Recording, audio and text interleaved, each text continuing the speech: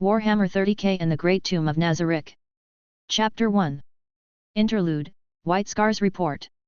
Blessed by His Majesty, guided by the Great Khan on June 30.890, M6, we discovered a special world at XXXX in the XX star sector near the Agaro star sector in the Hazy star region. This world needs to be reached through a special space teleportation device on the XX Death world. The specific coordinates are unknown. The star map observation data of this world does not match the contents of the previous archives, and it is impossible to determine how far it is necessary to travel to teleport to this world. The style of the teleportation device is different from the common Golden Age heritage. It appears to be very simple and its working principle has not yet been confirmed. Attached are relevant measurements and images. The world they teleport to found that there were indigenous humans, and the cultural development level was about the feudal era. The environment was suitable for living, and it could be transformed into a garden world.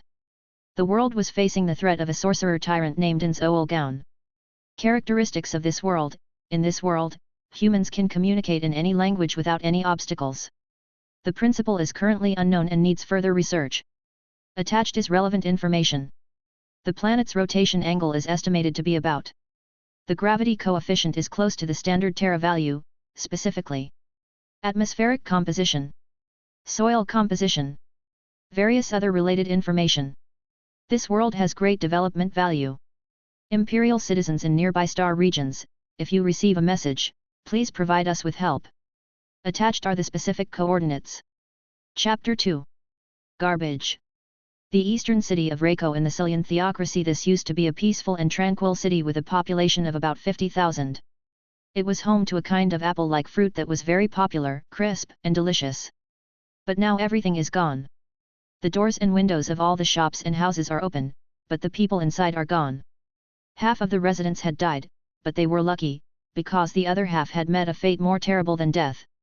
They were sent to the human ranches and laboratories in the Great Tomb of Nazarick to satisfy the whims of the NPCs under the Supreme Being that might come up with any time. 1 kilometer outside the city there is a huge pit filled with the fragmented remains of infants and young children. These things are of little use to the Great Tomb. For the NPCs of the Great Tomb, who have increasingly discerning tastes, they are not even fresh enough to be used as food, and are discarded at will after playing with them. Next to the big pit, there were 10 humans who looked like zombies.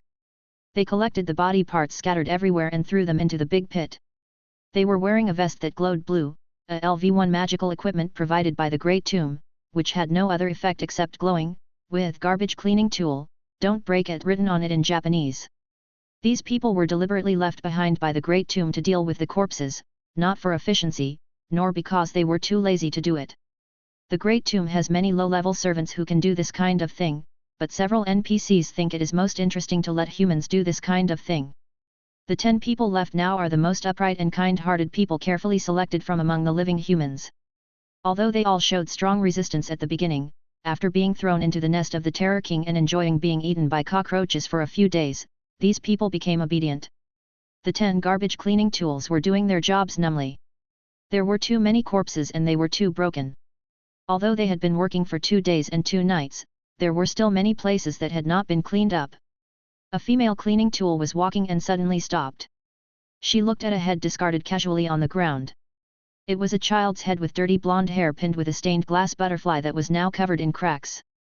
The nose was gone, and the jaw was missing entirely. The woman stared at the head quietly. Her originally numb eyes showed signs of life. The corners of her eyes began to twitch and tears flowed uncontrollably. Her lips moved, but she seemed to have forgotten how to speak and could only make some confused mumbles. Snapped. With a loud whip sound, the woman was beaten and flew away, with a deep scar on her back that was so deep that the bone could be seen. "Why are you daydreaming? Get to work." This is a tall demon, 2 meters tall, with eagle's claws, a snake's tail, and a goat's head. The demon had the impression that this woman had once been the abbess of a monastery in the city, or perhaps the principal of a school. It couldn't remember clearly, but it didn't matter. It didn't care about the efficiency of these tools. It just liked to beat these lazy tools. Of course, even if these tools were not lazy, it would still like to beat them, but the Guardian, the NPC of the Great Tomb, had asked not to damage them, so it could only beat them when it was appropriate. Seeing the woman being beaten, another lame man rushed forward, as if trying to protect her, but was immediately whipped away by the devil. The devil swung the whip again and beat the two men until they were only breathing their last breath. Then the devil took out the healing potion and sprinkled it on them. The deep wounds began to heal slowly. The demons clearly remember the orders of those honorable NPCs, and these tools cannot be killed, but appropriate punishment is obviously still necessary. The devil planned to send these two lazy guys directly to the Lord of Terror and let them experience the price of making mistakes. Thinking of the desperate and painful expressions on the two people's faces, the devil couldn't help but swing his tail excitedly. One of his tails hit the child's head, just like hitting a watermelon with an iron rod, and it shattered all over the ground. But now no one has the energy to pay attention to this child's head. The other tools that had been numb were finally frightened by the situation before them. They carefully moved away from this side, but it didn't make any difference. When the cleaning was completed, the useless tools would also be handed over to the terrorist company for recycling. To the great graveyard, they were just garbage. In the city of Lyca inside the former Church of the Six Gods, the Supreme Lord of Nazarick, Guild Master of Ainz, ruler of death, King of the Sorceress Kingdom, ruler of world tools, King of collectors, King of the undead, King of wisdom, King of beauty, King of mercy, Lord of the Empire, the Holy Kingdom, the Kingdom and the Dwarf Kingdom, Master of Quagoa, Frost Dragons, Frost Giants, Dryads, etc., Creator of Massacre, one who surpasses the gods, Terminator of Dragon Kings, one who is admired by the true ancestor, King of the Arena, Master of Fishing Law Enforcement, Benefactor of the Goblin General, the Great Flying Squirrel, now known as Ainz, is standing in front of the statue that has just been created. It turned out that the statues of the six great gods in the church were all destroyed by the creatures of Nazarick. What is now placed in the church is a hastily made statue of the supreme god, Ainz. The statue is about 10 meters tall and is made entirely of fresh, white human bones, while the clothes are made of human skin. The craftsmanship of this statue is truly ingenious, and every detail of Ainz has been accurately restored. Demiurge also had the ingenuity to preserve the lives of the humans who provided the leather and to modify their vocal cords. Now, even without interference, these humans who were sewn together will play beautiful music worthy of the Supreme Being for 24 hours a day. Ainz himself felt about this statue. What a pity, so shy as expected. Whenever I see such a large statue of myself, I feel very shy. But these are the children's intentions, and you can't let them find out that you don't like this thing. Anyway, praise them first, but be careful, if you accidentally praise them too much and make them too excited, it will be a shame to make more of this kind of things. While he was daydreaming, Ainz felt that 3 of his summons had suddenly disappeared. Ainz called up the interface to check and found that they were 2 Death Knights and a great undead mage, who were the troops sent out to lead the low-level undead to destroy the remaining forces of the church. They were all dead, and their deaths were basically close in time. The Archmage of the Dead is quite fragile, and it is quite possible that he will be taken down by a close-range attack from a unit with strong attack power, but the Death Knight is a serious meat shield type character. The overall level is 35, the attack power is only at the level of 25, but the defense power is at the level of 40. It also has the excellent skill of being able to retain some health points no matter what attack it receives. To the natives of the other world, they were undoubtedly a nation-destroying unit. Ainz remembered that the number of natives who could kill a Death Knight was extremely small, let alone those who could kill too quickly. The damned theocracy, it turns out there is still a rat hiding there. Ainz turned around and looked at the NPCs following him. Shaltir, Mare, and Demiurge all looked at him expectantly, hoping that the statue they presented would please the Supreme Being. The other NPCs were sent out for various reasons, and now only these 3 are left here. Ainz turned around and coughed first, although there was no need for Bones to do so. The statue is nice, but this kind of thing is just good as a feature, there's no need to make it in other places as well. Shaltir smiled with a mindless happiness. Mare smiled. Demiurge thought for a moment and smiled as expected of you, Ainz-sama. I understand. Hey, what on earth did you understand? Although Ainz wanted to complain like this, he decided to skip it for the sake of his image. According to the intelligence just now, a great magician of the dead and 2 Death Knights were eliminated almost at the same time. It seems that the rats of the church have taken the bait. Lord Ainz is wise. Lord Ainz is wise. Me too. Shalterans nodded and continued. Mare will stay here to deal with the rest of the matter. Demiurge and Shaltir will come with me to the scene. Yes. Ainz summoned 40 Death Knights to act as human shields, and had Demiurge summon the wrathful demons ahead of time. The Wrathful Demon is a powerful warrior unit at level 84, with a devilish expression, fangs on its mouth, scales on its flesh, sharp claws, a long snake-like tail and flaming wings. Although he is ferocious, he is also quite impressive, and some of his companions in the guild, players who used to be with Ainz, like him very much. Once upon a time, such an angry demon general was able to bring absolute despair to the Holy Kingdom, but in the end, he and Ainz put on a good show, allowing the Great Tomb to completely conquer the Holy Kingdom. After gathering 40 Death Knights as meat shields and one angry demon general, Ainz began to apply various general-purpose buffs. Although I don't know what the rat that showed up this time looks like, based on previous experience, such preparation is sufficient, so let the destruction begin. Ainz opened the portal and led his troops into the previous battlefield. Out of caution, Ainz deliberately opened the portal about 2 kilometers away from the Death Knight warrior. In Yggdrasil, 2 kilometers is the limit of effective attack and detection capabilities. Only extremely special individuals can carry out effective attacks from 2 kilometers away. In the entire Ainz Olgaun guild, only Pararon Sino, as the most specialized long-range archer, can use the artifact-level equipment Ho Yi Bao to achieve sniping more than 2 kilometers away. Therefore, it was completely reasonable for Ainz to open the portal 2 kilometers away this time. Chapter 3. Fight. It was very reasonable for Ainz to open the portal 2 kilometers away. Then, as soon as it emerged, it was bombarded. Dazzling laser beams and explosive bombs with huge roars poured down in front of Ainz, and the Death Knights in front of him immediately fell down. Although Shaltir and Demiurge rushed in front of Ainz as soon as they discovered the attack, several attacks still hit Ainz, causing him pain even under the protection of protective magic. Pain, Ainz's passive ability Advanced Physical Nullification 3 makes him immune to physical attacks with damage below level 60. Although he has come to another world, the data conversion will not be completely based on the game world. However, after such a long period of testing, if there is no physical attack with an attack power above level 60 in the corresponding game, or if a special weapon like the Razor Blade of the Kingdom Warrior Captain is used, it is theoretically impossible to cause damage to Ainz. Being able to cause pain means that you are injured, and the enemy's attack power has the ability to break through Advanced Physical Nullification 3. Ainz's actions were faster than its thoughts. After being attacked, it immediately released defensive magic and hid behind defensive magic and floor guardians. Only then did Ainz have time to carefully observe the situation on the battlefield. The low-level undead troops that had led the attack had completely collapsed. Without a leader, the chaotic and unintelligent low-level undead were being killed one by the Theocracy's defenders. At the same time, there was another team on the battlefield that Ainz had never seen before. They were divided into 2 groups.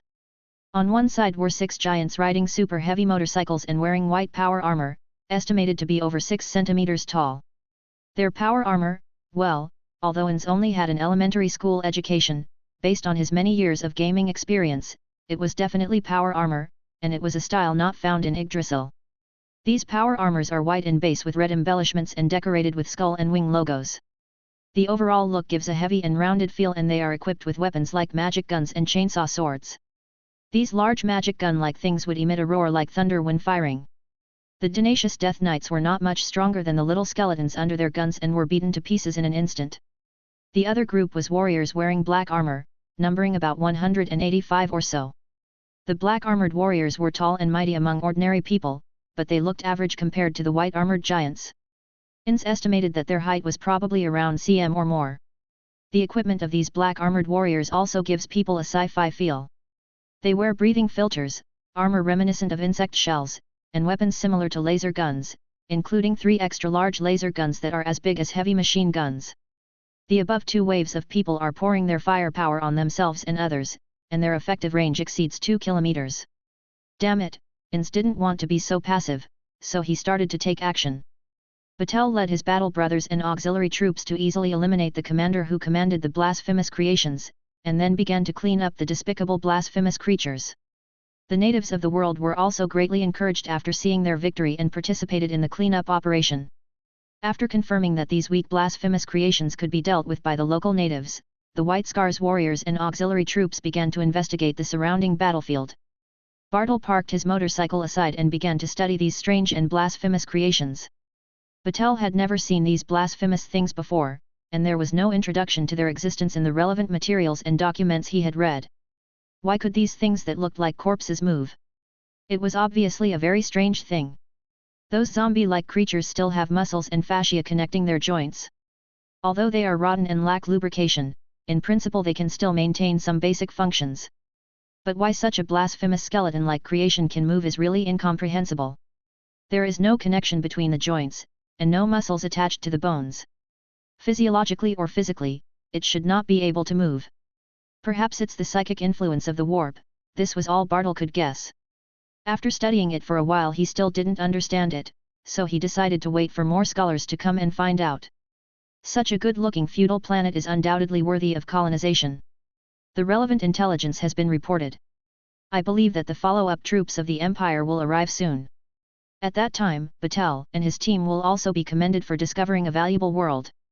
It's a pity that the portal is too small. Even though I usually take a small ship, I still can't make it through. Otherwise, the exploration of this world can be faster.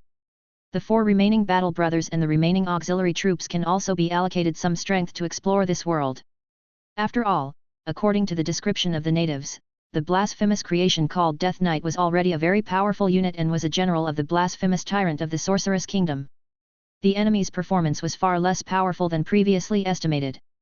There are also native humans in this world who can use strange technologies called magic and martial arts. These users do not seem to be psychers, they are too stable and there are too many of them. Is it a legacy of some golden age? Or is it some kind of mutation of the locals in this special world? Although no detailed tests have been done, judging from their appearance, their skulls have no obvious mutations, and they should be genetically pure humans. After all, it was the world he had discovered and the target of his rescue.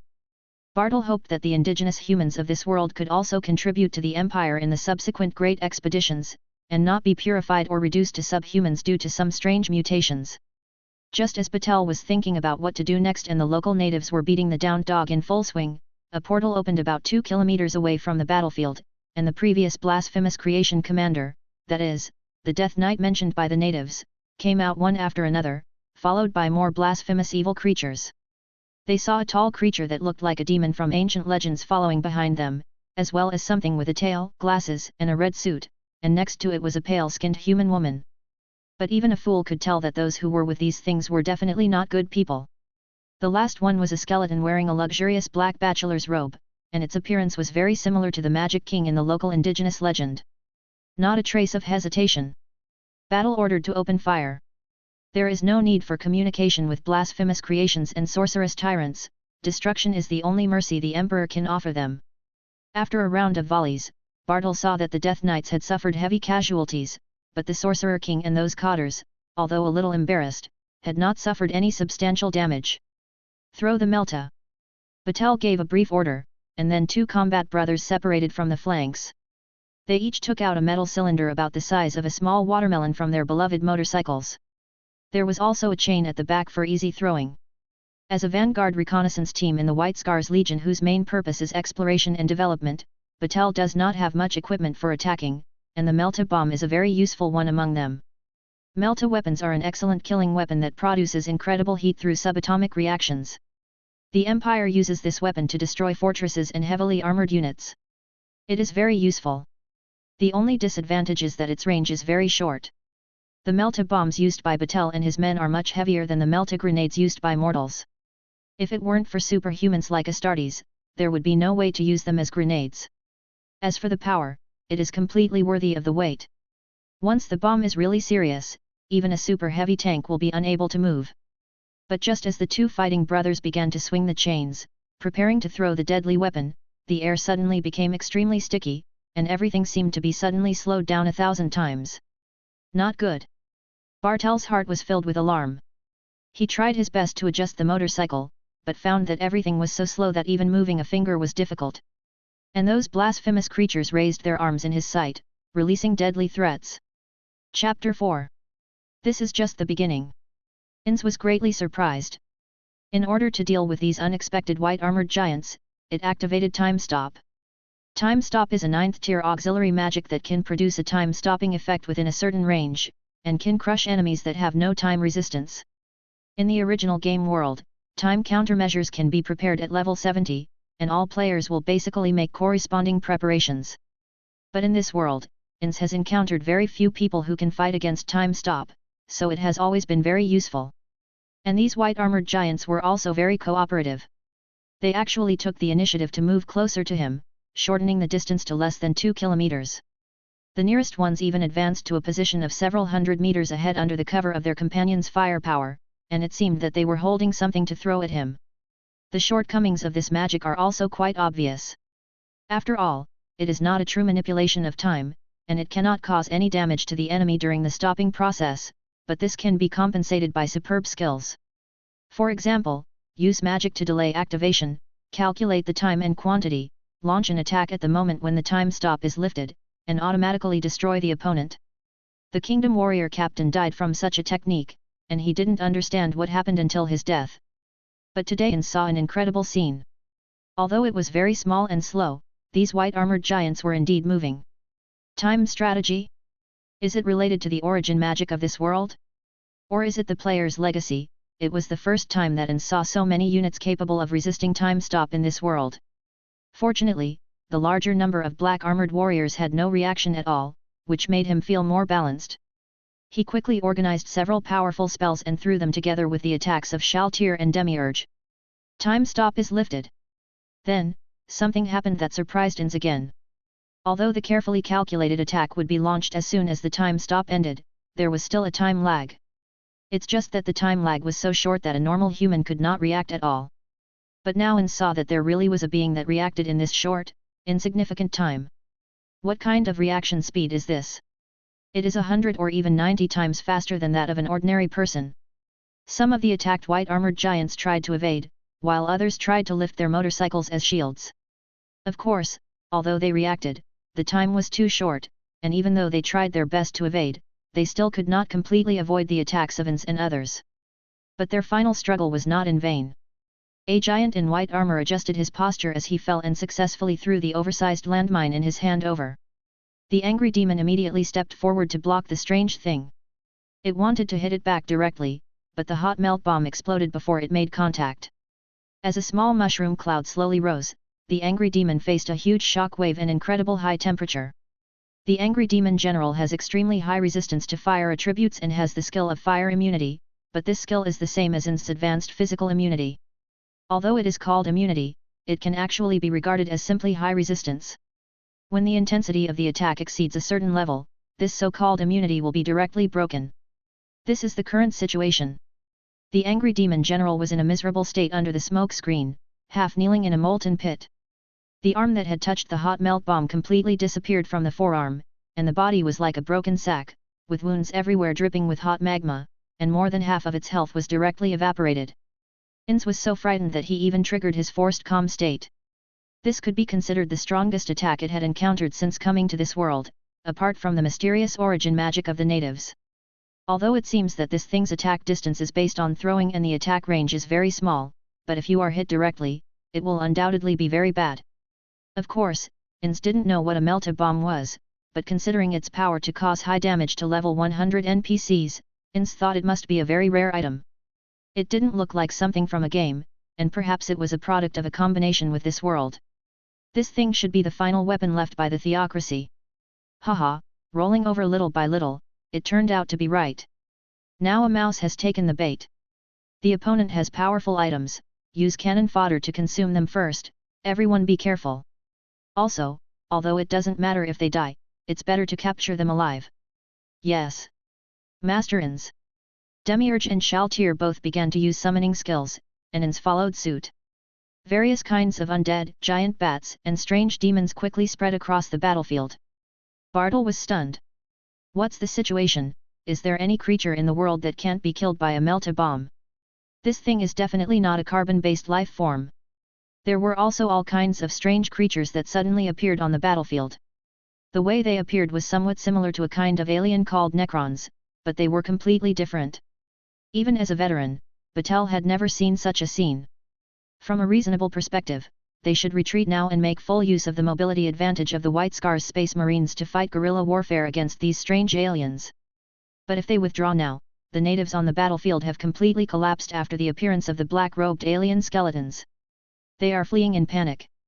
Judging from the combat power ratio of the two sides and the behavioral style of this alien tyrant that they have heard in a short period of time, if they withdraw, these people will undoubtedly die. Saving humanity is the duty of a space marine as a blade of the Emperor. It is the duty of space marines to destroy aliens and kill heretics. Even though those were just the natives I had just met and had long forgotten the glory of humanity, they were still human beings after all, weren't they? There is no reason to sit back and watch the aliens and heretics slaughter them. We must try our best to buy them time. So, it seems that today there is only death. Batel quickly told his brothers what he meant, and also told the two brothers who were still guarding the portal to call for reinforcements as soon as possible.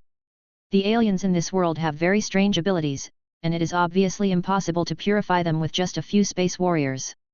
Then, with the cooperation of the auxiliary army, Bartel led the remaining battle brothers to block Ainz Olgaun's troops.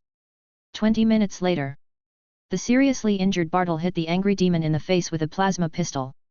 After a flash of bright light like the sun, the head of the angry demon general disappeared, and his huge body fell to the ground with a bang. Then, as his HP returned to zero, the demon general's body began to disintegrate rapidly. At this time, Bartel looked very miserable. His sturdy ceramic power armor was covered with various scars. His helmet was knocked off, half of his originally heroic face was burnt, and his left hand was hanging down, unable to move. This was because the most serious wound was a huge wound that extended from his left shoulder to his right abdomen, with blood and flesh surging inside, revealing a crushed lung, a burnt stomach, and half of the intestines. If it were not for the powerful vitality of the Space Marines, Bartel would have died long ago. Now he was the last human Empire soldier standing on the battlefield. He raised his plasma pistol and pointed it at the alien tyrant in the distance. That guy was very careful. Ever since he was hit by a melta bomb, he has been hiding far away, behind layers of miscellaneous aliens. Bartel raised his mouth to give it a mocking smile, and then he dragged his broken body and limped to charge. That beloved motorcycle was damaged in the previous battle. It was his treasure and had been with him for more than 50 years. It was such a pity. Ah, if only I could meet the Khan and the Emperor. I have never met my genetic father and his holy majesty in my entire life. I hope my battle will be worthy of the glory of the father of genes. Thinking of this, Batel kept moving forward. Even though one of his legs had been shattered due to a femoral fracture in the previous battle, he still ran at a speed of 30 km per hour. He kept moving forward and firing his plasma pistol. Soon the plasma gun triggered the overheat alarm. Batel threw it out without hesitation, causing a small explosion in the monster pile. Relying on 100 years of fighting experience, Batel narrowly avoided several attacks from the alien monsters and threw away all the grenades on his body. One of them was so close that the shock wave even blew Batel away. He took out a combat dagger from the ground and killed the first alien that jumped on him, then the second, and the third. However, he was already exhausted, but in the end he was still pinned down by the dirty alien. Ended. Ainz Olgaun saw that the white-armored giant was pinned down, so he approached the warrior under the protection of Shaltir and Demiurge. Now, tell me everything you know. Is it over? Haha, despicable aliens, abominable heretics, shameless witchcraft tyrants, you are nothing but lowly ants sitting in a well and watching the sky, unaware of the might of heaven coming. Ha ha ha, this is not the end, but just the beginning. Batel was restrained by a large number of aliens and could not move. He raised his head as much as possible and gave a mocking smile to the alien tyrant with his unrecognizable appearance. Heart Mastery. Ainz stretched out his hand and used his signature instant kill skill. Bartel wanted to curse again, but blood spurted out of his mouth and he fell to the ground without control of his body. See if there are any living ones. If there are, send them to the interrogator. If not, revive 2 and send them over. Take the rest back for research. After saying this, Ainz reopened the portal and left the scene. He did not notice that there was a blood clot in the blood that Bartel vomited out at the end. This is the first real fight between the two world civilizations. It is not the end, but just the beginning. In the future, the distant human empire will spare no effort to send more troops to this pure land that has not yet been polluted by the warp. Chapter 6. The Governor's Mobilization. M30.890. June 6, 1. Empire's obscure star region, Agaro sector. This is an extremely remote place on the border of the Empire. Because it is so poor, even traveling merchants are unwilling to come to this broken place. The star region has a sun in its prime and a habitable planet. Of course the so-called habitable is only relative to the dead world. The distance between the sun and the planet of Agaro is too far, resulting in the planet's normal average temperature of -80 degrees Celsius. Life can only squeeze into the craters on this planet and rely on geothermal heat to survive. Fortunately, there are many volcanoes in Agaro, and they are very large. The largest of them, the Agaro volcano, is 26 kilometers high, and the diameter of the crater alone is kilometers. The largest settlement in Agaro is built in the volcano, which is also the location of the planetary governor's office. Now the current planetary governor of Agaro is looking carefully at the request for help in front of him. The Emperor's Space Marines, the White Scars Legionnaires, have discovered a unique world that contains many interesting things. However, they cannot conquer the world relying solely on their expedition team and need the help of the surrounding Imperial forces. At the same time, the information also mentioned that the humans in this world were being persecuted by an evil witchcraft alien, which made the governor very sympathetic. Agaro's current governor, Jim Johnson, was originally just a technical slave. It was only after the Emperor's troops liberated Agaro 20 years ago that he regained his status as a free man. Relying on his achievements in the Agaro Liberation War, he became an official and then sat on the position of planetary governor step by step. The real rulers of Agaro before were not humans. In the Golden Age or the Dark Age of technology, the ancestors of humans discovered this place and used genetic means to transform a local lizard-like creature and give it intelligence.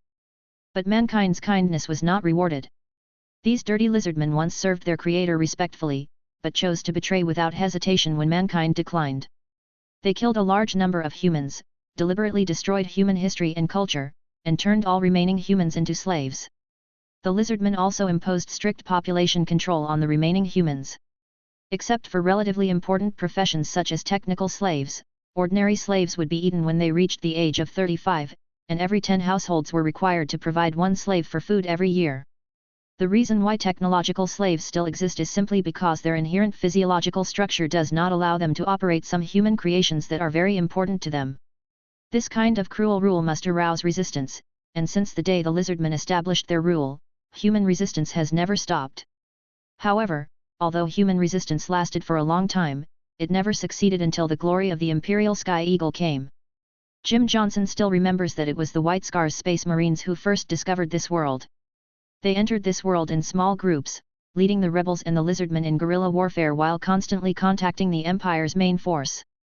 Finally, after 6 months of persistence, the Imperial army arrived, the lizard people were all wiped out, and humans gained the freedom they deserved.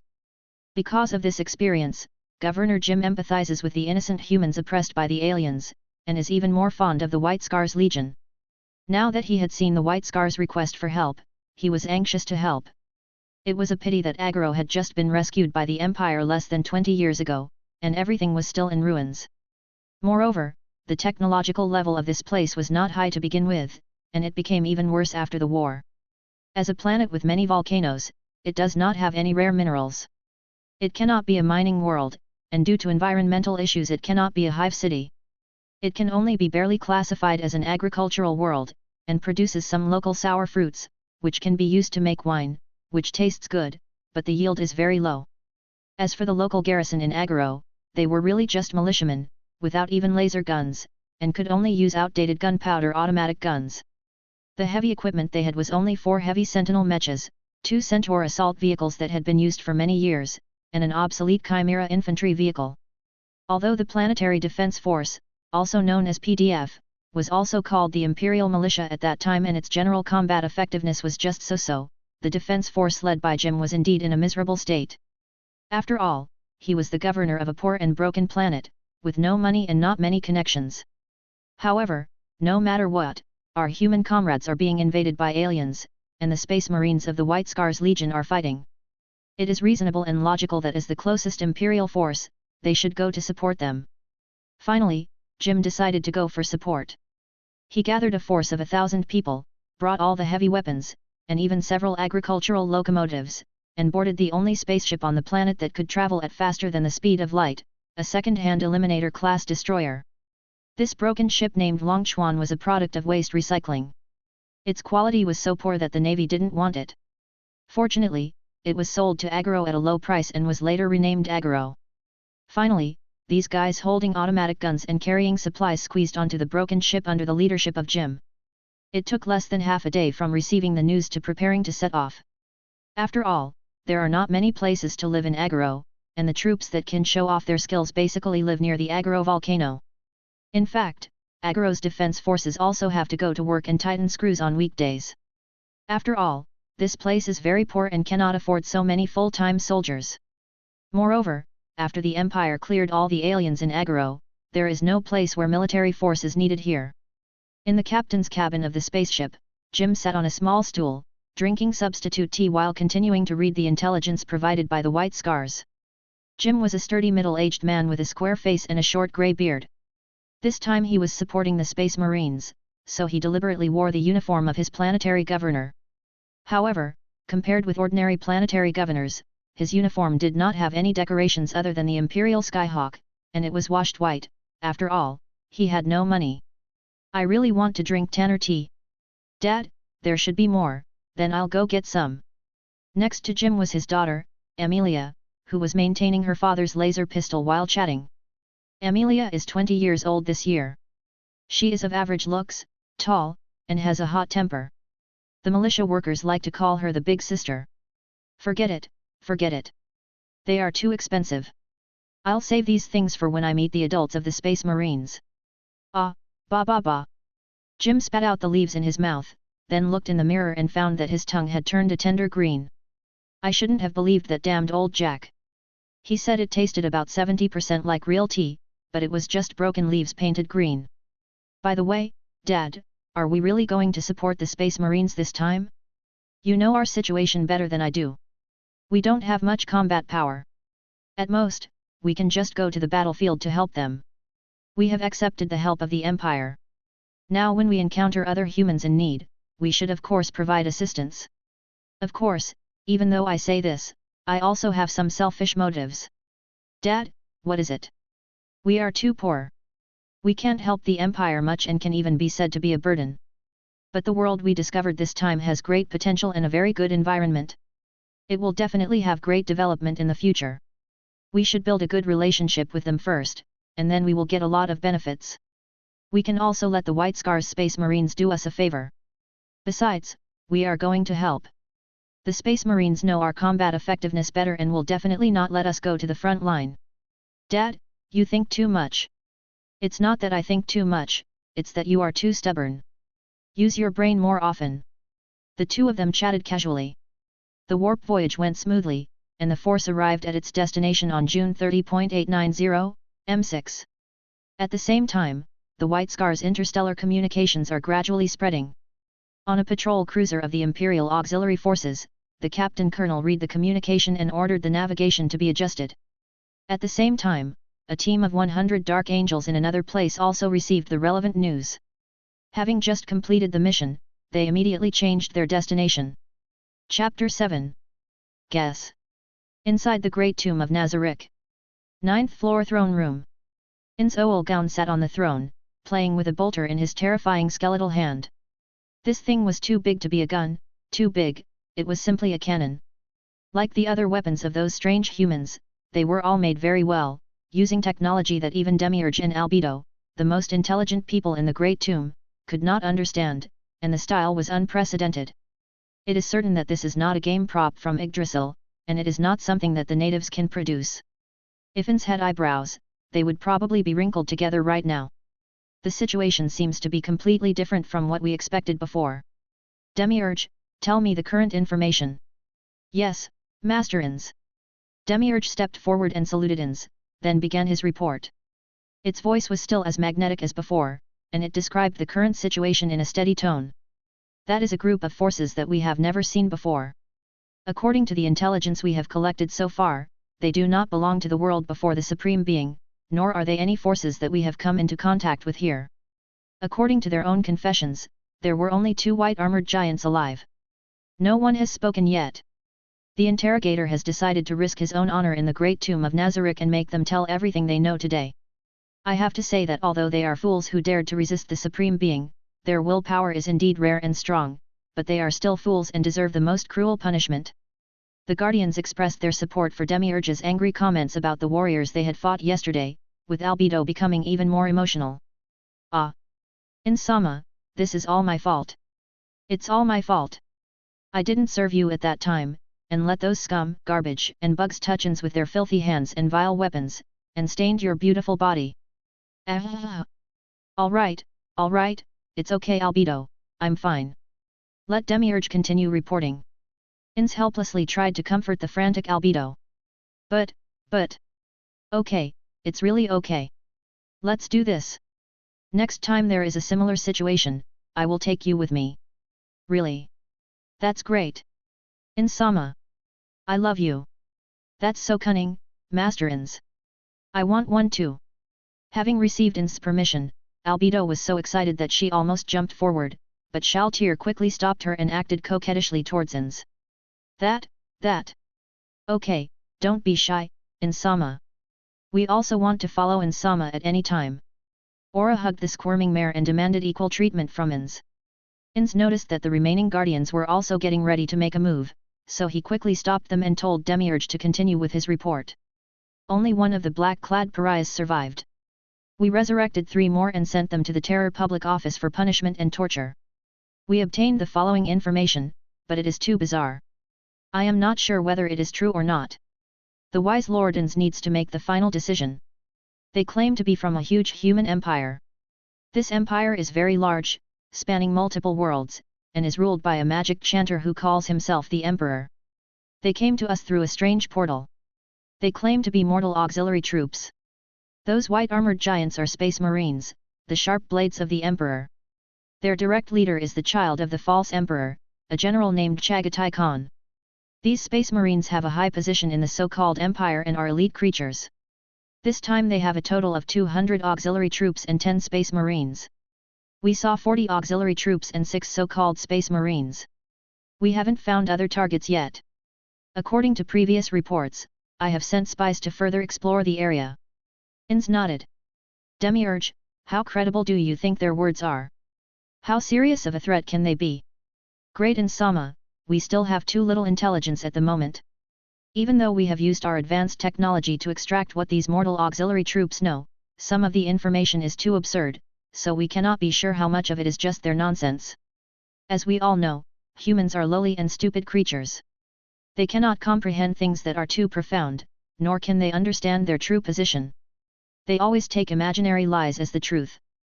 But even though the light of rotten grass cannot compete with the sun and the moon, based on the current intelligence, I think these newly emerged forces are still somewhat threatening and need us to take them seriously.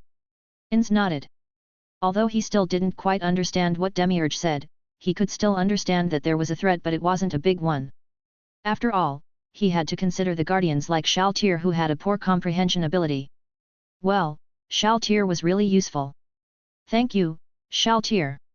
Okay, Demiurge's opinion is my opinion. Let's continue to observe.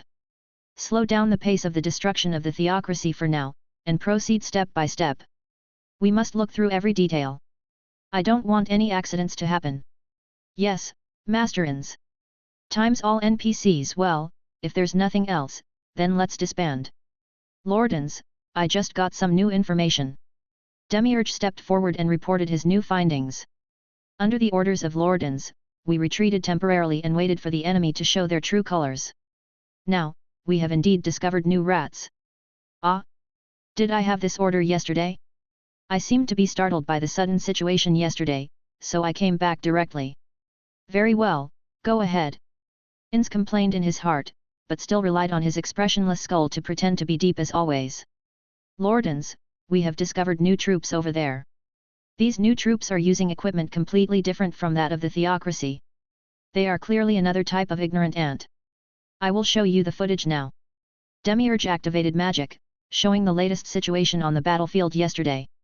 A large group of people wearing military-like uniforms appeared there. They were driving several strange-shaped cars and were digging trenches and setting up fortifications. 2 white armored space marines were patrolling nearby in a vehicle similar to a super-heavy motorcycle. Reinforcements, these forces who call themselves the Empire are coming to reinforce so soon? Oh, they don't look as strong as the space marines and auxiliary forces before. They look more like a punk modern army, without that sci-fi style. Ainz stroked his chin as he thought, when suddenly, without any warning, a space marine pulled out his bolter and opened fire at the small surveillance unit. A small device used for surveillance was killed on the spot. Although this is just a low-level creature that can be summoned at any time by the Great Tomb, it is still a summoned creature specialized for surveillance and concealment, and no one has been able to discover it so easily before. These guys are really responsive. Well, let's let others train these newcomers. Thinking that if he went alone, Albedo would definitely pester him again, Ainz decided to let other floor guardians do this task.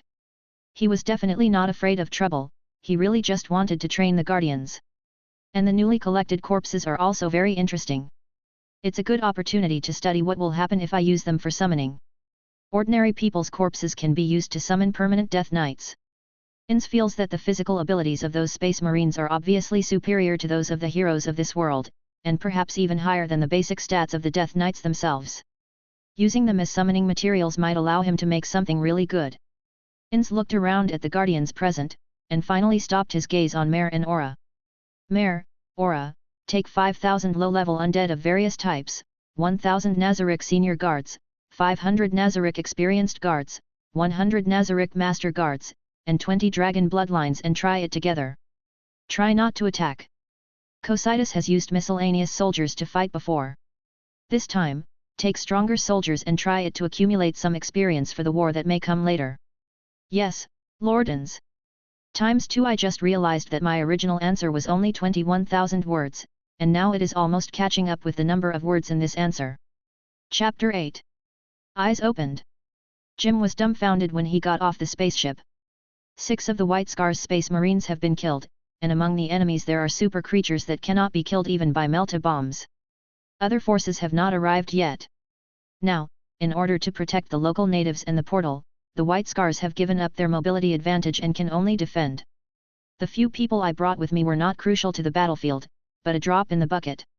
Moreover, in this situation, my troops were like a mosquito leg, but they were also meat, and they had to go to the battlefield. It was impossible to rely on building fortifications and logistics in the local area, wait safely for other troops to arrive, and then launch a full-line attack. This was a serious misjudgment on my part. The corgi wanted to drink camel milk. It jumped up and sipped it. Fortunately, the White Scars were very grateful to Aggro for their timely help, and they had gained the favor of the Space Marines, which was at least a gain. Now they could only pray that other troops of the Empire would arrive quickly and that the aliens would not start a war so quickly. Of course, fortifications still need to be built. These people of ours have no decent combat power, so they can only rely on building more fortifications to save their lives as much as possible. Bayo Buletintong Kennedy is a White Scar space marine who was born on an agricultural planet. His parents were teachers with some fame in the local area. They were 40 years old when they had this child. In order to come up with a good name, they racked their brains and read a lot of books, and finally chose this special name. It is said that the name came from a hero of ancient Terra who was a man of both civil and military talents. He was particularly good at using the special battle cry of no, no to destroy the minds of his enemies and make them lose their reason. The most important thing is that Bayo Buletintong is very loyal. For the sake of humanity, he traveled thousands of miles alone, driving a motorcycle with the fat man and the little boy, and finally they fought the aliens together. When he was a child, Bayo Buletintong admired the great hero with the same name as himself very much. He studied hard and finally lived up to everyone's expectations and was selected by the conscription office to become a glorious space warrior. Later, he met a mechanical priest who was said to be very knowledgeable about the story of ancient Terra. Bayo Buletintong asked him earnestly to learn more about the story of this great hero, but the priest just looked at him meaningfully and finally left without saying anything. This made Bayo Buletintong feel uncomfortable, but these things were no longer important. He didn't know why he thought about these things. Maybe he was too angry. Although as an Imperial expedition team, the White Scars have always had a high casualty rate, this does not mean that the White Scars can tolerate the death of their brothers. Those aliens will pay the price. Bayo Buletintong thought secretly. Unfortunately, I still have to stay at the portal. Go on. Bayo Buletintong sighed imperceptibly and turned his attention back to the girl with glasses in a JK uniform in front of him. She now looked very terrified. Yes, yes. I am a member of the Black Scripture of the Cillian Theocracy. My code name is Astrology 1000 Miles. My real name is XX. I am responsible for detecting intelligence. My equipment is, and my main ability is. Bayo Buletintong nodded and continued to ask. Tell me more about the sorcery tyrant, Ainz Oolgown. Yes, it is a terrifying monster. It represents living despair and a natural disaster incarnate. Ah, by the way, you have a flying iron ship. Take us away, run quickly. You don't know how terrifying it is. We have no chance of winning. Run quickly. No, no. Bao Buletintong shook his head and interrupted Zhang Xingqianli. You don't understand the Imperium of man, nor the power of the Emperor. The so-called Scourge is nothing more than a tyrant alien who practices witchcraft. Since the Emperor launched the Great Crusade, he has destroyed tens of thousands of scum like this. Bao Buletintong's harsh rebuke awakened Zhang Xingqianli, who was in a dark and panicked state. She raised her head, and her eyes revealed clear stupidity, but it was soon replaced by fear. Bao Buletintong had seen such people before. They were usually those guys who were frightened by the aliens. There was a method that was very effective for these guys. Didn't you say we couldn't defeat that alien tyrant? I'll show you now. Having said that, Bao Buletintong dragged Zhang Xingqianli and walked outside. Impossible, impossible, impossible. Even though you are very strong and have reached the level of an abnormal being, and even a brave one with your miraculous equipment, it is impossible for you to defeat a transcendent being like the Sorcerer King. No, not only a transcendent being, but even absolute death and despair were easily defeated. That is a true god, a monster more powerful than the 6 great gods and more terrifying than the 8 desire kings. No, no. Bao Buletintong retorted subconsciously. He didn't want to say anything to this kind of person anymore, so he just handed her a helmet with a breathing system and a set of protective clothing and asked her to put them on. Zhang Xingqianli didn't know what was going on, but she still behaved obediently and put on the protective suit obediently. However, she didn't know how to put it on and seemed clumsy, so Bao Buletintong helped her and then dragged her outside. This is an extremely desolate Gobi desert, with huge black rocks everywhere, and only a 3-meter-high blue light gate standing abruptly Indiana the Gobi desert. They are now on the other side of the portal, in the Empire's territory, located in the Nebulous Star region, tentatively designated as the Death World of SCH-1233. There is no oxygen, no living things, and the environment is cold, making it completely unsuitable for colonization. When the White Scars exploration team passed by, they came here with the mentality of let's see what's going on. According to the results of the survey, the iron ore content here is very high and the quality is also good, but considering the lack of rare minerals and the difficulty of mining, the value of this place to the Empire can only be said to be better than nothing. Just when the White Scar team was about to make a mark on the star map and leave, they saw the light door and saw a group of humans dressed like medieval residents rushing out of it, and then immediately fell into despair and panic because of the cold and vacuum, which led to what happened later. Bao Buletintong took Astrology Qunli for a distance, and then the White Scars raiding ship rose into the sky in front of their faces. See that mountain? Bao Buletintong pointed to a small hill made of huge rocks in the distance. It was about 200 or 300 meters high and 3,000 or 4,000 meters away from them.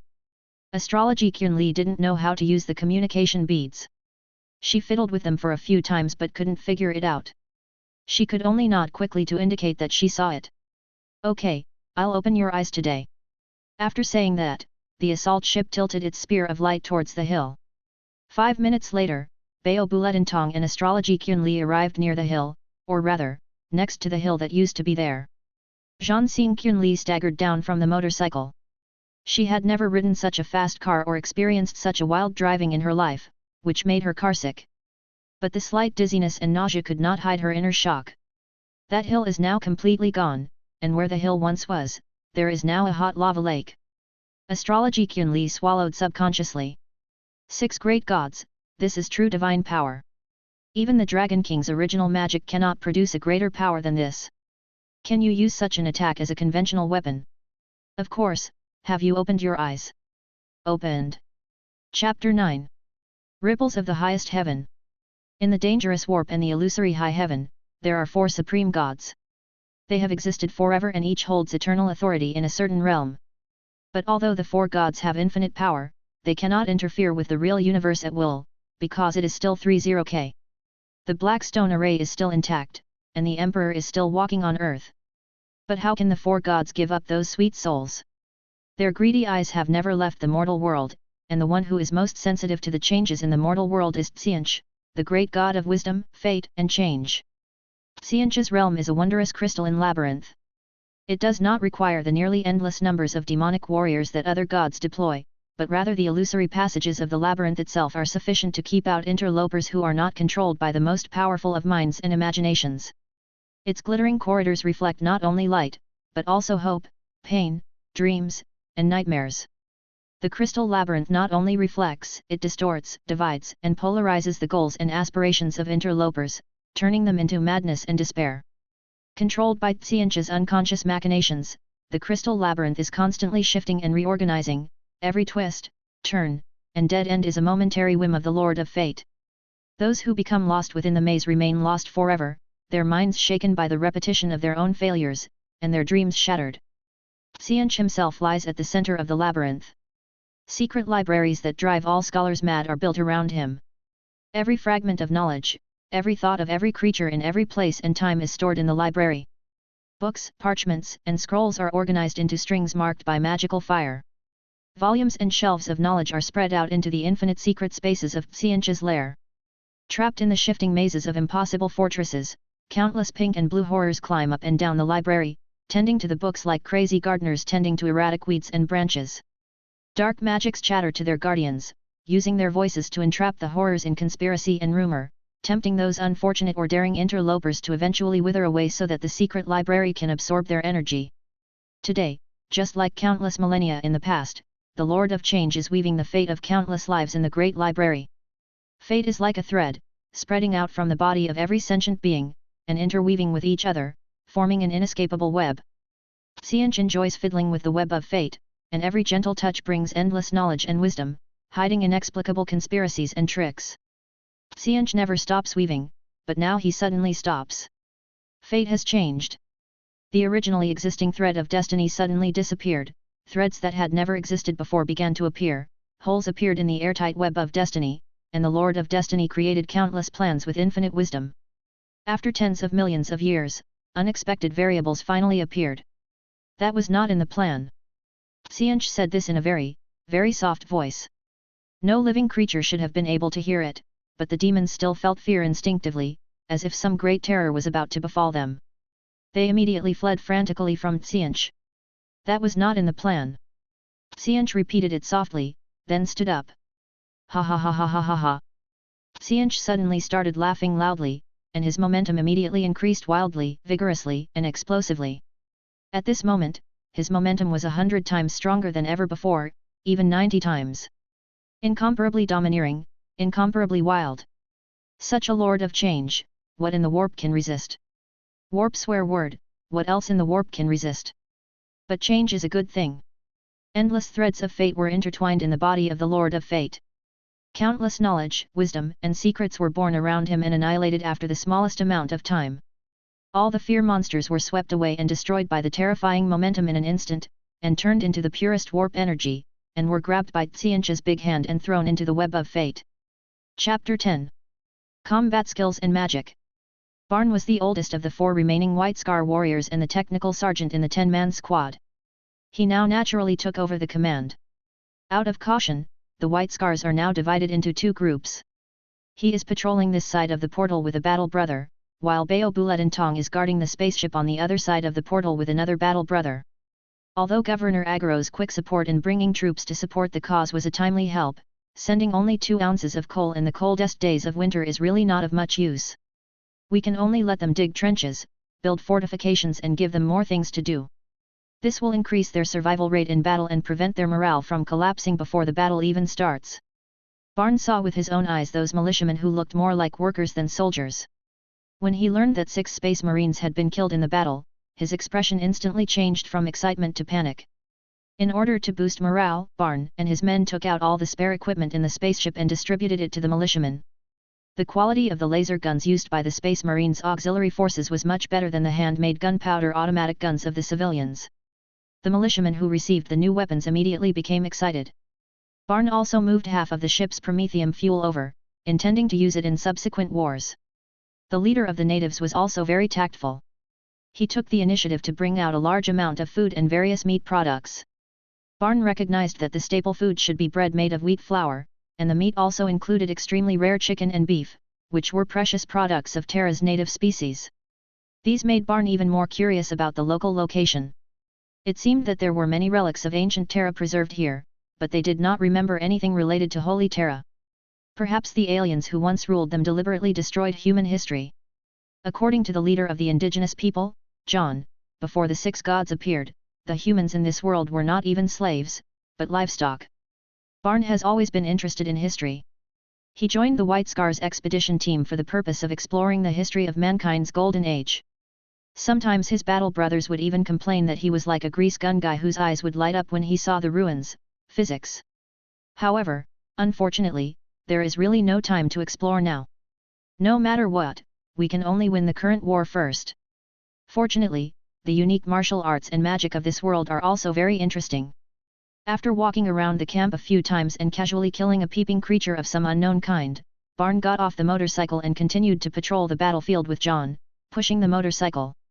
The two chatted as they walked, discussing things related to magic and combat skills. So believing in magic doesn't require you to actually believe in the relevant gods, right? Yes, Lord Baines. I am a bishop and a 5th-rank magic caster of faith magic, so I know very well that faith magic does not require true belief in any god. The idea that devout faith is required is mainly a propaganda of the church for its own benefit. Oh, very interesting.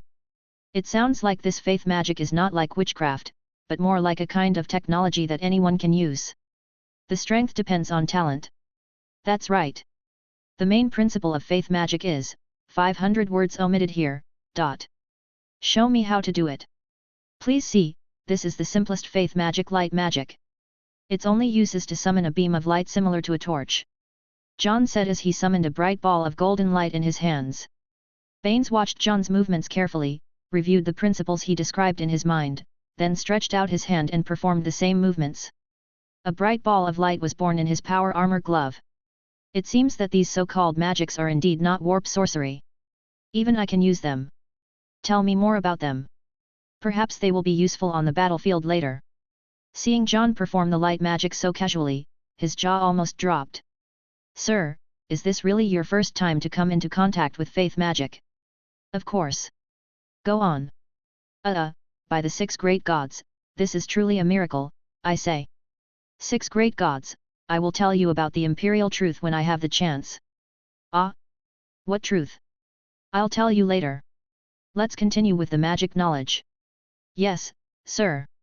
Behind the battlefield, all kinds of strange noises kept coming out of the confessional in the church area. The frightened natives hid far away. They wanted to spy on what was going on inside, but they didn't dare. They respect but are also afraid of the mysterious powers that saved them, and the red-robed weirdo in the confessional is the most frightening of them all. 6 great gods.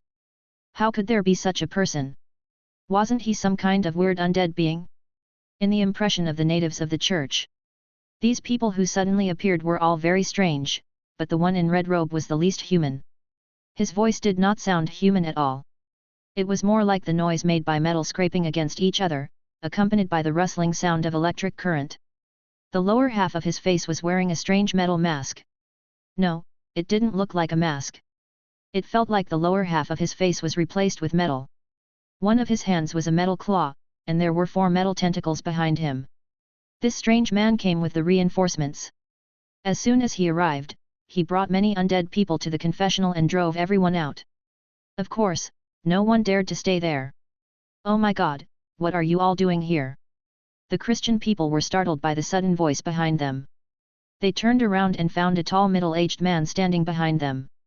He was wearing a wide-brimmed hat, had a grey beard, and was wearing a suit similar to aristocratic clothing but a little pale from washing. On his chest hung a large necklace with a double-headed eagle. The people of the theocracy hurriedly saluted the man. They knew that this man was the leader of the second batch of reinforcements, and seemed to be a duke from somewhere. Okay, don't stay here, let's go, it's boring. The leader, Jim, waved his hand casually to drive away the people watching from a distance, then he walked to the confessional and knocked on the door. Hey, what are you doing? You're making everything smelly. Hey, is the sounder broken? By the Emperor, if you don't speak, I'll kick the door. That's enough, the door is not locked, come in. A metallic sound without intonation came from the door. After hearing this sound, Jim nodded with satisfaction and opened the door. A strong stench immediately rushed through his nose and directly into his brain. The pungent smell was so spicy that he started to snot and cry. Low Gothic curse words, the last time I smelled something this bad was during the liberation of Agaro. What the hell are you doing, old Otto? After getting used to the strong stench, Jim saw the situation in the house clearly. The original religious items, tables, chairs, and benches were thrown aside, and various corpses and moving corpses were placed on the vacated space. Low Gothic curse words, old Otto, you are not a geneticist, what are you doing playing with corpses? Old Jim, you know nothing. Oh, the lungs of the Messiah. Do you know how important these things are? Look at these corpses, these rotten garbage. They are alive and moving. This is totally unscientific. And these old bones, the colons of the Messiah. How do these things move? I can write at least 40 papers with these things. Maybe psychic. Impossible. I can tell that these things have no trace of psychic energy. Instead, they have some kind of energy that is currently unclear. If I can figure it out, I will definitely be able to return to Mars, and my abilities will definitely be recognized by the Order. Okay, I get it. Jim said perfunctorily. He knew more or less why this Mechanicu's priest named Otto was so excited. After all, he was the only Mechanicu's priest on his planet, and he had known him for more than 10 years. As for the Mechanicu's priest who was sent to his poor and desolate place, his position in the Mechanicu's could only be said to be bleak. Now seeing that Father Otto, who has been in Agaro for more than 10 years, has not accepted his fate and still wants to return to Mars, let him do it, maybe he can be of some help. By the way, if you are interested in these things, why don't you ask the natives of this world? According to them, there is a strange thing called necromancy here that can be used to resurrect the dead. What? Why didn't I think of that? Binary expletive, I actually forgot something so important, so simple, by the Lord OM Messiah, my thesis, my sage status, here I come.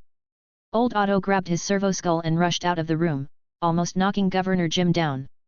Hey, you can do research if you want, but don't forget to modify our equipment. I tell you, if you lose, you won't have a chance to work on your thesis. Father Otto came back cursing, pointed a mechanical claw at Governor Jim and said. What do you want to modify? Tell me quickly. I'm in a hurry. Chapter 11. Battles Guerrilla Warfare 1. In silence, Bartle opened his eyes and found himself abandoned in the thick snow. The blue ice sealed his lower body and was still growing upwards at a slow speed. The power armor on his body had long disappeared, and he had no weapons. Even his clothes were stripped off. Bartle controlled himself with a strong psychological quality. He did not speak, move, or make any sound like a real corpse. He even controlled the instinctive trembling of his body after being exposed to the severe cold. Bartle closed his eyes again, leaving only a small gap to quietly look at the unfamiliar environment. He was in a closed environment, where frost covered the entire land, and the air was biting. The ground was covered with a thick layer of ice, and there were countless frozen corpses around him, scattered in an orderly manner. Among these corpses, there were men, women, young and old, wearing all kinds of clothes, including armor and robes, silk and satin, and coarse linen, but now they were all equally wrapped in a thick layer of ice. Most people had expressions of fear on their faces, and the cold froze their tragic experience at that moment. Among these corpses, Batel also found his fighting brothers, but there was only one person. He was stripped of his clothes like himself, and the ice ran to his chest. His exposed face was also covered with frost. He stood there motionless, frankly exposing his majestic body covered with terrible scars, as if he wanted to maintain his last pride in this way. Batel found the bodies of more than a dozen auxiliary soldiers beside the bodies of his fighting brothers. Their clothes had been stripped off. Batel remembered the name of each of these auxiliary soldiers and the time he had served with them. These guys were all good and none of them were cowards in battle. But now they were all dead here and their bodies were being desecrated. It was very cold here, but Batel only felt that his blood was getting hotter and hotter. He understood that he was defeated and captured by the despicable alien tyrant. This was his responsibility, and he would definitely make those bastards pay the price. Bater waited patiently, and only started to act after he was sure that there was no other biological activity around. At this time, the ice had climbed up another 2 centimeters. Bartle did not use brute force to break the ice, he opened his mouth and mobilized his acidic saliva as a space marine, which was one of the last means of survival or attack for the space marines. It was a special gene gift from the Emperor, and the salivary glands of the space marines could produce saliva with strong acid. Its power was even stronger than the poisonous blood of the monsters in the famous horror movie Alien in the 2K era, and it could easily corrode gold and iron. Batel carefully looked for the weakest part of the ice, then carefully spit his acid saliva on the ice. As a puff of green smoke rose, the ice began to melt rapidly. When he felt it was almost done, Batel quickly exerted force and broke free from the ice with a sophisticated technique. The sound during the whole process did not exceed 20 decibels. Finally freed from his restraints, Bartle quickly hid behind a large block of ice, then began to move his hands and feet slightly, and picked up snow from the ground to wipe his body, so that the blood circulation in his extremities would be smooth again. Even though they were excellent genetic creations of the Empire, Space Marines were still living creatures after all, and it was not easy to be in the severe cold for a long time. Now it was crucial to recover their status, and the more they could recover, the more life they would have. Based on the recovery of his own wounds, Bartle estimated that about a day had passed. The originally hideous wounds had scabbed over, and the damaged organs inside had not yet recovered their functions, but they would not affect the battle. The broken arms and thighs could move, but they could not make fine movements, and if the amplitude was too large, it would still cause severe pain. Now that I have lost all my equipment, my physical strength is only 40% of what it originally was. The situation is not optimistic. Pain is an illusion of the flesh, despair is an illusion of the soul. Bartle silently recited a motto passed down from the Imperial fist, took a deep breath of the cold air, and forced himself to stay awake at all times. Batel didn't dare to stay in this unknown and dangerous place for too long, nor could he move at will. He carefully observed the environment and used his superhuman senses to the extreme. As a space warrior, Batel can tell whether a flying insect is a mosquito or a fly from several kilometers away, and if he listens carefully, he can hear the heartbeat of a mouse a kilometer away, but now he still feels it is not enough. Everything here is very strange. It seems that there is silence all around, but if you listen carefully, you can find many strange noises. Snowstorms that suddenly appear and stop from time to time seriously affect vision. Batel could only be as careful as possible. He kept moving quickly behind various shelters, narrowly avoiding several dangerous strange creatures, and moved forward steadily and quickly until he found a strange human figure. She was a petite, blonde girl in revealing clothes. She was jumping up and down and running quickly, more agile than a monkey. Batel intuitively felt that the girl was different from the surrounding environment, but he did not go forward immediately. Instead, he hid and waited quietly until the woman completely disappeared for 300 teraseconds before Batel took action. He first came to the place where the girl had run before, and could see a row of small footprints on the thin snow on the thick ice. Bartle compared them and found that these footprints were very small. Judging from the footprints, he could hold the owner of the footprints with one hand. These were footprints that only very petite women or children could have. Batel put the snow close to his nose and sniffed it carefully, remembering the smell of this strange yellow-haired girl. Then he followed the smell and moved forward carefully. He saw traces of battles and some monster debris on the road. It seemed that the yellow-haired girl was breaking out of this ghost place, but something was strange.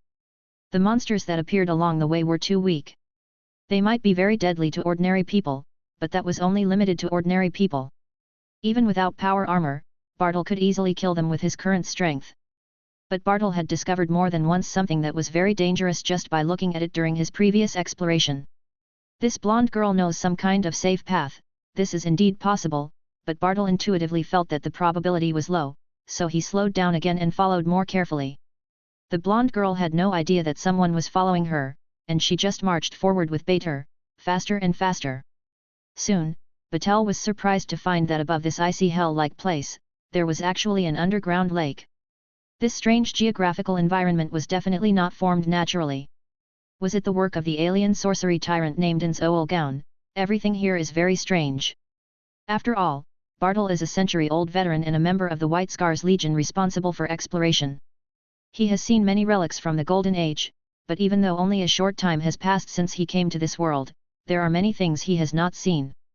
Just now he saw a giant stone statue in the underground lake world. Due to the lack of corresponding objects, Bartle could not accurately distinguish the size of the statue. He estimated it to be between 20 and 40 meters based on visual observation. It did not look like an easy thing to deal with. Bater carefully avoided the giant statue and followed the yellow-haired girl to the upper level. Everything here changed again, becoming a place similar to a large ancient cemetery. There was nothing special about what happened afterwards. He just followed the smell and fell behind the yellow-haired girl, dodging all the way. On the way, Bater picked up a few weapons and clothes, and finally got rid of the embarrassment of wearing only underwear. Finally, after passing the third level of the tomb, Bater finally saw the sky outside. It was daytime now, and the warm sunlight shone on Bater again. Bater was carrying a steel longsword on his back. The sword was very large and heavy. For ordinary people, it was a two-handed sword, but Bater used it as a one-handed sword. He had a blood-stained mace on his waist, and wore worn leather armor with studs and a khaki leather robe.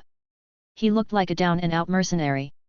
In fact, what Patel didn't know was that the equipment on him were all automatically refreshed equipment from the Great Tomb of Nazarick, which were the kind of background equipment that added to the atmosphere. In Yggdrasil, weapons and equipment are ranked from the lowest level to the following: lower level, intermediate level, advanced level, highest level, legacy level, relic level, legendary level, and artifact level. The quality of these equipment automatically refreshed by the Great Tomb will not exceed the highest level, and the level will not exceed level 30. For NPCs and high-level players, they are too lazy to even pick them up. But for Patel now, it is better to have something than nothing. Even if it is not as good as his own chainsaw sword, it is still a sword, isn't it? It is a sword, and it can be used to chop people. Moreover, these equipment can cover up his own body odor to prevent him from being chased by enemies with a keen sense of smell. Bater was not in a hurry to leave. After he came out, he found a place nearby to hide. The place he was in now was similar to a large mausoleum. The circular area with a radius of about 100 meters was protected by a 6-meter-high thick wall with two entrances, the front gate and the back gate. There were weeds on the ground, but they were all trimmed short. There were many trees with dense branches and leaves, and there were shades everywhere. There were many white stone tombstones arranged in a mess among the trees and weeds. There were also exquisite carvings of winged children and beautiful women everywhere, which could be called works of art. There was also a building similar to a mausoleum in the four directions of the east, south, west and north. It really looks like the above-ground part of a cemetery, but if it is a cemetery, the design here is too chaotic, like a randomly arranged mass grave. The only difference is that the decorations are unusually exquisite, revealing a strange sense of incongruity everywhere. If everything here was intentionally designed, then the designer had really bad taste. Thinking that it would be disrespectful to a certain office worker, Bater lowered his body as much as possible, and he easily found the blonde girl from before. She was blocked by three beautiful women in maid uniforms. No, they were not humans, but aliens in human appearance.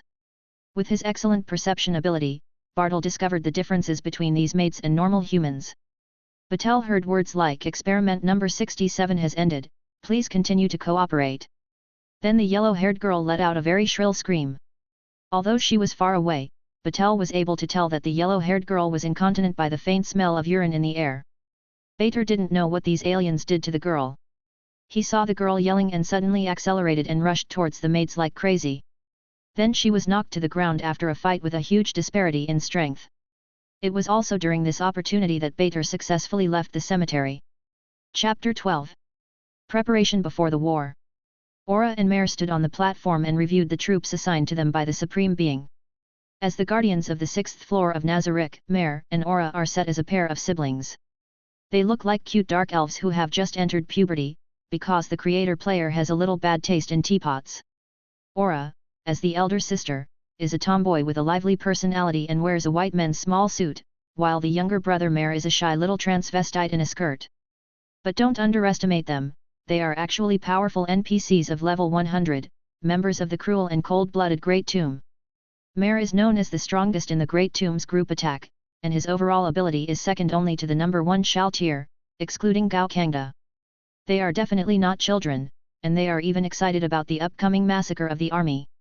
The largest number of troopsons gave were 5 skeleton warriors and skeleton cavalry. They were only equipped with rusty swords and tattered armor, and the cavalry rode on skeletal war horses. The average level of these skeletons was no more than level, and they were very weak. Even the trained adventurers and guards of this world could defeat them in a one-on-one fight. Even from the perspective of the indigenous world, they were just cannon fodder. There are also 1,000 skeletons wearing fine breastplates, holding inverted triangle shields, kite shields in one hand, and various weapons in the other hand. They also carry quivers and synthetic longbows on their backs, and are armed skeletons that can attack and defend at both long and short distances. These skeletons are called Nazarick Senior Guards, and their level is about 18. They are equipped with magic weapons. In the indigenous world, a single unit is considered an outstanding elite unit. Next came 500 skeletons wearing the same breastplates, tattered red cloaks, holding round shields and transforming swords, and wearing helmets. These were Nazarick's experienced guards, stronger than the senior guards, with strength around level 20. Next came the skeletons that Aura and Mare loved the most. This time, they brought only 30 of the Nazarick Master Guards, the most fully armed skeletons. They wore shiny and gorgeous golden full-body armor, holding sparkling spears, or flaming swords, or blue lightning hammers. There were also skeletons holding spears with green light on the tip, or sickles with purple viscous liquid. Although the weapons were different, all the Master Guards were wearing a bright red cloak, and the dazzling red cloak did not look stained at all. In terms of strength, the Nazarick Master Guards were probably the highest level monsters that could be automatically refreshed in the Great Tomb without spending resources, which was about level. The glowing armor and shields on these skeletons appeared even brighter under the sunlight. Standing in front of the skeleton army were Aura's own men, 20 dragon bloodlines. These monsters look somewhat similar to the indigenous lizardmen, but are much larger and more dangerous. The height of the dragon bloodline reaches 3 meters and they are extremely strong, especially the muscles in the upper body are very exaggerated. The huge muscles make their bodies appear as an inverted triangle. The body is a fusion of human and dragon bones, with intricate and solid muscles. The already extremely hard muscles are covered with scales that are harder than steel. In addition, it has a dragon-like face and a tail like a big tree. It looks like a dragon standing on 2 feet without wings. Its upper arms are thicker than a man's body and about half the length of the body. It holds a weapon that looks like a sword and a shield. If a wild dragon bloodline appeared in a group of lizardmen, they might regard it as their ancestor and offer blood food. Aura thought with some malice. The blood of dragons are purely physical monsters with almost no special abilities. They only rely on their excellent panels to fight, but their level has reached 55. If they are placed in the world of the indigenous people, they are undoubtedly nation-destroying units and the most powerful type of soldiers on the scene. In addition to these large armies, there were 4 monsters that looked like swaying black fog above the troops. Countless terrifying faces of species emerged in the black fog, and then collapsed. Their expressions seemed to be telling of endless pain. These were messengers sent to deliver messages when the lizardmen were conquered. Their abilities were weak, but because they were incorporeal monsters, simple physical attacks were ineffective against them. However, this little ability was of no use to Aura and Mare. They brought them along simply because they thought they looked cool and wanted to imitate the way the Supreme One delivered messages. Aura's eyes swept over the entire army, and finally nodded, raising her hand slightly. The army bestowed by the Supreme Being has never had any morale, the undead have no fear, and the dragon's blood has long been thirsty. Sister, Insama asked us to do an experiment. It would be inappropriate to end it too quickly. And we should say hello first, otherwise it would seem very rude. Mare grabbed Aura and timidly put forward his suggestion. Yes, that's right. Well, then you messengers should immediately deliver the Supreme One's order to the untouchables on the other side. On the other side of the battlefield, Barn did not really want to go to war in such an environment. They were the White Scars Legion, which was as swift as the wind, not the Imperial Fists, which were famous for their defense and attack. Moreover, he had to lead an army like this one. He could only do his best. Fortunately, the morale of the Agro militia improved a lot after they replaced a batch of new equipment, and the outdated automatic guns that were replaced were handed over to the natives of the church.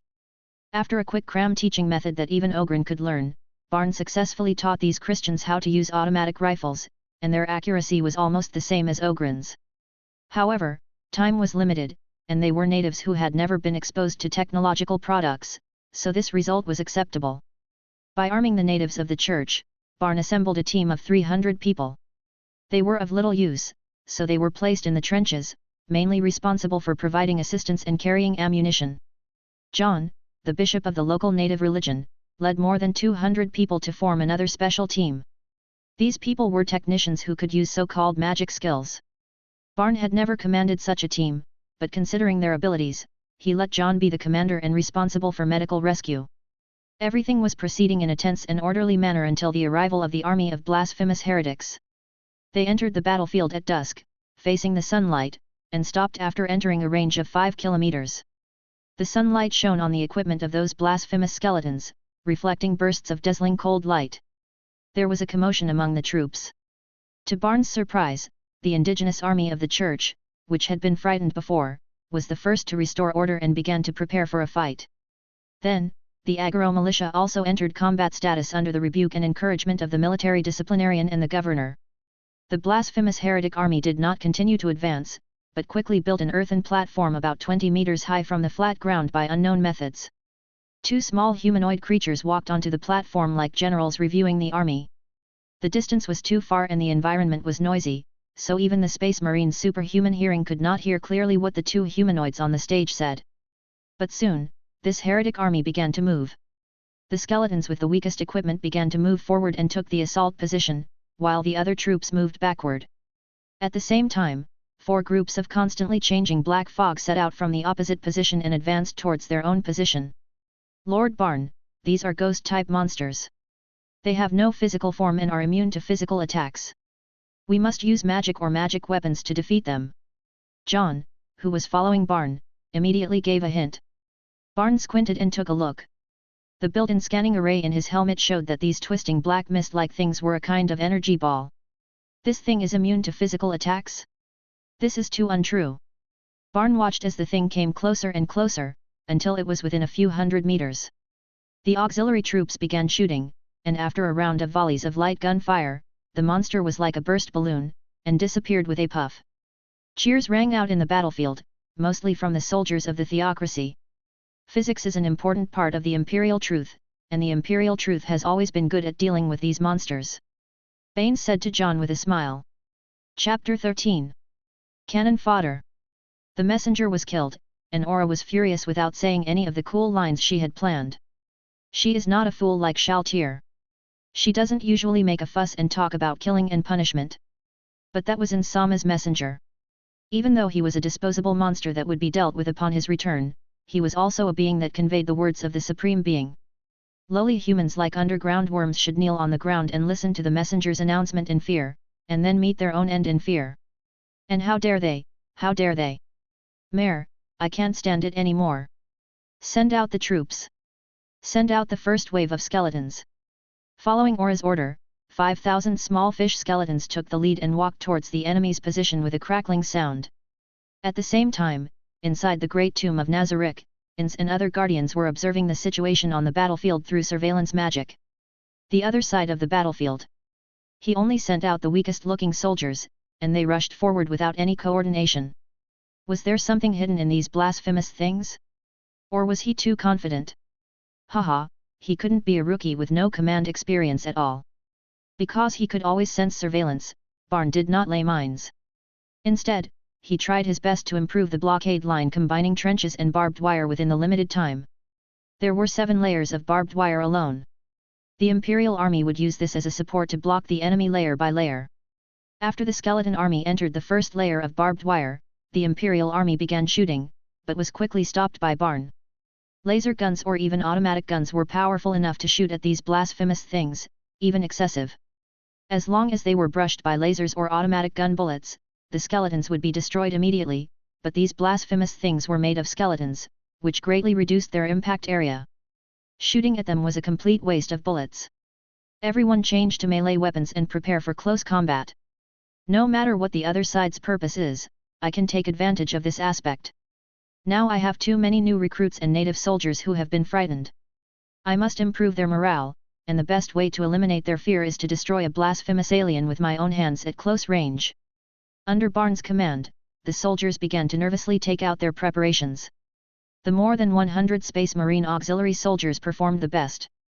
They quickly assembled sharp bayonets on their light guns without stopping. The performance of the native soldiers was also good.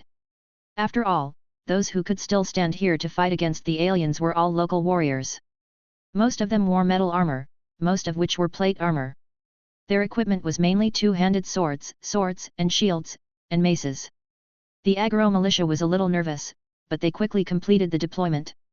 Their melee weapons were varied, including combat knives, hammers, combat bayonets, and some took out their own modified rocket-powered hammers and handheld pile drivers. The military discipline officer raised a small chain sword in his right hand, and Governor Jim, who was holding a combat knife and a chainsaw axe in his left hand, also joined the melee team on the front line. After a while, these blasphemous things of bones broke through the first layer of barbed wire and came to the first shooting trench. This trench was designed with close combat in mind, and the construction method made it more difficult to cross the trench, and the people inside could easily attack the unlucky people who tried to cross the trench from behind. If an ordinary person came to this trench, he would undoubtedly hesitate for a moment because he didn't know where to start, but these chaotic and unintelligent low-level undead did not have this ability. They just rushed into the trench one after another, again and again, and were then smashed to pieces. The battle was so smooth that it took only a dozen minutes to wipe out a total of about 5,000 skeletons. Broken bones and broken armor were scattered everywhere. During the whole process, no human died, and there were only a few casualties, all of which were minor. With the magic treatment of the medical team, they soon returned to the battlefield. During the battle, they even completed several rotations, so that more than half of the soldiers had fought against the aliens themselves, and now everyone's morale has obviously improved. Inside the throne room of the Great Tomb of Nazarick, looking at the information transmitted back in the video, Ainz stroked his chin and thought. The first wave used the same level of miscellaneous soldiers as when Cocytus attacked the lizardmen, and the number was greatly increased, but the result of the battle was so one-sided. These people might really be the most interesting troops he had faced since his arrival.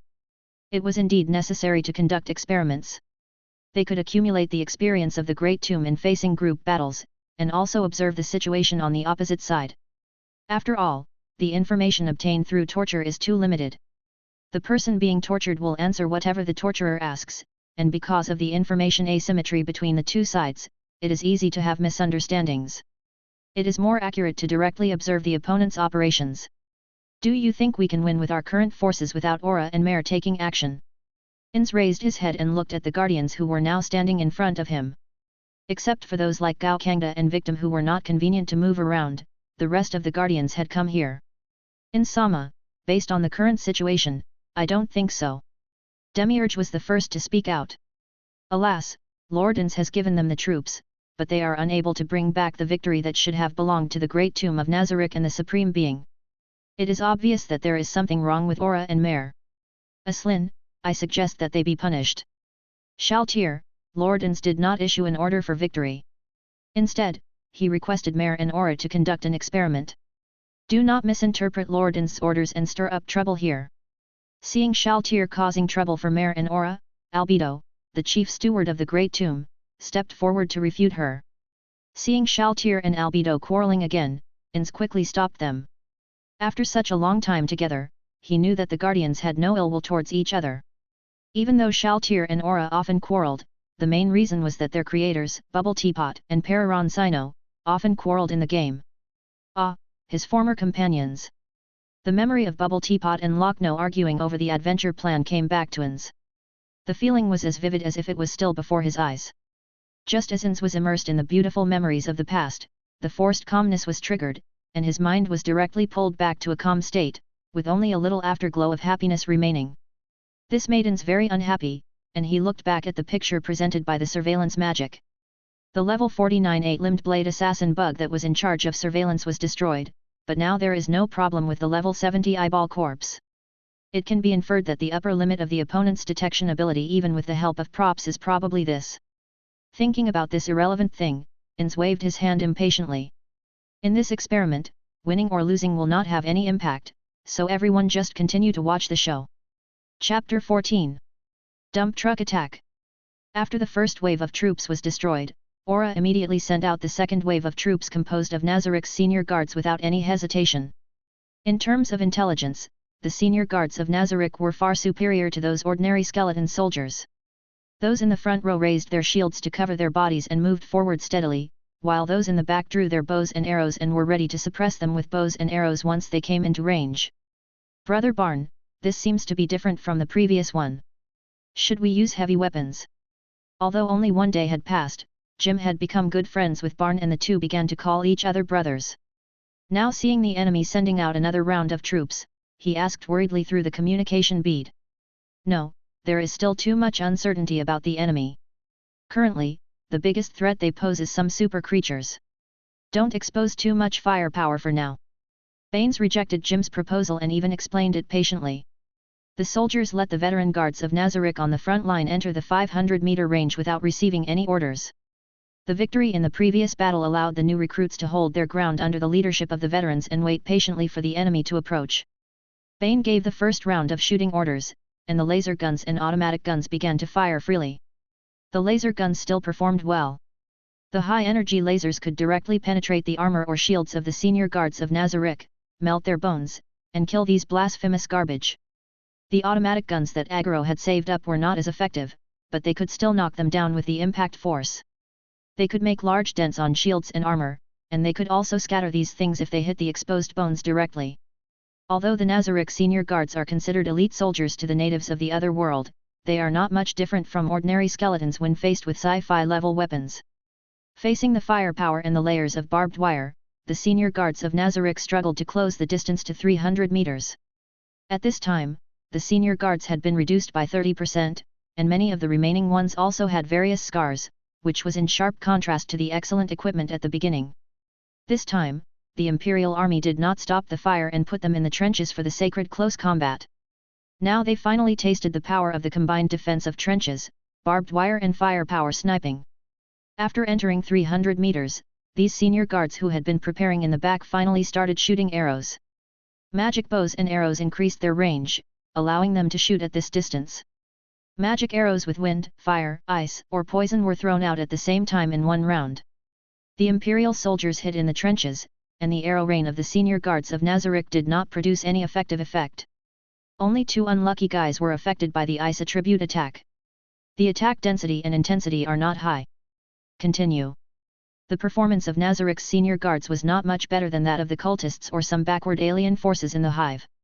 After dodging a round of arrow rain, the Imperial soldiers, led by the disciplinarians and White Scars Space Marines, once again launched suppressive fire. Due to the close distance, the hit rate of bullets and lasers was significantly improved. Senior guards began to fall in large numbers, but as undead who knew no fear, they still maintained a steady pace and continued to move forward. The distance was getting closer and closer, 100 meters, 90 meters, 80 meters, 70 meters. The senior guards were still moving forward, but their losses were getting heavier and heavier. Some of the fallen senior guards were simply knocked down, they were not dead, but the ones behind them did not stop at all, and continued to move forward by stepping on their fallen companions. Barn had heard of a kind of alien creatures called Necrons. They had bodies made of living metal, used a powerful green glowing gun, were chaotic, had no self, and just moved forward and destroyed all obstacles on the way. These skeletons and blasphemous things in front of him made him feel that they were somewhat similar to Necrons. Perhaps the monster named Ainz was a subspecies of Necrons. This thought flashed through Barnes' mind in less than 0.1 second, and then he continued to watch the blasphemous skeletons move forward. It's almost 50 meters. Grenade! Barnes shouted loudly, and the veterans, led by the auxiliary army, immediately threw fragmentation grenades at the profane skeleton that was already beginning to fail. As a series of explosions sounded, smoke rose and dissipated, and the former senior guards of Nazarick lay on the ground. The Imperial soldiers began to climb out of the trenches and use all kinds of loyal melee weapons to hammer to death those things that could still move. 1,000 Nazarick senior guards were all wiped out just like that, and they didn't even break through the first line of defense. Aura was very angry. It could accept the defeat of Nazarick senior guards, after all, they were just a group of level 18 automatically refreshed servants, but it could not accept that Nazarick senior guards were all annihilated without even a splash. Aura did not hesitate to bring all the remaining troops forward. It did not believe that these lowly humans could remain calm. 500 Nazarick's experienced guards and 100 Nazarick's expert guards began the charge under the leadership of 20 dragon bloodlines. The powerful dragon bloodline was like a dump truck running at full speed, dragging and tearing the barbed wire that blocked the way with its own powerful flesh, and striding towards the trench. Laser guns and automatic guns immediately began to focus their fire on these leading creatures, while the dragon bloodlines raised their special sword and shield weapons to block them. It must be said that the defense of a level 55 pure physical creature was not comparable to that of a level 18 senior guard of Nazarick. The laser beam that could have directly penetrated the senior guards only melted a piece of flesh when it hit the dragon bloodline's body. It was obviously difficult to cause fatal injuries to these big guys with thick skin and flesh. Prepare the dump truck. Barn raised his bolter and shot and killed 2 dragon bloodlines, but looking at the better armed skeleton blasphemous creatures following behind, he issued new orders. The Imperial soldiers began to take out the large metal plates that had been prepared long ago from the trenches and laid them directly on top of the trenches, temporarily building bridges. A huge roar was heard behind the position, and 7 huge 4-wheeled beasts rushed out from the rear with unstoppable momentum. They were 5 weird gadgets based on agricultural tractors and 2 trucks. They looked dangerous and ferocious. Thick mixed armor of metal plates and concrete was temporarily welded onto the original vehicle body, leaving only an observation window and a machine gun port. A metal ram more than 1 meter long was also thoughtfully installed in the front, and oversized metal barrels were dragged behind. These barrels were filled with concrete and hammered with oversized nails on the outside to increase the attack power. Even arm-long spikes or long knives were installed in front of the wheels. The speed of these civilian vehicles is even faster than expected. Have you ever seen a tractor that can run at 80 km per hour after having a bunch of armor welded on its body? We can see it now. With the joint transformation of Barn and Father Otto, these agricultural vehicles have had their speed limiters and even their brakes removed, and their engines have been maximized in terms of power without any regard for their lifespan. The leading truck was driven by another White Scar warrior himself. God knows how he made the modified truck weighing over 60 tons reach a speed of 200 km per hour. He directly crashed through a dragon bloodline that was blocking the road and hung it on the truck. Then he did a beautiful drift and knocked over the enemy next to him with the body of his truck and the large barrel at the rear. Subsequent modified trucks and tractors followed closely and rushed into the enemy group, ramming them indiscriminately. Chapter 15. Sniper. The explosively modified trucks were rampaging on the battlefield, but this time the Great Tomb of Nazarick sent out the Nazarick Master Guards, which were considered heroic units in the other world, as well as the Dragon Bloodline, a country-destroying unit. They performed much better than the previous soldiers. Except for the Dragon Bloodline that was directly pierced by the horn, the HP of the others that were knocked down did not return to 0. They quickly got up and tried to attack the explosive truck. They even successfully avoided the collision and the tail swing attack from behind. The Dragon Bloodline directly lowered its body and carried the shield and sword to crash into an explosive tractor. The powerful collision almost overturned the tractor, but fortunately the white-scarred driver of the truck noticed this in time. With a beautiful impact, he pushed the other Dragon Bloodline over and hit it on the other side of the modified tractor, keeping the tractor balanced. The Dragon Bloodline that launched the attack saw that its first strike failed, so it simply stretched out a hand to grab the modified tractor, then raised its sword and shield to smash it. At this time, a very thick gun barrel protruded from the shooting port facing it, followed by a fierce pouring of fire. These explosive modifications are all equipped with heavy lumberjacks, which are similar in positioning to the heavy machine guns of the ancient Terra 2k era. They are a type of automatic gun with a large number of variants, and are equipped by everyone from the gangs in the lower nest to the elite troops of the Imperial Army. Heavy logging guns are a general term, and their performance varies greatly due to different models. Some heavy logging guns are more powerful than heavy bombs. Of course, the heavy logging guns used by the Agaro militia obviously don't need such good equipment, but they are still much more powerful than the automatic guns and the Illuminator Type 6 laser guns used by the auxiliary army. Now this heavy logging gun was almost fired at the face of the Dragon Bloodline. At first, the collision between the bullets and the scales of the Dragon Bloodline made a sound similar to hitting metal, and in an instant the surging bullets destroyed the scales of the Dragon Bloodline, and then the hard skull, crushing its brain, and finally the bullets went through the cranial cavity into the chest cavity of the Dragon Bloodline, killing this strong beast to death. The Dragon Bloodline fell to the ground, and its body began to collapse and disappear quickly. Barn and his men didn't know what was going on with these things. Except for the pure skeleton soldiers at the beginning, the remaining blasphemous things would disappear quickly after being destroyed, leaving no corpses at all. This did have an advantage, which was that it was much easier to clean up the battlefield, but the disadvantage was also obvious, and there was no way to obtain the enemy's resources. The remaining Nazarick Master Guards also began to fight back. They set up shields and formed a dense team, trying to hold off the large trucks driven by the White Scar warriors.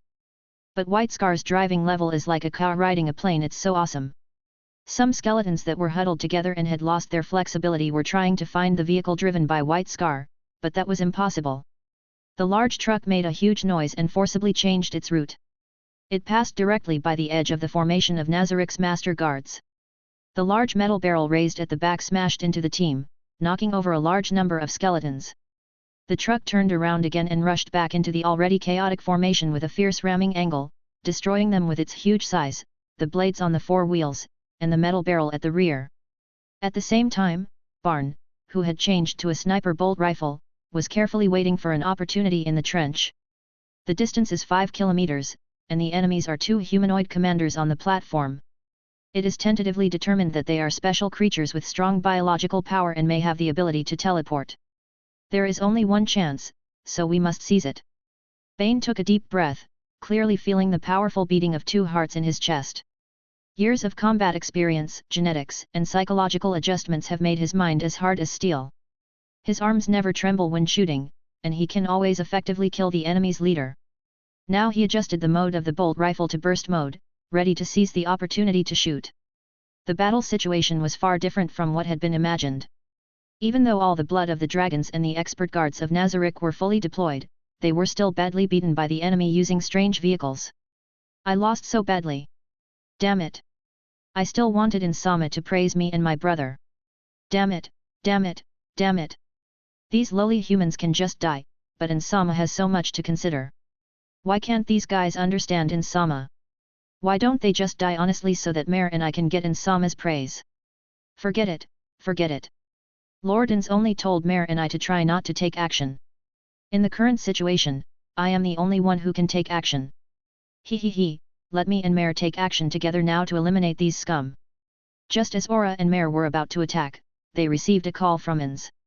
Insama, I'm sorry. I've let you down. Insama, it's not my sister's fault. It's my fault that I couldn't help. If Insama wants to punish me, then punish me. Sitting on the throne in the great tomb of Nazarick, Ainz looked at the aggrieved Aura and Mare, just as he looked at children who came to their parents crying because they did not do their papers well. There was no anger at all, only love in his heart. After all, it was just an experiment. Apart from the 20 dragon bloodlines, the rest of the losses were servants that automatically refreshed every day. In addition, they also found out a lot of information about the other side, so it can't be said that they gained nothing. Moreover, as I said just now, Ainz treated these NPCs designed by his guildmates as his own children, and gave them all the little humanity he had left.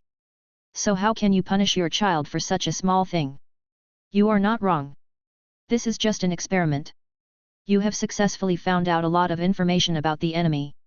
It is my shortcoming that I did not consider the enemy's strength. No, Lord Ainz is not wrong. This is all our fault. Master Ainz is so kind. So, Lord Ainz, let's just kill these bugs right away.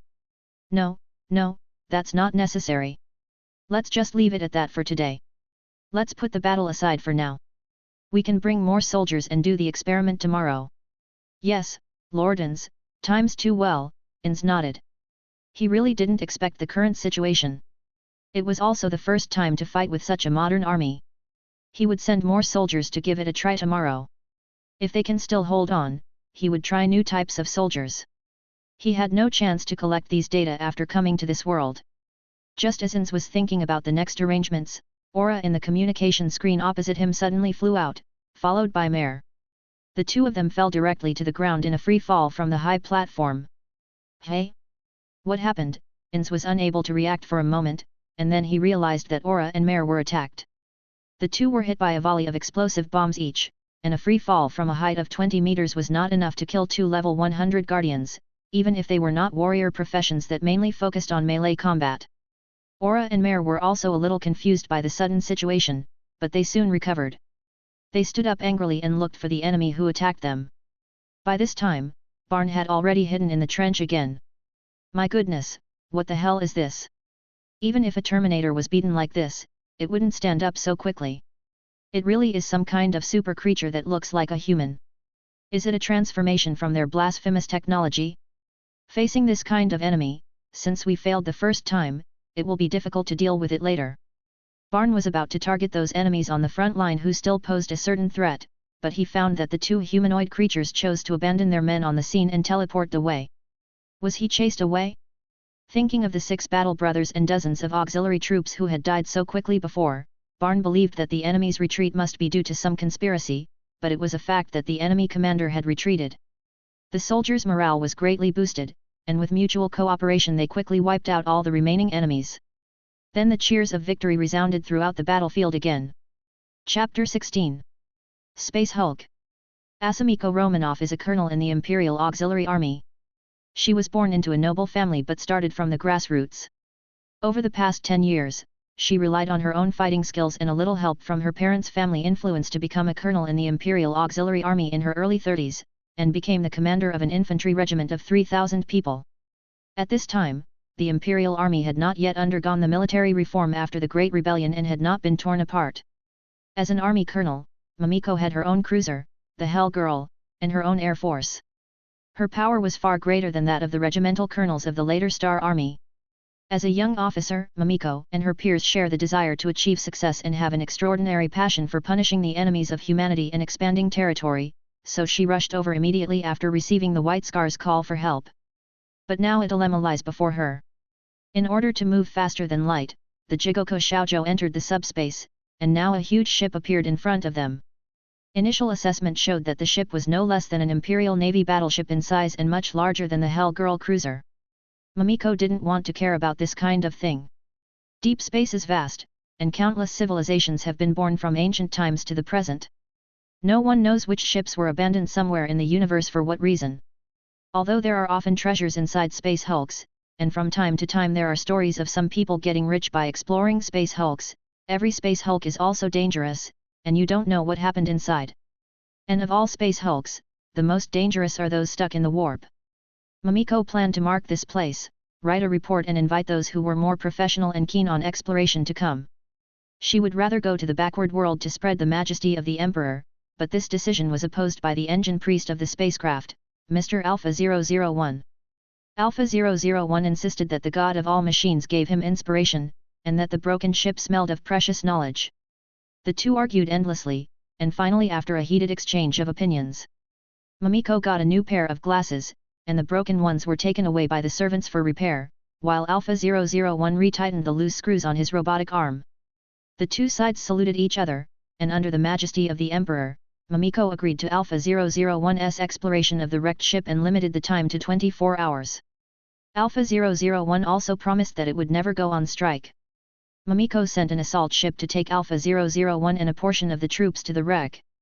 Before departure, the Alpha 001 mechanical priest selected 10 armed mechanical servants that he had personally transformed. These mechanical servants were transformed from serious criminals.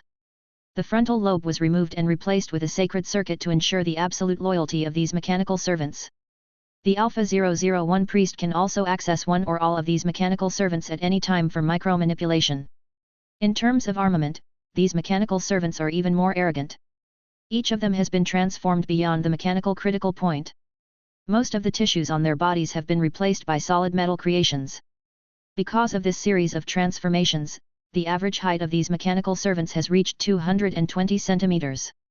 Under the protection of heavy armor, they are equipped with multi-barreled laser guns, heavy logging guns, arc cannons, promethium flamethrowers, and other fierce firepower.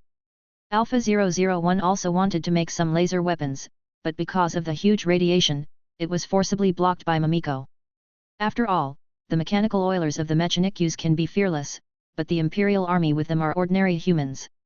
No one wants to be accompanied by a huge radiation source at any time.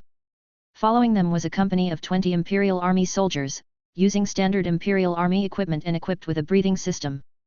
Because the situation of the wreck was mysterious and changeable, and because asking the navigator in the subspace would not yield any useful intelligence, Mamiko also added 5 Ogren guards. Ogren apes were a kind of legal sub-humans of the Empire. They were tall, ranging from 2 meters in height, very strong, even stronger than unarmored space marines, able to smash ceramic steel armor plates with bare hands, and very loyal, the kind of single-minded loyalty. If the Ogren apes were not really a bit stupid, for example, ordinary Ogren apes could not remember their own names and could not count to, they would be perfect soldiers. The guards Ogren are Ogrens who have completely given up long-range attacks. They are the strongest among all Ogrens, with an average height of 280 centimeters and muscles harder than steel, but their intelligence is at the level of fools among Ogrens. Their eyes are always full of clear stupidity and they cannot understand any command that requires 2 steps. However, they are still very useful as meat shields and attackers. As it happened, there were quite a few of these Ogrens in Mamiko's army, so she sent 20 of them. The assault ship's approach was smooth, and the hulk remained unchanged. Then the Imperial army began to wear gas masks with built-in oxygen. Although the Ogrins were reluctant, they also put on their helmets with rebreathing systems as big as toilets under the coaxing of the military discipline officer. After all, no one knew what was inside the wreck. There might be no oxygen at all, or it might be filled with toxic gases. Of course, most of the organic bodies such as Alpha 001 and his servitors have been replaced by machines. Because there is no respiratory system, there is no need for breathing masks. When Alpha 001 brought these people to the wreck, a strong stench like durian stewed shit immediately rushed over. Fortunately, they all wore respirators in advance, otherwise they would have to vomit. Although Alpha 001 had removed his nose in the mechanized transformation, he still used the mechanical transformation to retain his sense of smell. Now his olfactory detector sent the result that the air here is even worse than that of the low nest. But no matter how bad it is, there is oxygen here, and the presence of oxygen means that there may be organic life here, so the danger level needs to be increased. Alpha 001 wanted the army to explore separately from him to improve efficiency. After all, Mamiko only gave him hours, but was rejected by the company commander, who obviously did not want to take risks for the sacred knowledge of Messiah. Well, these flesh people are always like this, nothing more than understanding what is truly precious. Alpha 001 gave up the idea of exploring separately, and let 5 servitors lead the way, 5 servitors follow the rear, and 20 guards Ogrin follow the front servitors ready to attack at any time. The Imperial army escorted Alpha in the middle. 4 servo skulls flew quickly around the exploration team, constantly scanning everything around them. Judging from the architectural style of the wreck, this wreck is likely from the dark technological age of mankind. Generally, there are high-value targets in such wrecks. In the best case, you can even find a complete STC template, a treasure that preserves human technology from the Golden Age. In other words, there are many strange traces, scratches from unknown creatures, and organic excrement that is either fresh or old. According to the scan results, these excrement are somewhat similar to human. Is there still human in this wreck? The time in the warp is chaotic, so even if it was a ship that ran aground 1 year ago, it is possible that only 1 day had passed after the expedition boarded it, and it is also possible that there are survivors of the Golden Age inside. But again, for this ship that is suspected to be from the Golden Age, it may not have been long, or it may have been tens of thousands of years. The creatures that remain on it may have been corroded by the warp, resulting in some incredible, dangerous, and blasphemous mutations. The expedition team advanced cautiously, and occasionally Alpha 001 would collect some small items that might be valuable. About 20 minutes later, they found the first living creature around the corner of a corridor. The Emperor is above. When they saw that thing, many Imperial army soldiers couldn't help but shout out. It was a creature that barely maintained a human form, with a slender body and a height of about 200 centimeters. Its extremely thin body had irregularly growing mutant bone spurs. The most special and terrifying thing was that its arms had completely mutated. The original arms became extremely long, with the smallest being 200 centimeters long. The original palms became 60 centimeters long blade-like limbs. There were also 2 human arms in the abdomen of this monster, but they only looked like humans, and the size and length of the fingers on these 2 arms were asymmetrical. The mutant monster also discovered the exploration team. Its mouth stretched exaggeratedly to its ears, and it made a sharp and strange cry. It rushed over without any hesitation, and then was hit directly in the chest by the big stick of the guard Ogrin. Chapter 17. STC Template. Alpha 001 used the servo skull to carefully scan the freak. First of all, it was indeed dead. Although its limbs were still twitching, there was no doubt that its central nervous system had been completely destroyed and now it was only able to produce some low-level nerve reactions. That's enough, it's dead. The guard Ogrin who had beaten the freak to death was still happily beating the thing into a pulp with his 2-meter-long 2-handed adamantine club. He did not respond to the orders of Father Alpha 001, mainly because he did not understand them. De Chuang, look at me. The military disciplinarian called out to the guard Ogrin softly. De Chuang, great. The enemy is dead. Oh. De Chuang finally stopped attacking, and Father Alpha 001 stepped forward and picked up a claw from the opponent. This thing is very sharp, although not as good as a single-molecule blade, but it is enough to cut steel, and it does not look like it has evolved naturally. Of course, Father Alpha 001 also thinks that the Ogrin ape-man does not seem to have evolved naturally, but all the current information shows that the Ogrin ape-man has evolved naturally, and it is a convergent evolution from multiple planets. Father, what is this? Disciplinary officers are the predecessors of political commissars. They are usually experienced veterans, so even mechanical priests have to show them some respect. They are mutants. Their body structures have undergone very serious mutations. They really are mutants. There should be no problem in destroying them all. Father Alpha 001 nodded. No problem. Well, there are more approaching fast. The augury instrument on the robot servant showed densely packed red dots, all over the place. Where is it? Everywhere. Everyone is ready to fight. All the soldiers prepared their weapons and looked around vigilantly. Soon, the mutant monsters of the type that had been seen earlier rushed out of the ventilation duct. At the intersection ahead, a large number of monsters also pushed each other and rushed towards this side. In an instant, gunfire rang out, and the monsters that came out of the ventilation duct immediately turned into various pieces of meat. The monsters that ran out from the front route were met by the guard Ogren. There were a lot of these freaks, and they kept coming. But facing the guard Ogren, who was stronger than the Space Marines, their bodies were no stronger than paper. Heavy adamantium clubs and supergiant combat knives flew up and down, slaughtering these freaks one-sidedly. Every swing of the weapons would smash several freaks into pieces of flesh and blood, and the smelly yellow-red blood would splatter everywhere. The knife-like forelimbs of the freaks had no effect on the ceramic steel armor on the Ogren, leaving only some shallow marks. Occasionally, there were freaks who pounced on them and stretched out their hands on their abdomens to hug the guard Ogren, but then they found that their small hands on their abdomens were not long enough to hug the fat and strong guard Ogren, and would only be beaten to death by the opponent's backhand. The battle ended after a few minutes, leaving a pile of minced meat on the ground, and no one in the exploration team was killed or injured. Emperor, what exactly happened here? It's not important right now, keep going, I don't have much time. The military disciplinarian wanted to say something, but seeing the priest's expression, he could only continue to lead his men to follow him and explore forward. After that, a series of battles broke out, but there was nothing special to record. Although these four-armed monsters were numerous, they were just flesh and blood and could not withstand laser guns and heavy logging.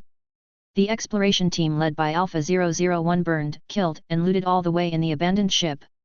Oh, no, they marched forward to the core storage room. As far as Alpha 001 knew, this kind of ancient spacecraft usually had such a storage room, which would have a lot of good things. If you can't find it, you can also go to the captain's room or the weapons room to have a look. In short, you must get some good stuff. He had a hunch that he could find something good today. Alpha 001 was also very confused. These mutant monsters seemed to need food. He even found organic residues in their stomachs. He didn't know what they were eating. After 8 hours of exploration and killing thousands of mutant monsters, the exploration team found a special place. There were so many of those monsters everywhere that they almost formed a mass on the auspicious instrument, making it too slow for Ogren to fight them in hand-to-hand combat. The Ogrens fell back, and the servants carrying heavy promethium flamethrowers began to spread destruction forward. The Empire's flamethrowers contain oxidizers that can burn even in a vacuum, and the temperature exceeds 3000 degrees Celsius, which is far from comparable to the napalm bombs of the 30k era. Those mutant freaks with low intelligence and no idea of fear rushed into the sea of fire without a pause and pounced on Father Alpha 001 and others. However, no matter how tenacious the vitality of these monsters is, or how fearless they are nothing more than carbon-based flesh and blood without spiritual power, and are equally powerless in the face of terrifying high temperatures. The heavy promethium flamethrower spewed out a tongue of fire nearly 100 meters long. The places that were lit instantly skipped the process of roasting and charring and directly vaporized. Batches of mutant monsters rushed over like moths to a flame, and then fell to the ground, and turned into foul-smelling gas and harmless ashes under the burning flames. 100, 200, 300, and even more mutant monsters rushed over, but they could not even stop the armed servitors for a second. The servitors moved forward steadily with promethium flamethrowers, and the Imperial army following behind them fired at some of the monsters that were not yet dead. In this way, the group entered a hall, which was about 500 square meters. The mutants from before were everywhere here, and the most conspicuous one was a machine more than 1 meter tall at the back of the hall. Next to the machine was a large scrapped robot, which had countless complex mechanical structures, and the most conspicuous one was a column the size of a microwave oven shining with yellow light in the center. This machine was like a range hood, constantly swallowing turbid air, and then it would spit out black cake-like substances every few minutes, and the mutants hiding in the hall would immediately rush up to swallow the cake-like substances. It seems that the question of what these mutant monsters eat has been answered, but Father Alpha-001 doesn't care about this at all. His brain and the sacred electronic circuit are short-circuited, and his electronic eyes are staring straight at the column emitting yellow light. Ohm's Messiah. If I'm not mistaken, it should be a set of lost treasures of the machine god, the crystallization of human wisdom in the dark technological era, a complete STC template.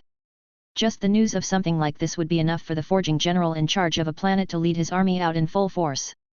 And now, right now, such a precious thing actually appeared intact in front of him. Is it that simple? He. Ho ha ha ha ha ha. The electronic sound synthesizer of Alpha-001 Priest made a happy laugh. He couldn't remember how long it had been since he last made such a sound. Was it about 100 years? But it didn't matter. The most important thing was that he was about to get the STC template. The god of all machines chose him. Everyone, pay attention to protecting the machine that emits yellow light. That is the STC template.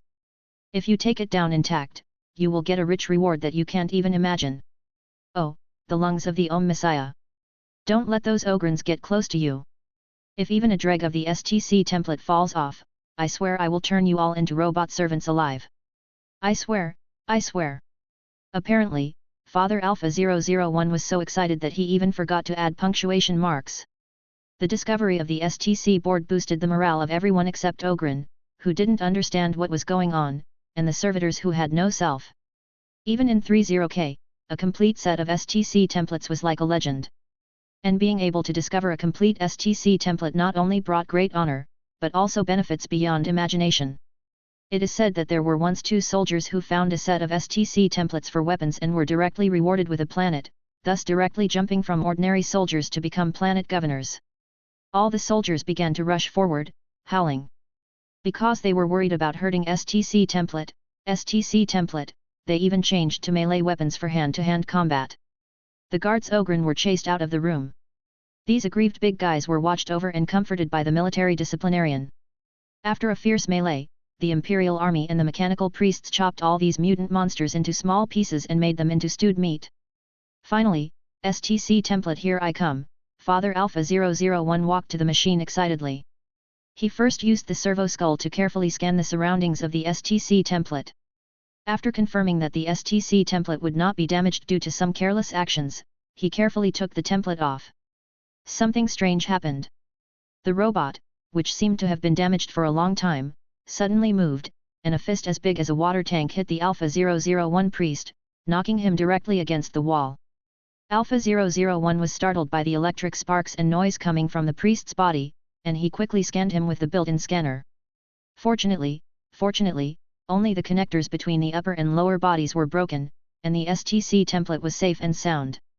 Swish, a strange noise came from the robot's body. It seemed to want to send out some signal, but its sound generator was broken and no useful information came out. This did not prevent it from charging towards the army with the momentum of a locomotive. Everything happened too quickly. Even though the Imperial army was composed of elite soldiers who had experienced many battles, they only had time to draw their weapons and launch a simple counterattack. However, the powerful focused beam did not have any stopping effect on the robot, and several soldiers in the lead were knocked away, with their bones shattered. The robot was about to launch another attack, but the servants controlled by the Alpha-001 priest held its lower limbs in pairs. This is a big robot, 4 meters tall, with a short and fat humanoid shape. It had no energy reaction before, so why did it suddenly move? Father Alpha-001 couldn't figure it out, and he didn't care. He just wanted to hammer this guy who prevented him from obtaining the STC template into scrap metal. The remaining servitors launched frantic attacks on the robots with multi-lasers, promethium flamethrowers, heavy logging guns and arc cannons, but none of these attacks caused any damage to the robots. The robot took a step forward. Although the 4 servants used all their strength to push down their bodies to stop the robot from moving forward, the robot still easily dragged the servants forward. However, it probably still felt that these servants were too troublesome, so it grabbed one of them and tore it in half. The solid titanium skeleton is no different from ordinary bones in the face of the robot's terrifying power. The robot waved its left hand, and a blade shining with light blue light extended from it. Just like a hot knife cutting butter, the robot cut the remaining 3 mechanical servants under its feet into 6 halves with just one wave. The robot moved again. With an agility that was totally inconsistent with its huge body, it rushed into the center of the Imperial army and began to kill indiscriminately.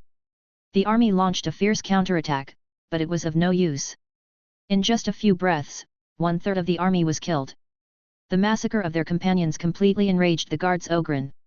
These big guys rushed up angrily and started smashing things wildly with the big guys in their hands, but it was of no use. The Ogrens were unable to stop the robots. The blades were spinning, the giant fists were swinging, and the Ogrens, who had been invincible in strength, were completely suppressed by the enemy for the first time.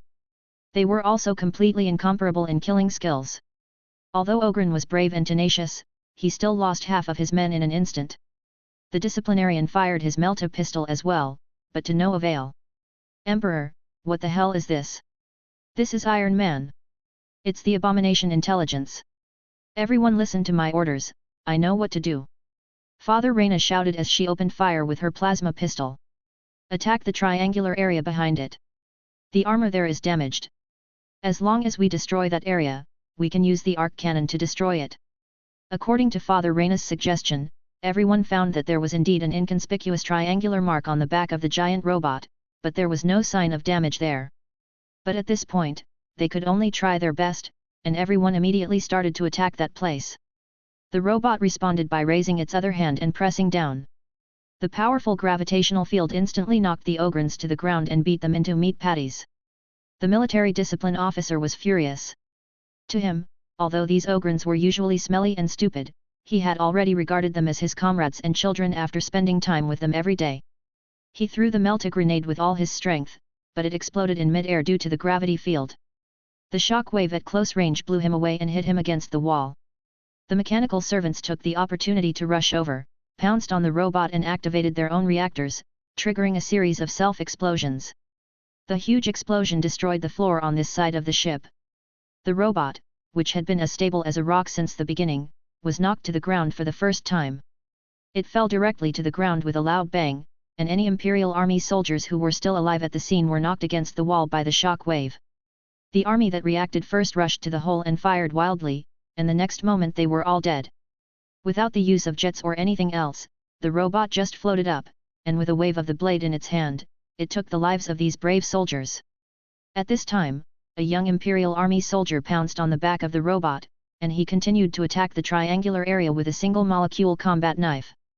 The robot swung its blade, charged, and even rolled on the ground, but the soldier dodged them with his agile movements. The rest of the army also began to provide full support. The battle lasted for several minutes. The soldier finally destroyed the triangle area that had been hit by many concentrated fires, exposing the circuit inside. He jumped off the robot without hesitation and rolled away. Then the only remaining servitor used an arc cannon to accurately hit the gap. After a dazzling arc, the robot twitched and fell to the ground. Father Reyna was still worried, so she walked forward, stepped on the robot, and fired several more shots at the gap with her plasma pistol. Phew, it's over. Father Alpha 001 held the STC template and let the last servitor carry him. The result of this battle was very tragic. All the army members except the brave soldier were killed, and there was only one servitor left, thanks to Father Reyna. Yeah, it's finally over, so what is this STC template? Father Reyna asked curiously. Father Alpha 001 continued to scan and said this is the STC template for starch cake synthesis. It only requires air, mainly carbon dioxide, to continuously synthesize starch cake. It is 300% more efficient than the promethium byproduct we currently use to synthesize energy bars, but the energy consumption is less than 10%. The most important thing is that this is a complete STC template, which has immeasurable value. Yes, God of all odds has your blessing. But we should hurry back. We are covered in wounds and have no strength left to fight. Okay, let's go back now. Suddenly, Father Alpha 001 felt that something was wrong.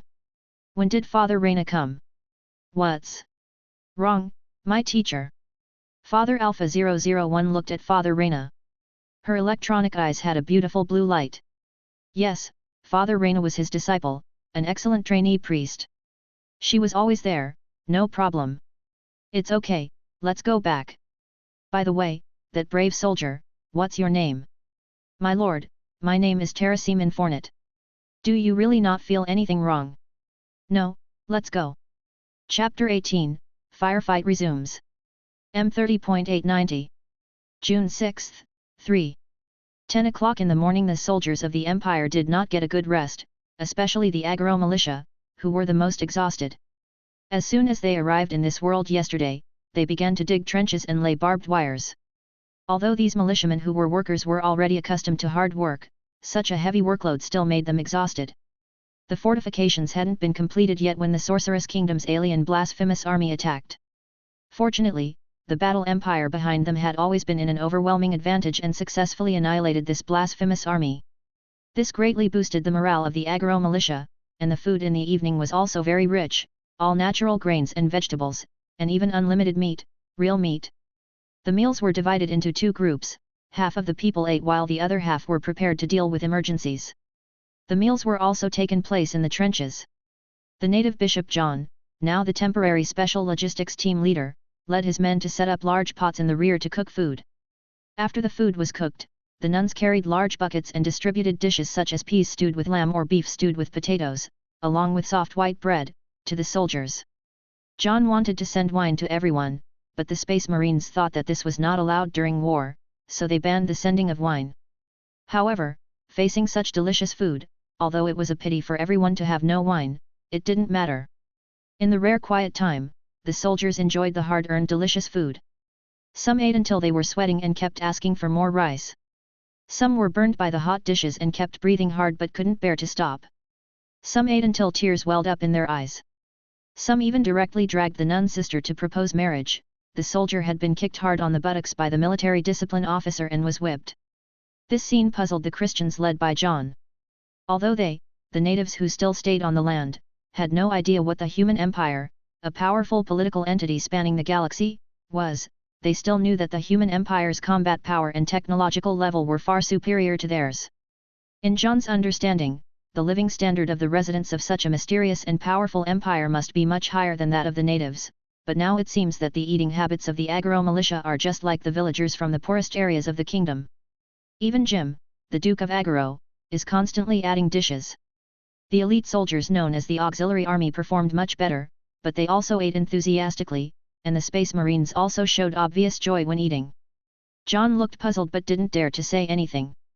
Barnes saw his doubts and said to him with a smile, "We have been away from Holy Terra, the ancient homeland of mankind, for too long. Now we are scattered to different worlds. It is really difficult to taste this kind of food with the flavor of ancient Terra in these worlds. Is that so?" John felt that Barnes seemed to have left something unsaid, but he did not dare to ask, so he quickly said yes. In fact, Barnes did not tell the whole story. In most places, the living standards of the middle and lower classes of the human empire ranged from the poor in modern society to the serfs in ancient times. After the two groups had distributed the food, John personally took a group of nuns, put on protective clothing provided by Barnes, and went to deliver food to the other side of the portal. The portal has now expanded a lot and is almost touching the ceiling of the basement. If it is to be expanded further, the upper floor will probably need to be removed first. This portal will continue to expand over time, and Barnes and his team have been looking for ways to expand it. John carefully put on the strange mask and led the men through the portal with the sealed barrel. Although he had been here before, John still felt his heart skip a beat when he saw the scenery on the opposite side. He felt that his poor literary knowledge was unable to describe all that was incredible. The scenery on the other side of the portal gave people the most intuitive feeling of desolation. There was no vegetation, no water source, no signs of life, only a wasteland. There were no clouds in the sky above, and the bright stars were clearly visible. A blue celestial body that should be the sun was hanging in the most conspicuous position in the sky. John also knew that there was no air here, and it was extremely cold. Without these special protective suits, he and others would either die of suffocation or be frozen to death. John subconsciously thought that this might be the realm of the dark god among the 6 great gods, which was like the Jedi of life. There were 2 huge metal ships docked in this forbidden area. These 2 ships were so huge that they were beyond John's comprehension. In his eyes, they looked like 2 huge mountains, and they were incredibly made of unknown metals. Perhaps all the metal produced by mankind would not be enough to build any of these huge ships? There was no other suitable word to describe them except miracles. John was almost in despair after the death of 6 Space Marines, but when he saw these huge ships for the first time, he realized that as long as the portal was expanded large enough to allow these ships to attack Ainz Oolgown, everything would be fine. John delivered all the food and met with Astrology Kyunli, who stayed here. Astrology Kyunli's state has changed a lot now. He no longer looks gloomy and desperate as before, but seems much more optimistic. After dinner, everyone began to rest in an organized manner. The Empire requisitioned a lot of bedding and pillows for the soldiers to use. The way to sleep was to divide everyone into 3 groups. Each time, 1/3 of the people rested, and the rest continued to guard. Even though the Agaro militia were workers who were used to working night shifts, they were not used to sleeping in such a battlefield environment. Many disaster victims also came over at night, and Father Otto used the servo skull to discover several hidden monsters that could transform into humans. These monsters were all destroyed by the prepared Space Marines. Of course, this episode still affected the soldiers' news. At the same time, the undead from all over the country were constantly gathering towards the battlefield, and they did not stop all night. After dawn, the entire horizon was filled with various low-level undead, with a number of more than 100,000, and still increasing. Under such circumstances, it was obvious that not many people could sleep well. After daybreak, the undead did not launch an attack but continued to gather. The strong stench made the delicious breakfast a little difficult to swallow. After 8:30 in the morning, Aura and Mare entered with more elite troops. The elite troops lost yesterday were automatically refreshed at 8 o'clock this morning. Aura and Mare originally wanted to come at that time, but Ainz firmly believed that as a good leader, he should let his subordinates have breakfast and get enough rest before going to work, so he delayed the time to 8:30. Considering the poor battle situation yesterday, Ainz directly sent all the elite skeleton monsters below level 30 from the Great Tomb of Nazarick this time. A total of 3,000 Nazarick Senior Guards, 2,000 Nazarick Experienced Guards, 1,000 Nazarick Master Guards, 500 Dead Magicians, not summoned by Ainz, but automatically refreshed by the Great Tomb, 50 Death Knights, Death Cavalry riding Soul Eaters. The level and combat power of these two are similar to those of Death Knights, plus more than various low-level undead gathered from all over the theocracy, forming today's huge coalition. This time, Aura and Mare learned their lesson and moved the command center 10 kilometers away. There was nothing that needed to be communicated between them. To the Empire, aliens and heretics meant death. Aura, on the other hand, was still angry about yesterday's embarrassment and wanted to completely eliminate these enemies. Following its order, hundreds of thousands of low-level undead cannon fodder on the front line began to charge under the leadership of the Death Knights.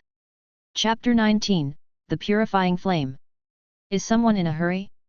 It's different from yesterday. The number today is much greater. Barn complained, tapping his fingers rhythmically on his motorcycle. To be honest, he would rather ride his motorcycle and fight the enemy directly than command the battle. Lord Bane, there are too many enemies this time. Should we still deal with them the same way we did yesterday? Let's do it this way. You can see that the first ones to appear this time are all kinds of miscellaneous soldiers. Even if the blasphemous elites called Death Knights appear, nothing will change.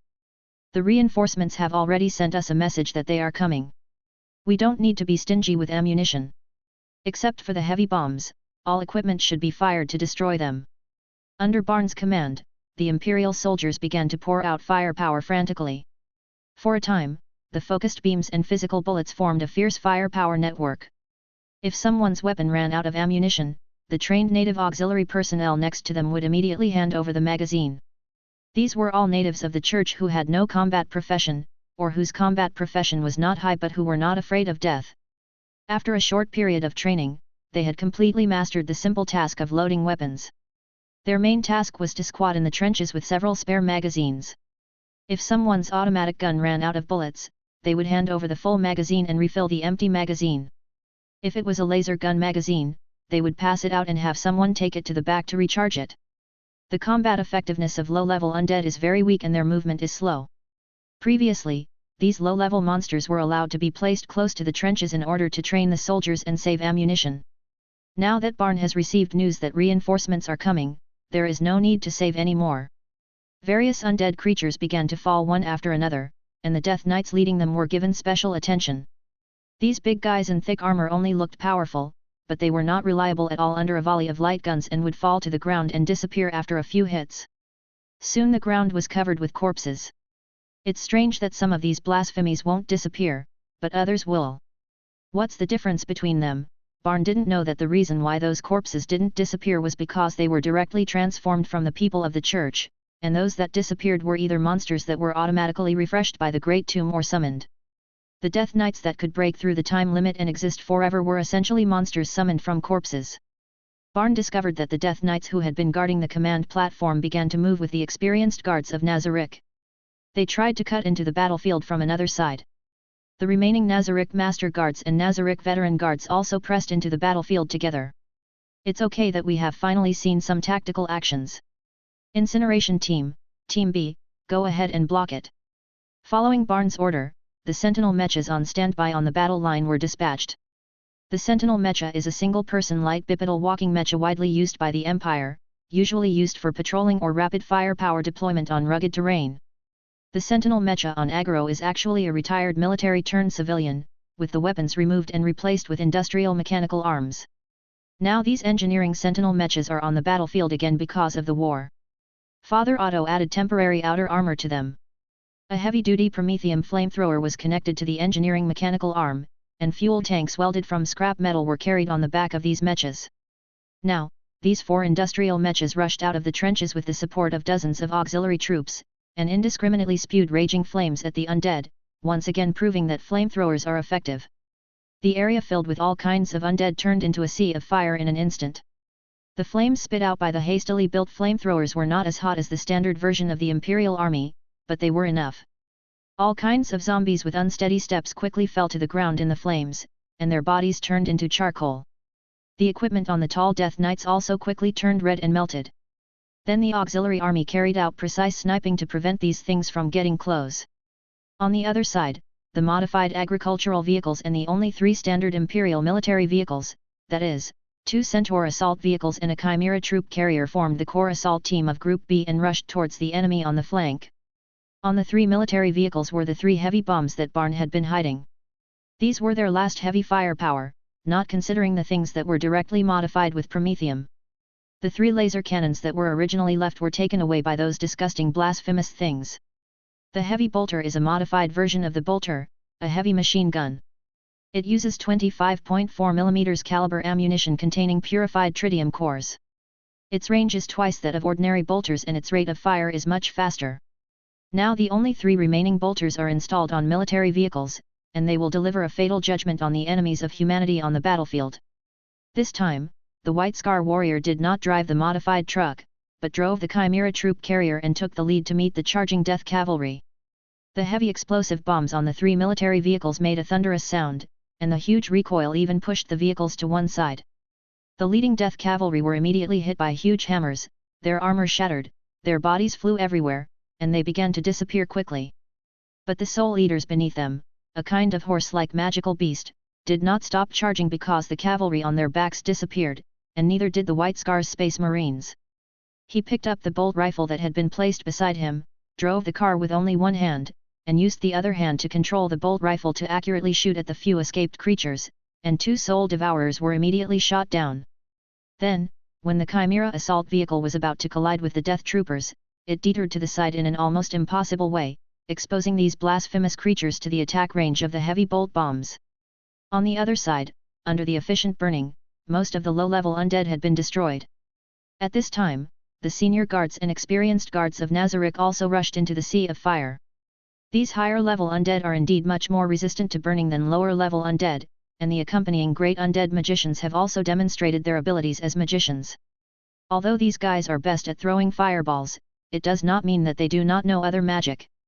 They first used water magic to try to put out the fire, but how could the flames from the Imperial flamethrowers be extinguished by ordinary water? Neither the small-scale rainfall nor the water balls or water columns could put out the fire, but instead allowed the flames to spread faster as the water flowed. Then they chose to use ice magic to cool down directly, and it was effective. The senior and experienced guards of Nazarick began to gradually cross the sea of fire.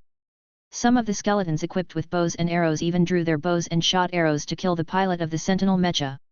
Fortunately, thick metal plates had been welded on the Mecha before, which prevented the pilot from being killed by a wave of arrows. However, many auxiliary soldiers were still killed.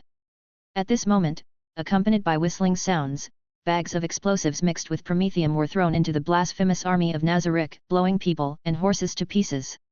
In order to make up for the lack of heavy firepower, the Imperial soldiers used an ancient folk method. Some call them flying thunder cannons in a more elegant way, while others simply call them conscienceless cannons. The production method is very simple. Just find a metal barrel, install wheels and an angle adjustment device on it, then bury explosives inside, and blast the explosives directly into the enemy's array. Chapter 20. Ainz Experiment. Inside the great tomb of Nazarick there were 4 coffins in Ainz Olgaun's private room, containing 4 naked male corpses protected by ice. Ah, I didn't observe it carefully before, but now I see that it is indeed very different from ordinary people. Ainz walked around the corpses and observed them carefully, occasionally extending his skeletal fingers to touch them. These corpses are very tall. We specifically measured them and found that the average height is over 210 centimeters. If they are properly equipped, the visual height would be around 250 centimeters, which is reasonable. The muscles of these corpses were extremely strong, not something that could be achieved by humans. Even though they were dead, it was difficult for Ainz to leave any marks on them with an ordinary level 1 knife. The most peculiar thing is that there are some special black protrusions on these corpses, which feel a bit like insect shells, and no one knows what they are used for. Ainz pondered for a while, and finally came to a conclusion. These black shells should be used for courtship. They attract the opposite sex by showing off their black shells. The darker and brighter the better. They may even bump into each other to show their masculinity. Obviously humans don't grow these things, so the identity of these giants is also very obvious. They are a kind of half-insect sub-human. The information obtained from the torture before said that the name of these sub-humans is Space Marines, and above the Space Marines there are Primarches. This should be similar to the relationship between the Queen and the soldier. The Emperor above the Primarch should be the same as the relationship between the Mother of all origins. But something seems wrong. These Space Marines call their Primarch father, so it shouldn't be the Queen of the Zerg, right? But according to the current information, there are a lot of these Space Marines, maybe even tens of thousands, so it's impossible that they were born from the same father, right? Even the protagonist of an HGAL game wouldn't dare to use this setting. Also, they never mentioned having a mother. Does that mean that mothers are not important to them, or do they really give birth with only the father? Ainz scratched his skull and felt a little itchy, as if he was about to grow a brain.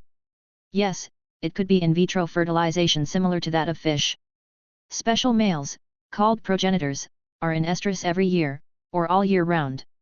They spread substances carrying their genetic information, which are then accepted by females, allowing them to breed offspring on a large scale. If this is the case, then the females of these Space Marines should be very different from the males. Wait a minute, could it be that those so-called auxiliary troops are actually the females of this Space Marine race of the human empire? But it doesn't look like it. Oh, and here's Demiurge's report. Ainz ran to the table, picked up the thick file that Demiurge had sorted out, and began to read it. Yeah, these creatures called Space Marines are indeed completely different from humans. Those auxiliary troops are no different from humans. Oh, there are slight differences mentioned here, but they shouldn't have any impact. Wait, these Space Marines have 2 hearts.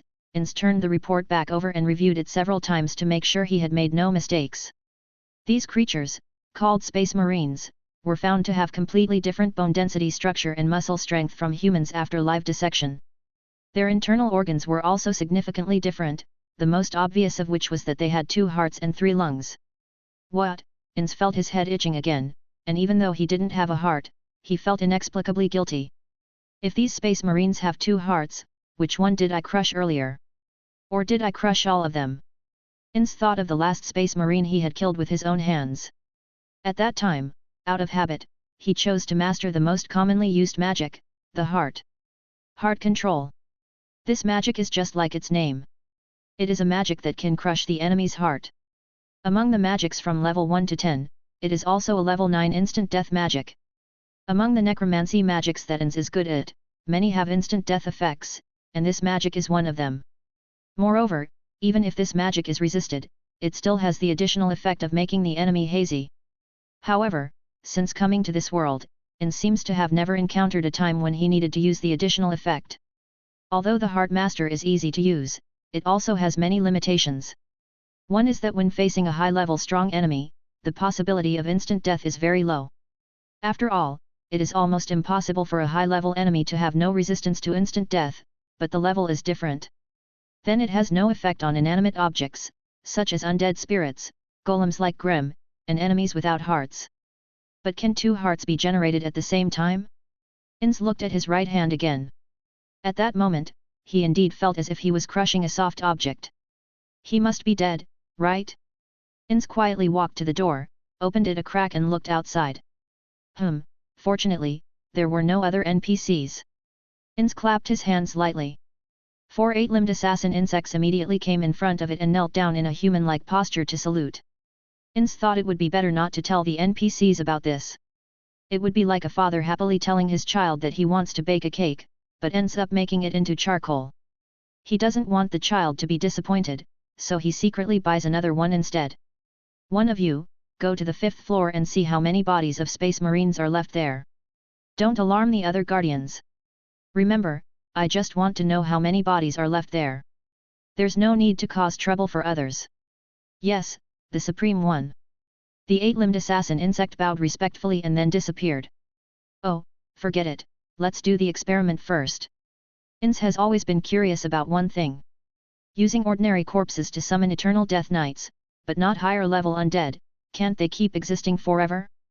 And using higher-level corpses to summon, can they summon higher-level undead that exist forever? What are the differences between these creatures from other worlds? It was really hard to find high-level corpses in this world before, but this time they found 6 corpses of medium or higher levels. And according to what they said, there are still a lot of these subhumans called Space Marines, so there will be no shortage of experimental subjects in the future. Ainz first used summon a Death Knight on the corpse of a Space Marine. Without any additional changes, an individual that looked like a normal Death Knight stood up. Ainz examined it carefully. Well, there was no change in appearance, and no change in properties. It seems that even if a higher level corpse is used, only an ordinary Death Knight can be summoned. Ainz then selected another corpse and used advanced undead summoning. An ominous mist rose from the corpse, and then the mist became thicker and thicker, and soon it was impossible to see what was inside. Then a pair of pale bandaged, pus-oozing, skinny hands first stretched out from the thick fog, and then the fog began to shrink, and a withered knight wearing a tattered cloak, wrapped in white bandages, wearing a crown, and carrying a bow and arrow appeared from the fog, riding a horse that gave people a strong sense of ominousness. The horse was very thin, and there were only 2 black holes where the eyes used to be, and copper-green mucus kept flowing out. As soon as the knight was formed, he immediately dismounted from his horse and saluted Ainz respectfully. Successful. Using the corpses of these Space Marines, he successfully summoned a level 60 high-level undead the Pale Knight. Completely different from the Death Knight who is positioned as a meat shield, the Pale Knight has very comprehensive abilities. It is an undead from the netherworld and can switch between entity and non-entity at any time. It has strong resistance to physical attacks, has long-range attack capabilities, can fly, and can also launch toxic attacks. The plague aura attached to its body can reduce all attribute values of nearby individuals and cause them to lose blood continuously. However, its shortcomings are also obvious. Although its capabilities are very comprehensive, there is nothing outstanding about it, so not many people use it. But no matter what, this is also a high-level monster of level 60, which is much more valuable to the Great Tomb of Nazarick than the Death Knight. And now there is an opportunity for mass production of such monsters. Chapter 21. Ainz's treatment. Now that the Pale Knight has been summoned successfully, it's time to try other monsters with the same background. According to Losino, a companion that Ainz used to like to collect, the Pale Knight was based on the 4 horsemen of the Apocalypse in the Book of Revelation, and was a group with the Blue Knight, the Rusty Knight, and the Black Knight. It just so happened that Ainz could only create 4 high-level undead in a day, so he did it right away and immediately launched a high-level undead summon on the remaining corpses. The Blue Knight and the Rusty Knight both came to the real world under Ainz's magic, but when Ainz wanted to continue summoning the Black Knight, he found that the corpses had been used up. The corpse of the Space Marine that was originally prepared was used to summon the Death Knight. What a waste, Ainz complained. Just at this moment, the 8-limbed blade assassin also returned, bringing it some bad news. Nanny? The body is missing. Yes, Lord Ainz, we are incompetent. Please punish us, Your Majesty. The 8-limbed blade assassin immediately knelt on the ground, and Ainz waved his hands hastily. No, this is not your responsibility. Oh, go and bring the remaining body of the Space Marine here, and check in the Great Tomb of Nazarick to see if you can find it. Oh, this is not an important matter, so don't disturb others. Yes, thank you for your kindness, Ainz-sama. The eight-limbed assassin insects knelt on the ground, kowtowed respectfully, and then disappeared. Ah, he is gone as expected.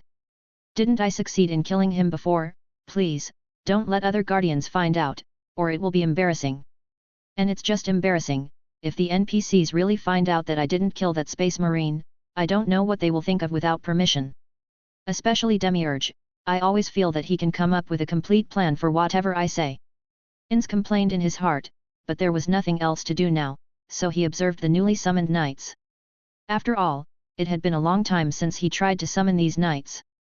The Pale Knight, the Rusty Knight, the Azure Knight, and the Dark Knight all have a counterpart in the four horsemen of the apocalypse, corresponding to plague, war, death, and famine respectively.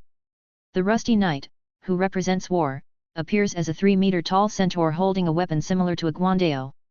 He is wearing tattered armor with blood stains in the gaps of the armor. At first glance, he looks like a melee monster, but he is actually a mage. The big guandeo in the hands of the Rusty Knight actually also has the function of a staff, or it can be said that it is a staff made into the shape of a big sword.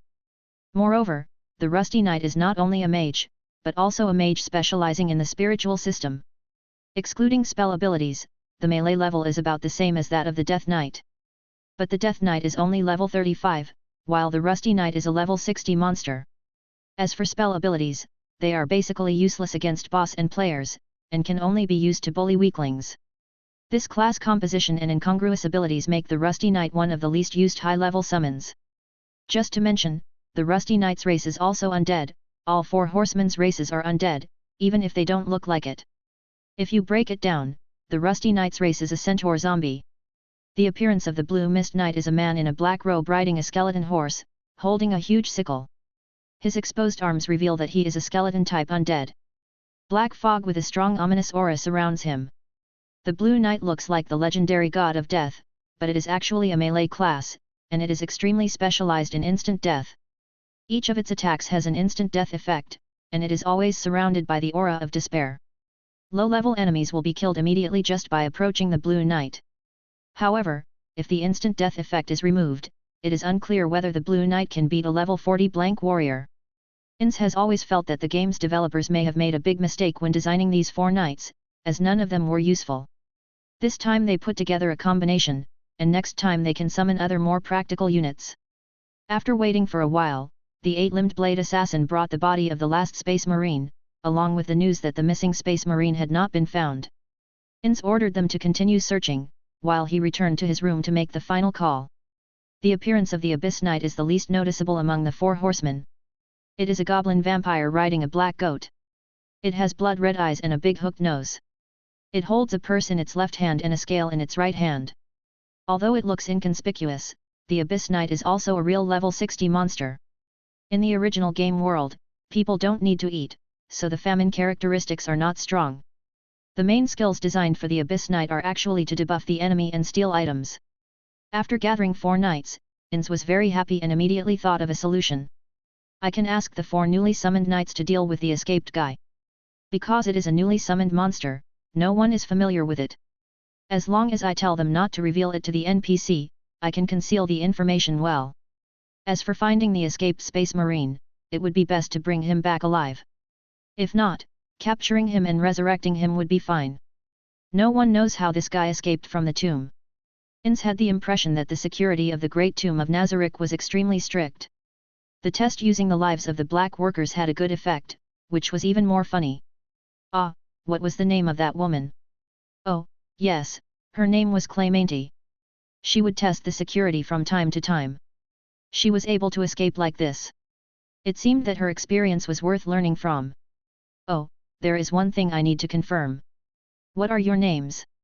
Reporting to the Supreme Lord, we do not have our own names, only the names of our races, which are the Pale Knight, the Knight of Azure, Rust Red Knight, the Knight of the Black Abyss. After watching the four knights respectfully state their race names, Ainz moved on to the next question. Do you remember your previous life? Before you became undead? Your highest master, we are all immortals created by the Supreme Master.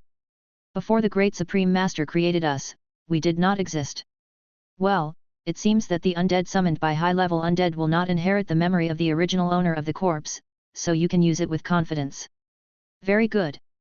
Now the 4 of you go together to capture the escaped Space Marine. Try to capture him alive. If that's not possible, dead is fine. Do you understand? Understand, the order of the Supreme Being is our desire. Very good, then I will wait for your good news. Ainz's final encouragement made the 4 knights very excited, and they all promised to live up to the expectations of the Supreme Being. After the 4 knights left, Ainz fell directly onto the bed. Ah, I feel a little tired. Although it was unnecessary, Ainz still stretched out his arms and legs on the bed as he had done when he was a human, and then began to roll around again. Although the bedding and pillows were of the highest quality, Ainz, who had become an undead, could not fall asleep. Lying on the bed for a while and pretending to be asleep was considered a rest for Ainz. Okay, although he had no nose, Ainz did have a sense of smell. He did not understand why this happened, just as he smelled a familiar scent on the bedding again. It felt very much like the subtle fragrance of albedo. Did the maids use the same laundry detergent when they washed it? Chapter 22, The Bar at the Great Tomb. There is an elegantly decorated bar on the 9th floor of the Great Tomb of Nazarick. Sometimes NPCs will come here to have a few drinks during their free time at work. The drinks are free inside the Great Tomb of Nazarick. The bar is managed by the deputy head chef of the Great Tomb of Nazarick, who is also one of the few production professionals in the Great Tomb. He specializes in producing beverages. The drinks he produces are not only extremely delicious but also come with various beneficial effects. The deputy chef's real name is Crab, but everyone prefers to call him Pidge. He was created by the Supreme Blue Planet and is a mushroom man. He looks like a large human-shaped mushroom, and his head, the cap of the mushroom, looks like a lot of purple-red water droplets. Although he has no facial features, Pidge can actually make expressions by distorting his face, but because he is a mushroom, it is difficult to understand, and only regular customers and friends like Demiurge can understand what he means. Originally, there weren't many customers in the bar, only a few regulars, but today it was unexpectedly lively. Demiurge and Cocytus were both regular customers, and they also came to the bar today.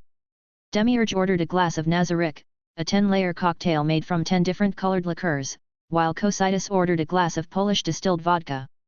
The two sat together and discussed carefully. Shaltir also came. Previously, as the guardian with the strongest comprehensive ability in the Great Tomb of Nazarick, she was controlled by a world-class item and went to war against the Supreme One. She was then killed by the Great Supreme One himself, and then resurrected by the merciful Supreme One. Although the gentle Supreme Lord Ainz did not blame Shaltir at that time, this serious sin still made Shaltir fall into deep self-blame and hit the lowest point in her life. At that time, Peach invited Shaltir to have a drink, and soon she regretted this decision. Shaltir has a very bad drinking habit and is an idealistic drunkard.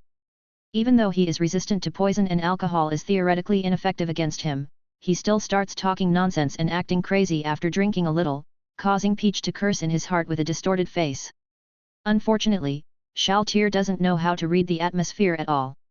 So every time Shaltir came over, Peach would intentionally lead Shaltir to the most remote place so that it would not disturb other guests. The last regular customer of the tavern is Nazarick's deputy butler Icarer, a birdman with the appearance of a penguin. Although he has a loud name, he is a purely logistical unit and is only responsible for cleaning the Great Tomb of Nazarick. He is completely different from the guardian butler Albedo. In addition to these two regular customers, Mare and Aura also came here today. It seems that the fact that the Supreme Being let the two of them lead the troops but were defeated had a huge impact on them. Aura initially wanted some wine, but Pidge refused on the grounds that she was underage. Aura was not convinced and first said that she was already 80 years old. But Peach insisted that 80 years old was considered underage among the Dark Elves, the race of Aura and Mare, and refused to give them alcoholic beverages. Aura then tried to prove that she was resistant to poison and that alcohol was no problem at all. Then he was rejected by Peach on the grounds that he was a minor. Aura started to say that she was a class guardian and it was okay to drink a little. But Peach still refused because he was underage and couldn't drink. Afterwards, Aura pulled Mare aside and gave several reasons, but they were all rejected by Peach, citing the rule from the Supreme Being that minors cannot drink alcohol. Finally, Aura pointed at Shaltir and said angrily, "It doesn't look like an adult yet, so why can't it drink? Pitch glanced at Shaltir. The female vampire was holding a wine glass. Her originally pale face was stained red. She was talking nonsense loudly and looked very drunk. No, it just looks small for now. With a loud bang, Shaltir quickly stood up and puffed out her chest. I don't have a pad. It said it without hesitation and in a decisive tone. Pitch ignored it and continued. It's actually very big, but it's not usually obvious. Yes, yes. That's it. Shaltir straightened her eyes with satisfaction and scanned the bar, especially lingering on Aura's chest for a moment. Ah. Shaltir chuckled and sat back down to drink with the attitude of a winner. Although Aura didn't quite understand what was going on, it still felt provoked. It wanted to retort, but was stopped by Pidge. Okay, don't be angry, these are apple cider, come and try it. Pidge prepared a glass of apple cider for each of Aura and Mare. Of course, the main ingredient was apple juice made from apples from the 6th floor of Nazarick. It was essentially a carbonated drink and did not contain alcohol. The name of the sweet wine satisfied Aura, and she pulled Mare to sit aside and drank happily. At this time, Shaltir seemed to have remembered something and shouted, "Oh, I remember a new batch of special blood came in. Give me some. It's too loud. A bar is a place for people to relax." Pidge's mushroom face twisted, but he still prepared a drink for Shaltir as requested. He first poured half of the fresh blood into the transparent glass goblet, then added vodka and celery juice. With his deft hands, he quickly prepared a bright red drink. Finally, Pidge carefully placed a lemon slice on the cup. "A glass of Bloody Mary, please enjoy." Normally, tomato juice is used to color Bloody Mary, but this is the great tomb of Nazarick, where cannibals and misanthropic creatures are everywhere and are the lairs of villains, so Bloody Mary naturally has to use fresh human blood. Previously, what Shaltir was most satisfied with was the Bloody Mary made with the blood of young and pure noble girls, but after tasting the new flavor today, she immediately praised it highly. "It's amazing. I can feel the vitality in this blood. It's as if this blood is still flowing in the veins of its original owner. This is the blood of those people. How much is left?" "Yes, this is the blood of those humans called Space Marines. I obtained 10 liters of blood for my research on diet." Very good, very good. By the way, how are the remaining 2? I tortured him for 2 whole days but he still didn't say a word. And without any consideration from Lordans, I ordered his execution. The body has been brought to Lordans. Haha, that disgusting guy Nerosta must be very shocked. The torturer of the Great Tomb of Nazarick is named Nerost Painkiller. The official name of his position is Special Intelligence Gathering Officer of the Great Underground Tomb of Nazarick, but people usually prefer to just call him the Torturer. Nerosta is also recognized as one of the 5 most evil in Nazarick. No one likes it in the Great Tomb. It rarely leaves the House of Truth in the frozen prison on the 5th floor of Nazarick. It looks like a giant corpse in revealing clothes. Of course, if it were just this, Shaltir, who is a necrophiliac, wouldn't really care. But it was annoying that Nerost actually wanted to snatch the favor of the Supreme Being from her, but Shaltir was happy to see Nerost suffer a loss. "I don't know about this." "Oh, never mind, have another drink." Shaltir quickly finished her Bloody Mary and shouted while holding up her glass. "How rude! Why can't you learn from Demiurge and be a gentleman?" Peach's face twisted again, but unfortunately Shaltir couldn't understand it at all. On the other side, Demiurge, who was praised as a gentleman by Pidge in his heart, also started chatting with Aura and Mare.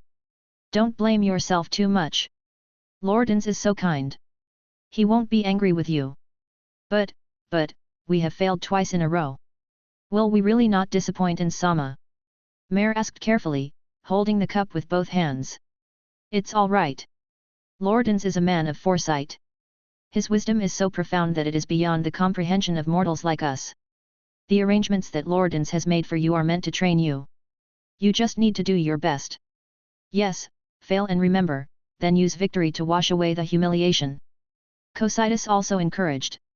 It had the most experience in this area. When Ainz attacked the lizardmen before, in order to test the growth potential of the NPCs, he gave Cocytus some miscellaneous troops that could theoretically win the battle and asked it to command them. As a result, Cocytus was defeated, and he was deeply ashamed of this. Fortunately, he was soon arranged by Lord Ainz to fight against the lizardman himself and wash away his humiliation. It was also because of this that Cocytus felt that he could best understand the kindness of the Supreme Lord Ainz and his expectations for the growth of the Guardians. Okay, we'll remember this and we'll definitely win next time. Aura pumped her fist. Sparasi, that's it, very spirited. Demiurge applauded Aura's determination, and then asked, I heard that the attack will continue tomorrow. Has the composition of the troops changed? Yes, Insama has ordered that tomorrow's main attack will not be carried out by the undead, but by our servants on the 6th floor who can automatically refresh. Okay, then I wish you good luck in martial arts. May your military fortune flourish. Demiurge and Cocytus raised their glasses together and wished Mare and Aura victory tomorrow. Chapter 23. New enemy. All the previous battles had been fought with the undead. Although the Great Tomb of Nazarick was indeed a force mainly composed of undead, it was not without other units. So today Ainz decided to send out a new unit for testing. After giving Aura and Mare a day's rest, Ainz ordered them to take the servants below level 30 from the 6th floor of the Great Tomb of Nazarick, which was the level they were in charge of, to the battlefield. The environment setting of the 6th floor of Nazarick is a jungle. There are a lot of forest settings here. In the center of the forest is a large arena, whose official name is the amphitheater. The servants here are mainly divided into two types. The servants in the jungle outside are all various magical beasts or plant monsters, while the servants in the big arena are various golems. Because the great underground tomb of Nazarick can automatically refresh units below level 30, Ainz sent all the units below level 30 from the 6th floor this time. Among them, the most common and largest ones are the following. The demon wolf is a monster similar to a wolf but a little larger in size. It has a certain level of intelligence, but is nothing special and can be destroyed by outstanding indigenous adventurers from the other world. The invisible hound is an invisible monster, but it cannot eliminate body odor and sound. It is easily exposed in places with water, and can be regarded as cannon fodder like the magic wolf. Saber-toothed wolf, a monster that looks like a wolf but is larger than a puma, with huge canine teeth growing in its mouth. The saber-toothed wolves in Nazarick are stronger than the native species of the other world, and their positioning is probably similar to that of the senior guards of Nazarick. The large saber-toothed wolf, as the name suggests, is a superior race of saber-toothed wolves. It is larger and stronger, and is positioned closer to the experienced guards of Nazarick. The Moonlight Wolf is a level 20 monster with a body similar to that of a Siberian wolf. Its body emits a faint silver light and it is very fast, making it a monster specialized in agility. Owlbear, a giant white bear with an owl face, is very flexible despite its huge body. It is level 30 and is located right next to the automatic refresh of the Great Tomb of Nazarick. In addition, there are many other species, which together total exactly 5,000. Then there are golems, or golems. The most that the natives of the other world can make are wooden golems, but Ainz's side mainly uses earthen golems. However, these monsters were made by his guildmates as an atmosphere group. They are not guild benefits themselves and cannot be refreshed automatically. However, in order to create a more lively atmosphere, Ainz and his companions spared no effort to fill the entire amphitheater's auditorium with earthen golems, a total of 20,000. Theoretically, just sending out these golem armies would be enough to wipe out the human army if those special beings did not take action. Ainz could have sent out some earthen golems to participate in the battle. After all, the price of these things was very low, relative to the Great Tomb, but Ainz's nature similar to that of a pixie who made it not want to make losses. It had been bothered by the fact that it had sent out one dragon bloodline out of curiosity before. You can't spend money like this. Although Nazarick now has tons of gold coins piled up to the ceiling and various magical items worth tens of thousands, if it spends like this every day, it may go bankrupt in a few hundred years. In conclusion, there is no surplus food in the great underground tomb of Nazarick. Ainz thought of the stone golem again. Oh, this one will work. Although the earthen golems were made by the companions themselves, the stone golems are actually native to the Great Tomb of Nazarick and are monsters that can be automatically refreshed. The strength of the stone golems in the other world is considered a heroic unit, which means they have reached level 29. Ainz sent out all stone golems without hesitation. Then, the low-level undead that continued to gather from all over the theocracy, totaling about 40, as well as the Death Knights and undead grand magicians that came with them, were thrown to Mare and Aura. Ainz did not deliberately create these undead. Their source was mainly the talents of the undead troops he sent out. Many beings killed by the undead in the Great Tomb were turned into undead due to passive abilities. For the Big Tomb, these low-level undead are not as useful as corpses. It is better to use them as cannon fodder to fill the line, so as not to have to consider how to use them later so as not to waste them. So, at 8:30 in the morning, Mare and Aura arrived at the battlefield with such a large and mixed army. On the other side of the battlefield. This is the third day that the aggro militia has been fighting. Although Barn has tried his best to arrange for them to take turns to rest, and they have been winning over the past 2 days, fatigue is still beginning to accumulate. Especially since there were many casualties yesterday, everyone seems even more tired. Fortunately, if nothing goes wrong, reinforcements will arrive tomorrow and we just need to hold on for one more day. Bao Buletintong replaced the combat brother who often raced and came to the battlefield. Although Barn and his companion had only rested for less than 2 hours a day in order to cope with the battlefield these days, it was enough for the Space Marines to continue fighting. Replacing Bao Buletintong was more for the purpose of accumulating more experience and letting that battle brother try to learn some magic and martial arts. Many warriors were very curious about these unique new things. Although they were exhausted from fighting and building fortifications, they still had the energy to ask the locals of the Silian theocracy for relevant knowledge. Among them were some who showed talent. Even Barn himself was the one with the best learning progress. In the past few days, he had already mastered the second-level attack magic shock wave. This is a kind of magic that can distort the atmosphere and send out invisible shock waves. It is powerful enough to make a large dent in iron plate armor. Although it is not as powerful as Barn's own bare fist, it is also something that can be used. The information related to these magics was sent out along with the latest star news, which should attract enough attention. After 8:30 in the morning, the enemy's attack began again. The composition of the enemy has changed a lot this time. Although the largest number of zombies are still cannon fodder at the front line, various strange animals and puppets made of rocks have joined the team behind. Those wolf-like animals were very agile. They mixed in with the zombies, hid behind the tall Death Knights and launched an attack on the front line positions together. The rock golems were closely arranged in rows and rows, forming a moving wall, which provided protection for the various creatures behind them, mainly the owlbears, and continued to advance forward. Barn also discovered an invisible enemy on the battlefield in time.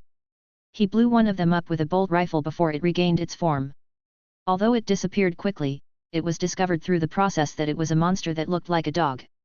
Because there are too many types of monsters this time, Aura really has nothing to arrange, that is, continue to fill the line with low-level undead, mix in magic wolves to increase the threat, and use rock golems to form a meat shield to protect the creatures behind, and push forward together. Although the plan was primitive and simple, it did achieve results. The combined rock golems caused overwhelming damage to the barbed wire. Just by charging through, they destroyed the barbed wire that the aggro militia had worked so hard to repair. If they come across a trench, these golems will jump in and use their bodies to build a makeshift bridge. This army was more difficult to deal with than yesterday's, but the Empire and the native soldiers of the Silian theocracy, led by the Space Marines, fought bravely and still achieved a great victory after 3 hours. Ainz, who was on the 10th floor of the great underground tomb of Nazarick, had been watching all of this through surveillance magic. When he saw the last owlbear being shot dead by several aggro militiamen using automatic rifles and laser guns, Ainz nodded. Let's not end it so quickly today. Let's test the endurance of these human Empire soldiers. Demiurge, go gather all the servants on the 7th floor that can refresh automatically and send them to Aura and Mare. Ainz clapped his hands and continued happily. Let's get to round 2. Chapter 24, Tragic. Demiurge is the guardian of the 7th level of the great underground tomb of Nazarick and the highest level devil at level 100. Although he looks like a traitor, his loyalty to Ainz is unparalleled. Because he is good at using imagination, the term Demiurge was created for him. The 7th floor of Demiurge is basically composed of various demons, and those that are less than level 30 are shadow demons and soul-devouring demons, and there are not many of them. The 7th floor did not have as many atmosphere group units as the other floors. After seeing that the number of units gathered was less than expected, Ainz directly ordered Demiurge and his subordinates to start summoning demons. High-level demons usually have the ability to summon demons, especially level 80 demon general demons, which can even summon a demon general of the same level as themselves. If low-level demons are summoned, the number will increase significantly. Ainz had used this method once when he took advantage of the kingdom's misfortune for the first time. After all, they were just summoned cannon fodder and would not cause any losses, so why not do it? Soon an army of demons was formed. The army is led by the war demon, a commander-type demon wearing full-body armor and holding a black flame sword. It has the ability to buff other demons. The rest are Pleading Demon, level 40, 30 Corrupted Demons, level 500. Scythe Demon, level 20, 1000. 10 Lower Demons, level 5000. In addition, there were 30 demons below level 500, and they were handed over to Aura and Mare along with the original demon troops of the 7th tier. As soon as the demon army arrived on the battlefield, they immediately put great pressure on the human side. One is that the appearance of the demons is so unique that the ignorant aggro people may not be so, but the knowledgeable White Scar Space Marines and their auxiliary troops can't help but think of some small creatures in the warp when they see these demon armies. Although, it doesn't have the aura of the subspace, but it does look similar. In short, it's really ugly.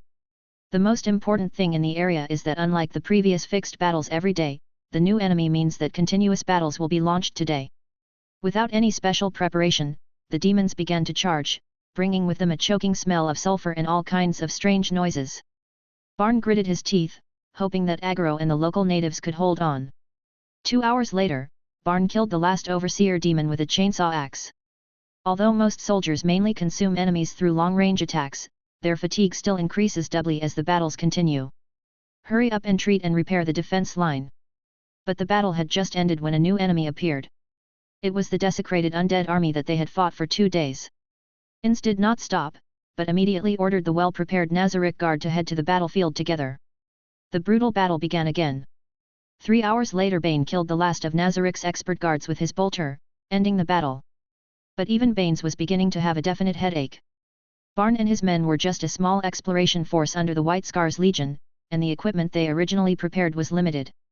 Usually, they had a technical sergeant like him to make some adjustments and repairs when necessary, which was enough. However, Barn and his men really did not have the supplies required to fight a tough battle. As for the weapons of the aggro militia, they were not only outdated but also in short supply. The first thing that was an urgent need was the ammunition for their automatic rifles. Although Barn had made a plan, the continuous fighting led to a sharp consumption of supplies, increasing casualties among the troops, and morale was approaching a critical point. Even the military disciplinarian was shot by an arrow by the enemy in the previous battle. Fortunately, as a veteran, the military disciplinarian was experienced and dodged in time to avoid fatal injuries. With John's emergency treatment, he regained his fighting capacity and returned to the battlefield. However, the injury and short absence of the military discipline officer had a great impact on the morale of the aggro militia. "Can you still hold on, Governor Jim?" Baines asked Jim through the communication bead.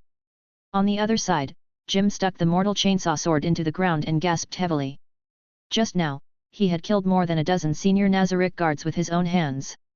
His hands were shaking and his lips were dry and chapped. If he had not been equipped with a micro-force field generator, the Skyhawk necklace on his neck, as the governor of the planet, Jim would have been almost sent to reincarnation by a Nazarick guard holding a spear. Daughter Amelia quickly handed the water bag to her father. Amelia also performed very bravely. She carried the chainsaw axe used by the Space Marines and chopped dozens of Nazarick's guards into pieces. But now she was also very tired, extremely tired. Her knuckles had cracked due to the constant recoil in the fight, and blood was flowing to her elbows, but she was unaware of it. Jim took the water bag, then his eyes moved between the bloodstains on the bag and Amelia's palms. Following her father's gaze, Amelia realized that her palms were now covered in bloodstains. Amelia quickly took out a small bottle, poured half of the liquid medicine on the cracked wound on her hand, and drank the other half. Then the cut on Amelia's hand began to heal visibly. These are the healing potions provided by John. They are very useful and are said to be relatively precious in this world.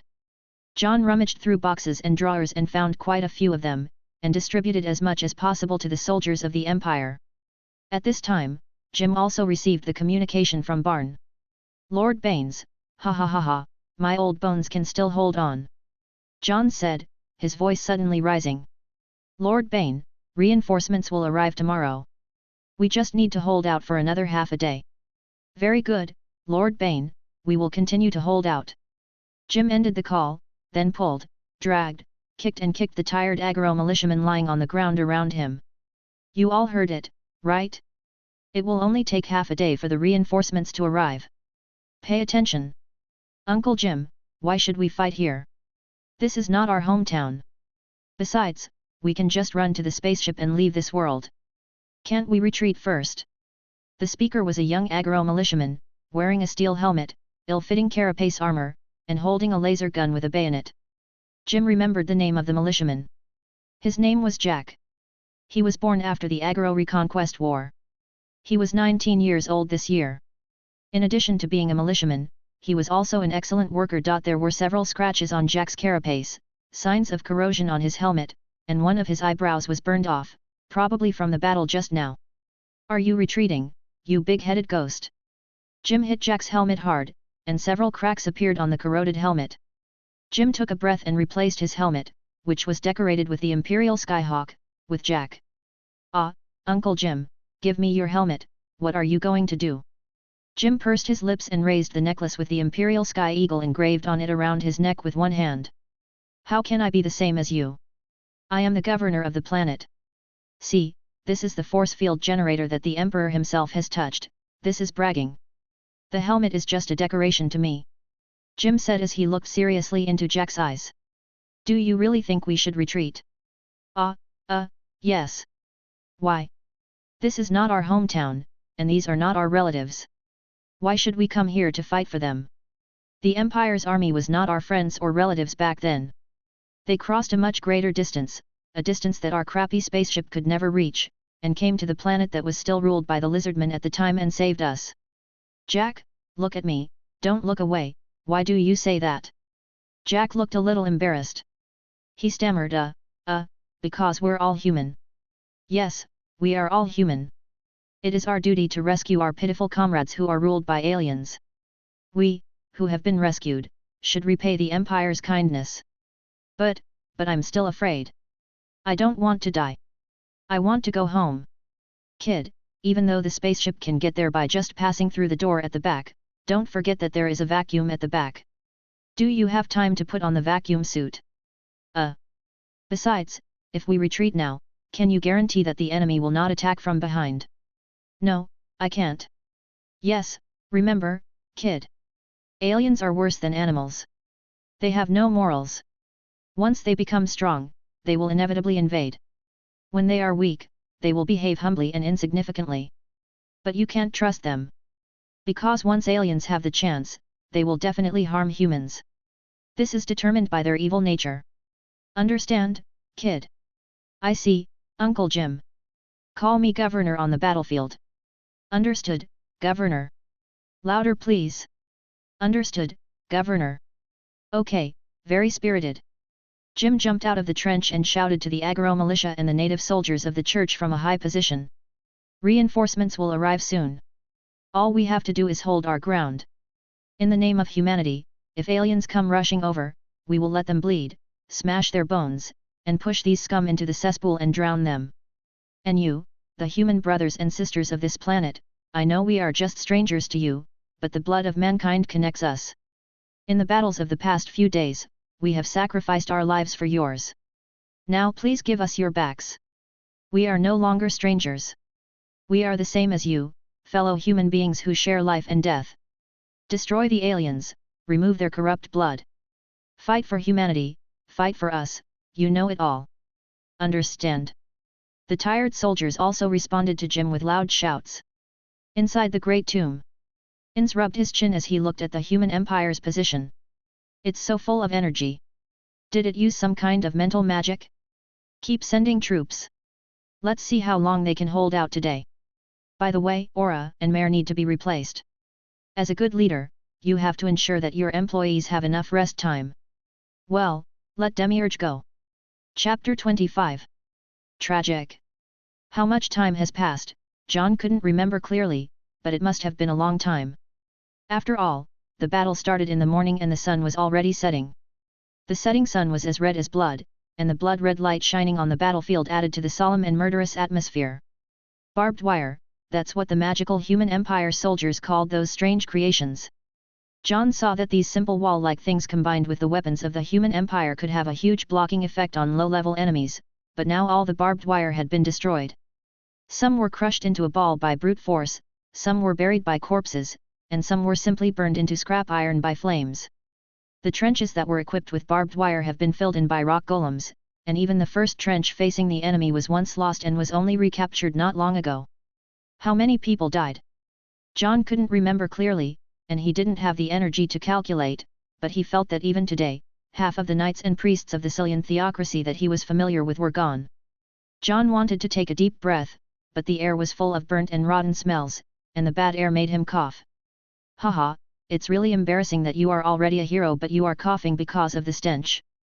However, the heroes in this battlefield are just advanced cannon fodder. How many enemies who have reached the heroic level have been eliminated so far? 1,000?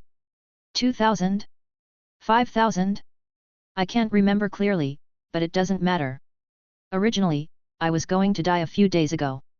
Not only is he alive today, but he has also cooperated with others to kill several monsters in the hero realm, and he has also seen such a strong battlefield. It is truly worth dying for. Well, I just hope that the reinforcements promised by the human empire can arrive sooner. If they arrive sooner, humans can survive longer. John was lost in thought, but his hands did not stop. He kept handing damaged equipment or laser gun magazines that had run out of energy to Father Otto. As for why John, the head of the logistics medical team, would help repair equipment on the front line of the battlefield, it was actually very simple. After a day of fierce attrition warfare, John and other priests had long used up their magic, but having lost the ability to cast spells, they were unwilling to withdraw from the battlefield. So they found some jobs within their capabilities. As a hero unit, John also picked up a large caliber automatic rifle and a ceramic steel hammer, and worked part-time as Father Otto's bodyguard. Father Otto came to the battlefield because he was too busy repairing equipment, so he simply moved to the front line to save some time. 0101001101000010. Otto angrily cursed in binary swear words that no one could understand, and the robotic arm behind him was almost leaving after images. Father Otto uttered another binary curse word, then turned back to stare at the battlefield, the enemy coming again. After all the monsters that could automatically refresh were sent out, Ainz chose to use his summoning ability to create the undead. There are many high-level undead in the Great Tomb of Nazarick, and many of them have the ability to summon lichens. If you don't consider the level and just pursue quantity, you can create a lot of undead. Soon, a large number of undead troops, mainly skeleton warriors, gathered again. Skeleton warriors are a type of monster that can be created by summoning third-tier undead. Using the fourth tier, multiple summons can be made. They are skeleton warriors wearing armor, holding round shields and scimitars. Their strength is slightly inferior to that of Nazarick's senior guards. Ainz has gathered 1,000 of them. Heavy skeleton warriors are units created using the 5th tier undead summoning magic. They are an enhanced version of skeleton warriors, with a level of over 29. They are dressed in full body armor and equipped with a tower shield and a sledgehammer. Ainz gathered of them. Ainz felt that this was not enough. If the strength of the troops commanded by Demiurge was too far behind that of Maraora, wouldn't it seem biased? This is something leaders need to pay attention to in order to balance the fighting force. Ainz gave Demiurge another 200 Death Knights and 200 Death Troopers. Anyway, these things can be made using the corpses of ordinary people. It and Pandora can make 24 of them a day. Before, because the number was increasing, they were all sent to do odd jobs. This is a good opportunity to use them up. So after dinner time in Nazarick, Demiurge arrived on the battlefield with a new force to replace Mare and Aura. Demiurge, wearing a red suit, with an alien tail and a treacherous look on his face, came to the battlefield and took a deep breath. It is very satisfied with the air environment here. It would be better if there were some more wailing. Without giving the Imperial forces time to rest, Demiurge dispatched his entire army without hesitation. The Death Cavalry was the vanguard, with the Death Knights following closely behind as the support, and the rest of the troops followed suit. Simple and crude, but effective.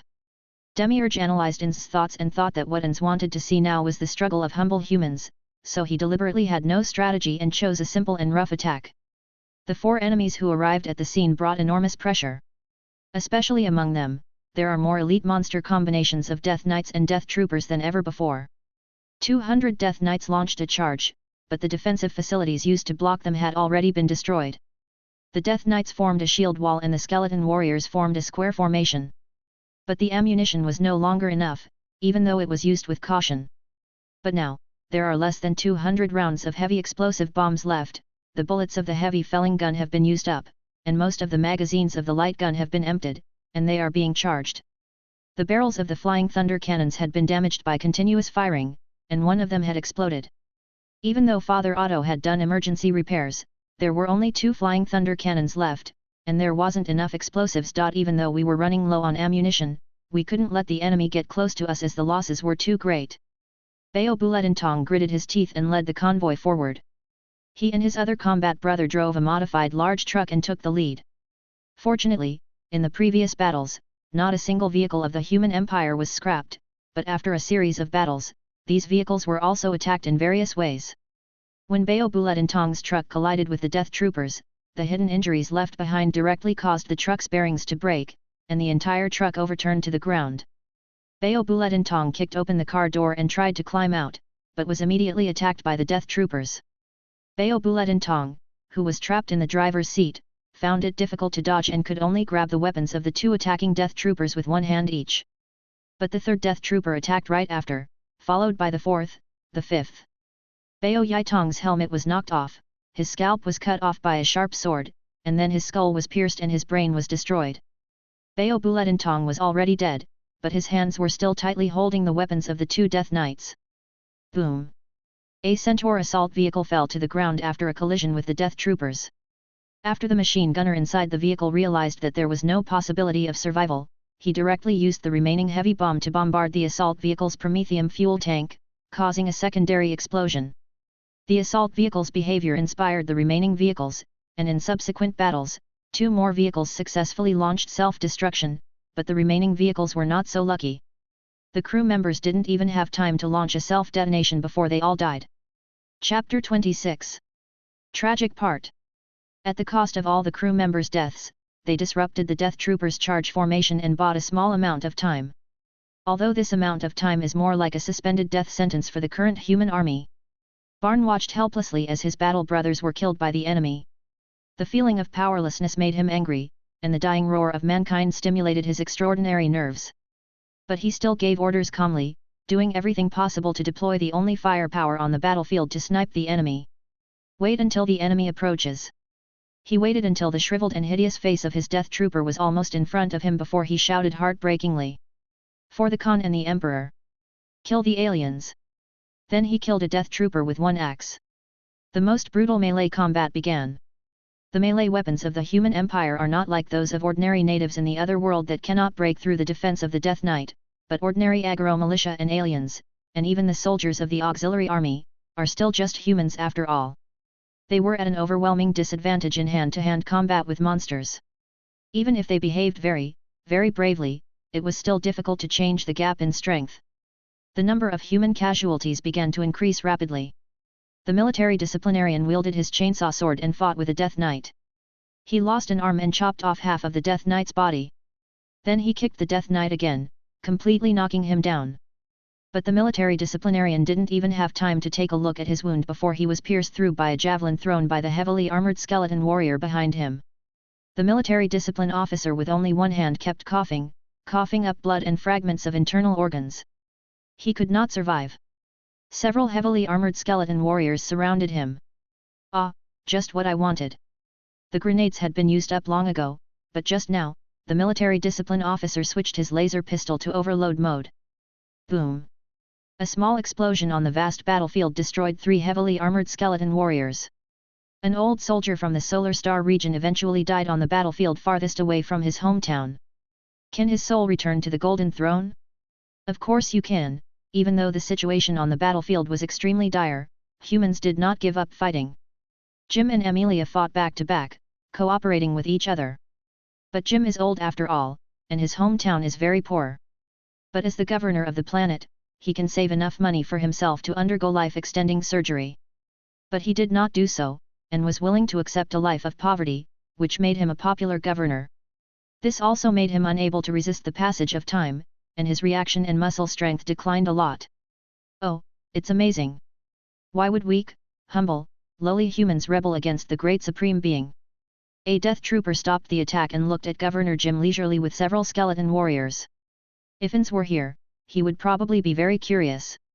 Although the death trooper was not an undead with low intelligence like the Death Knight, it was just an ordinary summoned creature, and in theory they were all the same. But this death trooper showed something like personality at this time. Humph, even if I tell an alien like you about the principles of being a human, you won't understand. Jim showed disdain for the Death Trooper's words. Then please die. Jim said nothing more, raised his chain sword and engaged the Death Trooper's weapon. There was a harsh friction sound, and the chain sword cut off the Death Trooper's weapon and further cut into the Death Trooper's shoulder. One of the Death Trooper's arms was disabled, so he stretched out his other arm, relying on his tall stature and riding on a horse, and grabbed Jim from the ground. After losing his support point, the chainsaw sword could not continue to move downwards, so Jim decisively gave up the chainsaw sword, took out his combat knife, and stabbed the Death Trooper's hand. With one cut, black blood spurted out, but the wound deep enough to see the bone had no effect on the undead like the Death Trooper. Its palm gripped Jim's neck and went deeper and deeper. The force field generator on Jim's body could not cope with this low-speed grab. Under the tremendous force of the Death Trooper, his complexion became worse and worse, gradually changing from red to white, and then to purple. Amelia wanted to help her father, but the surrounding skeleton warriors rushed over and surrounded Amelia. The chainsaw axe used by the Space Marines was a heavy two-handed axe for Amelia, and now she wielded it with great force. Amelia completely gave up on defense. She used her shell to resist, exchanging minor injuries for the opportunity to smash the skeleton warrior. Soon 5 or 6 skeleton warriors were smashed to pieces, but more skeleton warriors came up. Where are the people? Come and help! Amelia yelled and swung her axe, but no one responded. She was horrified to find that everyone around her was dead. Jim's face was blue, veins on his forehead were bulging, and his eyes were almost popping out, but his hands still did not stop. 1 click, 2 clicks, 3 clicks. Although it was getting slower and weaker, the attack never stopped. There was a slight snap and Jim fell to the ground. The Death Trooper looked at his arm in confusion, the bones there were broken. By human standards, it's pretty impressive. The Death Rider nodded, and using his legs to control the warhorse under his crotch, rushed towards Jim, with the horse's head raised high, and its huge hooves were about to fall. Suddenly there was a loud bang, and the warhorse, which had already stood up, was shaken to the side, and its hoof fell next to Jim. At this moment, the Death Knights, Jim, Amelia and even the skeleton warriors all stopped and looked behind them. There are reinforcements. Human reinforcements. But they were not the elite of the human empire as promised. They were just a group of ordinary people from the Cillian theocracy, including ordinary men, women, and soldiers who were injured but not fully recovered. They tied many containers on themselves, some of which had burning wires on them. These people ran madly, not stopping even when they were foaming at the mouth. Once they got close to the enemies in the Great Tomb of Nazarick, they would pounce on them immediately, followed by a small-scale explosion, leaving behind flames burning on the spot and unrecognizable fragments. The fearless undead servants of the Great Tomb were beaten back by humans who were even less afraid of life and death. Explosions were heard everywhere, and the Great Tomb of Nazarick troops, which had almost won, began to be defeated. These people were the work of Father Otto, and they were also volunteers. The only thing the human empire has in abundance now is promethium fuel, but even the flamethrowers have been destroyed. The most direct and simple way to use this fuel now is manual control by humans. Pour promethium into a kettle, bucket, bag, or even anything else, and have someone carry these dangerous flammable and explosive items. Then light a fire, and the promethium fuel on the person will explode directly when they get close to the enemy. To put it simply, it is using ordinary people as bombs. And in the end, thousands of people stood up and were willing to be the bomb. Facing the Great Tomb of Nazarick and the Sorceress Kingdom, if they did not resist they would surely die. But if they resisted, they could gamble their lives with their own. And those who have lost everything get the chance for revenge they want. Just like that, yet another attack on the Great Tomb of Nazarick was defeated. The sun had already set in the sky, and a cold moon rose to the high mountain. The merciless moonlight is licking the scarred battlefield. The Great Tomb of Nazarick, the 10th floor throne room. Ainz opened the game panel and took a closer look. The automatically refreshed servants and the low-level monsters summoned every day are all sent to the battlefield. If you want to continue fighting, you will have to pay money. Forget it, let's do it tomorrow.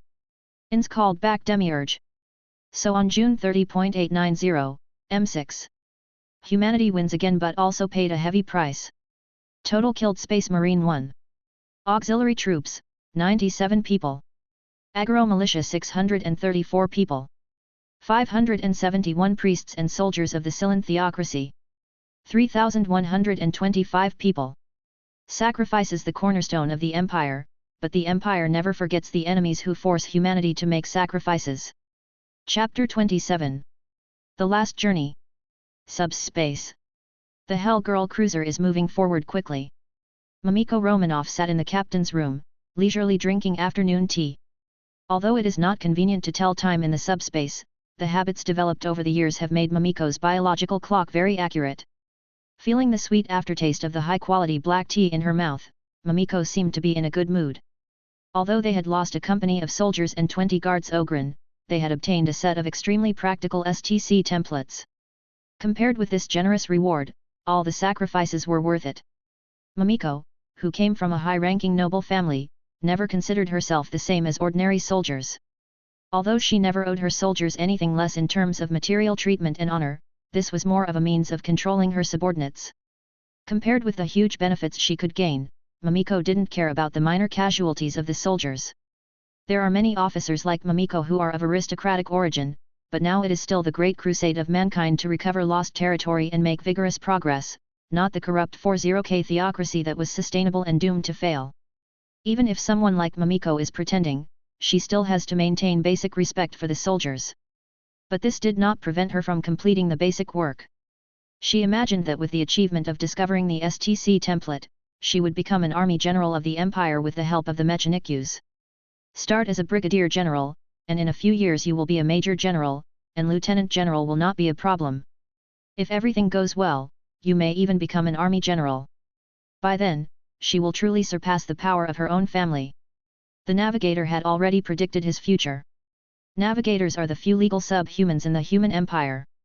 Their unique mutations allow them to identify directions in the subspace, making them an indispensable force in the human empire. At the same time, they also have some special abilities, such as predicting the future to a certain extent through powerful psychic powers. After obtaining the STC template, Mamiko asked the navigator to make a new prediction. The navigator responded. We walked through the continent paved with blood and wisdom, and under the praise of life, we headed for a brilliant future. Although in order to avoid attracting the attention of certain beings in the subspace, most psychics would use metaphors or ambiguous words to convey prophecies, but Mamiko felt that this prophecy was quite easy to understand. The blood is naturally the blood of the aliens and heretics in the world you are going to, the wisdom is the STC template, the life should be the local humans, and the glory is your own bright future. Suddenly a shrill alarm sounded.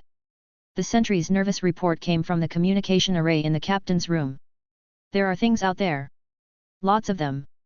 Very large things. They look like lizards. Mamiko immediately opened the special protective panel in the room. It was dangerous to watch casually in the subspace, but now Mamiko urgently needed to know what was happening. With the guard plate opened, countless things that looked like large lizards with wings appeared in her sight. There were so many of them that they almost covered all areas of the Hell Girl. Based on the size of these large lizards compared to the parts of the spacecraft, Mamiko estimated that the smallest of them was 60 meters long. They are all very sturdy, mainly blood and orange in color, with huge wings with claws growing on their backs, and their bodies are covered with various irregularly growing spikes. The blood-red eyes on their heads are small but full of hostility, and sparks flash from time to time in their big mouths full of terrifying sharp teeth. The image of these huge creatures reminded Mamiko of a creature from ancient legend. In ancient Terra, people would call this creature Azwajan, or a more concise and powerful name. Dragon. Why are these things here?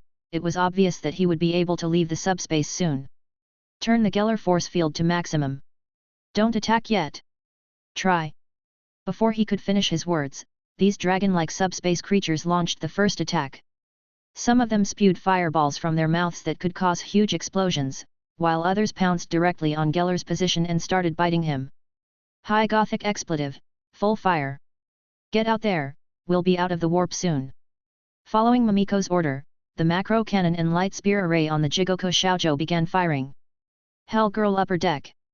Father Rainer's private residence. Father Raina stared at the battle outside, the blue light in her eyes growing brighter and brighter. Damn you, brainless bloodthirsty lunatic.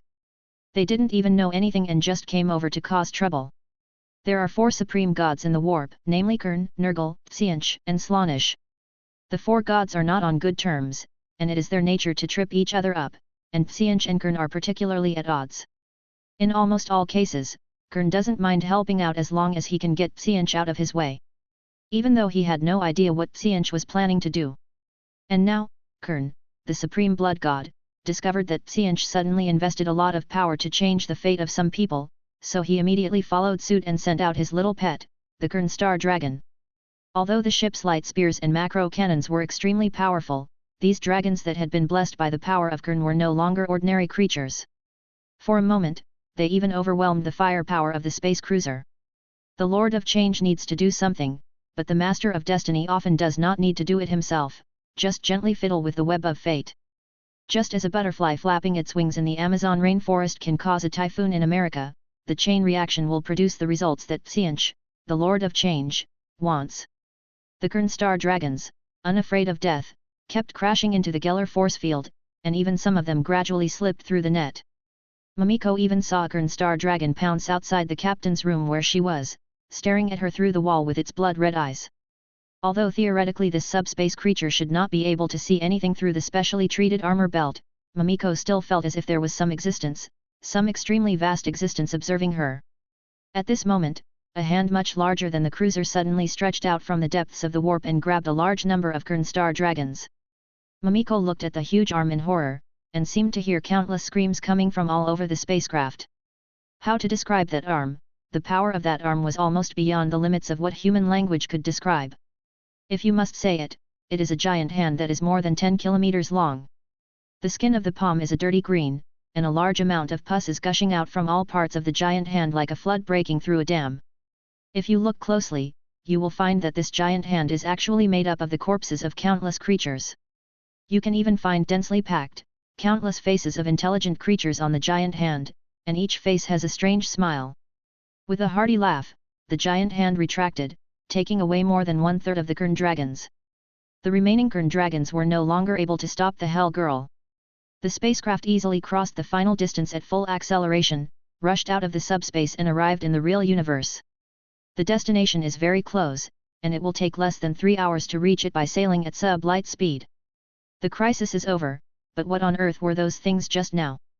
Mamiko prided herself on being knowledgeable, but she had never seen anything like this in the subspace. She also always considered herself to be very brave, but now she still felt scared, and her back was already soaked with cold sweat. But no matter what, we got out alive. Worth celebrating. Just when Mamiko was about to get a bottle of good wine to have a drink, she found a knife stuck on the table. That is a very beautiful knife. Its appearance is similar to the combat swords commonly used in the Empire, but it has gorgeous but meaningless decorations. The total length of the knife is 8 inches, the blade is mainly flame red, and the blade is blood red. Ah, what a beautiful knife! When was it put here? There seemed to be a whisper in the dark tempting her to pick up the knife. As long as you pick up this knife, 8 broad roads will appear before you. The honor and power you desire will be within your reach. What are you waiting for? What are you waiting for? Pick it up. Fight. Have fun. Fast, fast. Glorious and cool. One chance, one chance. Killing, cool, cool. Mamiko picked up the knife, and now she felt that she had never had such a good life in her life. Another place on the upper deck of Jigoko Shaojo. The new captain, Trazin, whispered in a voice that only he could hear, "This ship is really lively." Chapter 28, Valkyrie on the battlefield. M30.890 June 6, 6 am. After several days of fighting, the Imperial army had to retreat back to the cathedral area for defense. Only a small number of elite troops led by Barn and John were left to observe. The original trenches were filled with a lot of promethium fuel, ready to be ignited directly to block the enemy as soon as they arrived. Governor Jim stayed in the church area to comfort the soldiers and civilians. When will the reinforcements arrive? Jim wanted to sigh, but as the governor, he still pretended to be calm. Governor, will the reinforcements arrive today? After the fight, Jim was pleasantly surprised to find that Jack was not dead, but both his legs were broken. Due to the lack of magic and medicine, Jack only received some simple treatment, and now he was lying on the ground against the wall, holding a scarred laser gun. Because so many people died in the battle, every soldier has now been given a laser gun. It will come. It will come soon. Jim forced a smile and comforted Jack. He knew that Jack's problem was also the problem of many people. They were not extraordinary space marines, but just ordinary people. It was the first time for many of them to step into the battlefield, in addition to the local people who were once frightened. It's a miracle that they have managed to hold on until now. But how long can we really hold on? The environment in the warp is always changing and delays are very common. If the intensity of the battle continued as it did yesterday, we might not be able to hold out for even 3 hours. Ah, Emperor, please open your eyes. Here they come. Here they come. Reinforcements are coming. An excited soldier rushed out from the portal in the basement. He shouted loudly, danced and swung his hands. He fell down while running, but he didn't care. He stood up and continued running and shouting. Here they are? Which reinforcements are they? How many people are there? Jim grabbed the soldier and asked excitedly, Ah! It's the Imperial army, a cruiser is coming. The Emperor really opened his eyes. 8:30 am after yesterday's continuous battles, Ainz felt that there was nothing left worth exploring. It issued a new order today. Aura and Mare will command all servants that have completed automatic refresh. The guards of Nazarick, the rock golems, various magical beasts, and demons formed a massive army. Mare and Aura brought these troops to the battlefield again and announced the attack without hesitation. Aura put her hands behind her head in relaxation. I've been fighting for several days, and today I finally managed to crush these bugs. What do you think, Mare? Yes, sister, it is only in this way that I can feel more accomplished. Yes, everything is over. All those annoying human creations were destroyed, the trenches were filled, and even those humans who had been resisting stubbornly were only a few left, carefully hiding behind the last few bunkers. The gate of the church area was tightly closed. It seemed that most humans had given up resisting and hid behind the door, embracing the false sense of security. The huge army began to attack. This time, Aura was just like the beginning, without any plan, just pure F2A. After all, in the face of absolute power, there is no need to use plans. The demon laughed horribly, thirsting for blood. The monsters roared and rushed forward the fastest. The various undead guards of Nazarick advanced in silence. Destruction is imminent. But the Supreme Being is merciful, and these humble humans will fulfill their value in the great tomb of Nazarick. Used as experimental subjects, food ingredients, and building materials. Then Aura saw the door that had been closed opened. 300 heavy cavalrymen armed to the teeth rushed out. It was obvious that those horses were not ordinary creatures. They are much larger than the largest horses, with a shoulder height of 2.4 meters, and run faster than cheetahs. The cavalrymen on these horses held spears with extremely large spearheads and charged at the Nazarick army without hesitation. They shouted a word, "Follow the Emperor's will and destroy the monsters." Following behind these cavalry were many more vehicles than before, which looked sturdier and stronger. A large number of green armored infantrymen followed closely with guns in hand. What are these? I haven't seen it before. Did it suddenly appear? Aura did not withdraw the order, but allowed the troops to continue the attack. Mamiko is a master of swordsmanship, but she prefers to give orders in the headquarters while drinking tea rather than rushing to the front lines and getting covered in blood. But today she behaved differently. She ignored the opposition and personally served as the spearhead of the barbarian cavalry battalion. The human empire has cavalry, and a lot of them. Perhaps it's tradition, or maybe it's because close combat is sacred. But no matter what, it is a fact that there are indeed a large number of cavalry in the human empire. And these cavalrymen were not riding ordinary creatures. Some rode on Korok beasts, some rode on giant wolves, and some rode on lizard-like creatures. Mamiko's cavalry battalion used the most traditional Terra horses. Of course, although they are called Terra horses, it only means that the main genes of these horses come from Holy Terra. In fact, these horses are special creatures that have been genetically modified. They are larger than the tallest Shire horses, faster than the fastest English thoroughbreds, and their skin acts like hardened leather armor, strong enough to withstand small-caliber firearms. The Rough Riders, these brave and fearless warriors, wear the feedback power armor. The most famous user of this armor later was the Sisters of Battle in the 40th century.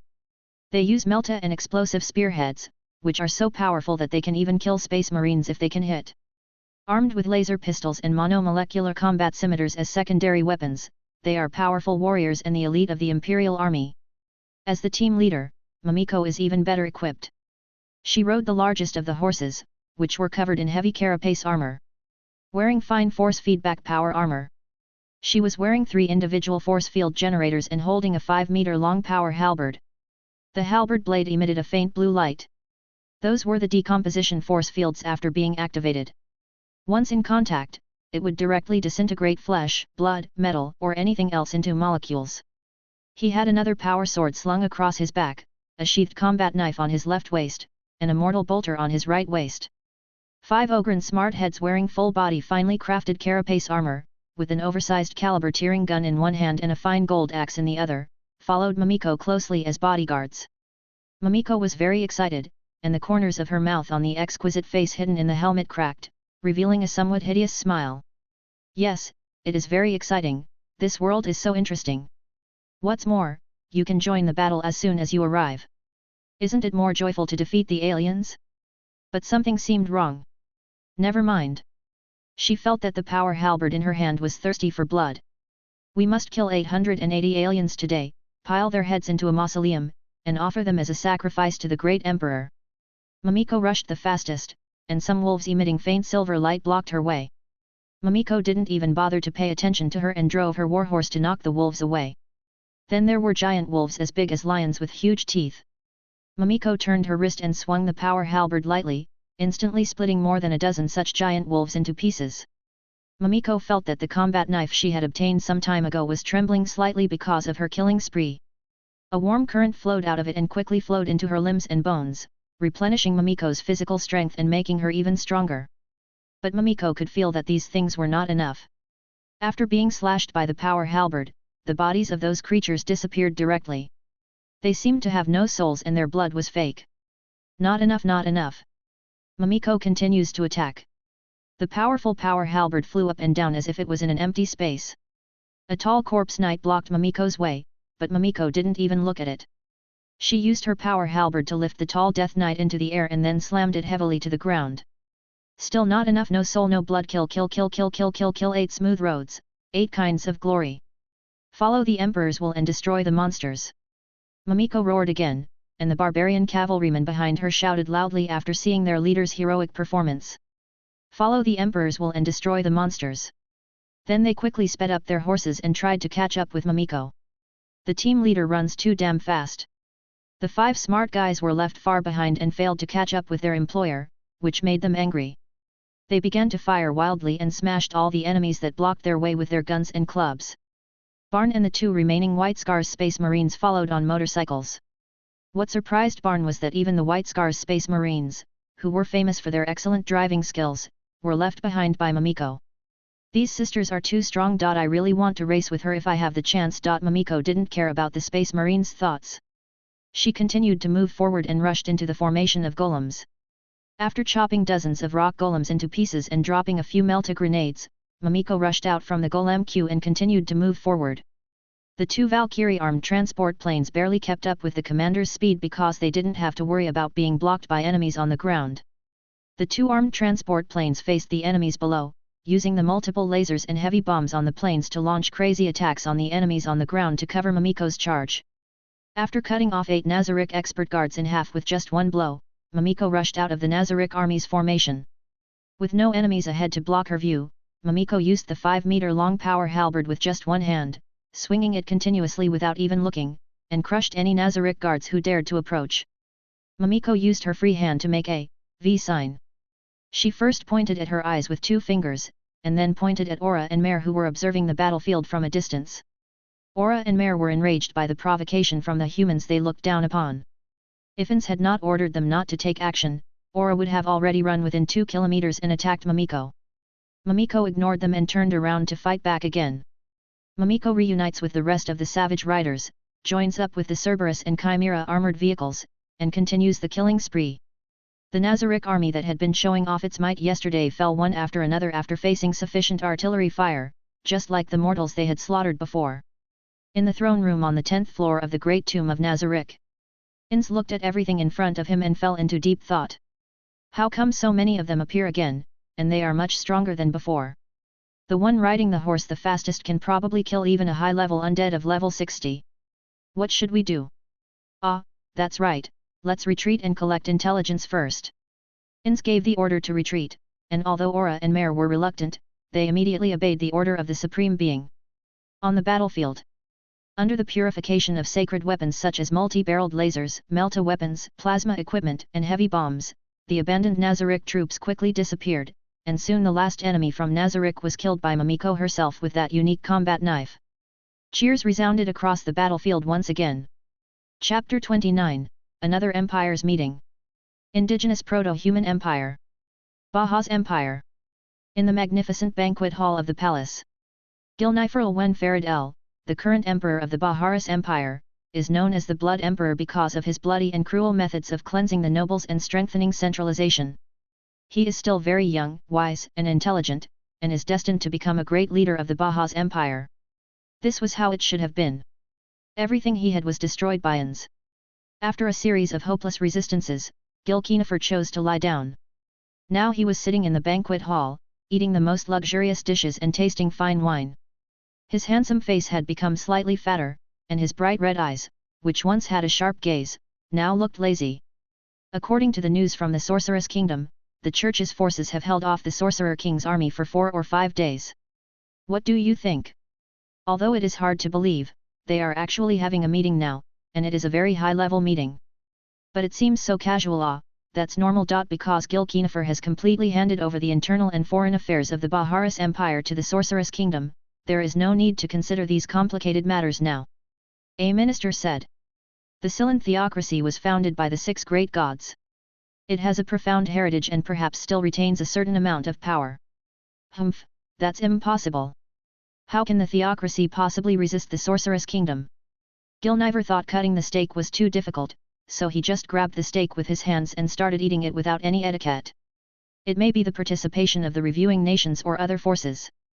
Another minister made a speech. Haha, that's impossible. How can anyone resist the Sorcerer King? Gilniver pointed directly at the minister with the steak. Perhaps the Sorcerer King is fishing again. That's right, that's it. So the meeting ended successfully. Chapter 30. Subspace. In the deepest part of the warp, the Supreme Blood God's domain, endless volcanoes surround this theoretically infinite land. The volcano erupted wildly, black smoke covered the sky, and the hot magma washed over the earth again and again like a wave. Under the volcano there are huge factories, some of which are even larger than a planet. These factories provide weapons to the Great Lord of War day and night. At the foot of the volcano, there are countless blood lakes. The water in the lakes is boiling, and the bloody smell that is so strong that it is almost tangible fills the space. New Kern demons are constantly born from these blood lakes, then distributed weapons and thrown into endless wars.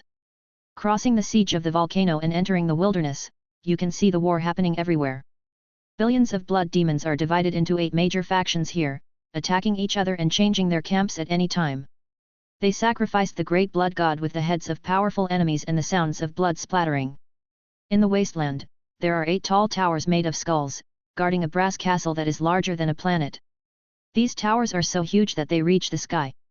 You can't see the top of the tower even if you look as far as you can from below. If mortals were asked to climb them, they would spend their entire lives without reaching the top.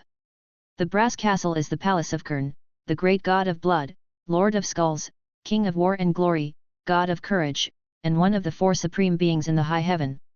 Now, this great god of Kern, who was as huge as a mountain and seemed to fill the entire space just by sitting on the brass throne, was fiddling with something with his hands. It was a statue that was more than 3 meters tall, but in Kern's hands it was like a small chess piece. The statue depicts an incredibly handsome blonde man. He is so perfect that it is hard to imagine that such a creature can really exist in the world. The man wore a laurel wreath on his head, dressed in gorgeous gold and red armor, and had white wings on his back, just like an angel in ancient legends. Ha ha ha ha, Sanguinius, my Sanguinius. Kern held the chess piece lovingly and rubbed it against his dog-like face, while making a strange laugh. If other Kern demons saw this scene, they would probably go crazy with jealousy. He he he, Sanguinius, my Sanguinius, how long will it take for you to come to your father? It's almost done, it's almost done, he he, today I'll put on the skull armor that Daddy made for you, okay? As Kern spoke, he took out a set of blood-red armor that matched the statue. If you looked closely, you would find that this armor was made entirely of skulls from various different creatures, yet it gave people a sense of being natural. Kern's big fingers were very nimble, and they easily removed the armor from the statue of Sanguinius and replaced it with this new set of armor. He he he, it turns out that my style suits you best, sanguineous, hee. Kern suddenly stopped and looked somewhere in the physical universe in confusion. Not long ago, he discovered traces of Ainz's trouble. Based on the principle that although he didn't know what Ainz was going to do, it would definitely be right to make trouble. Kern threw his blessing into the spaceship that was infiltrated with Ainz's power, a battle sword that carried his own power. But just now, Kern found that his connection with the combat knife was suddenly severed. It's not the common practice of being sealed, or exiled back to the subspace, or even being directly destroyed. Neither situation makes sense. The blessed knife seemed to have disappeared out of thin air and lost contact. Weird, Kern continued to gaze upon the physical universe. Interesting.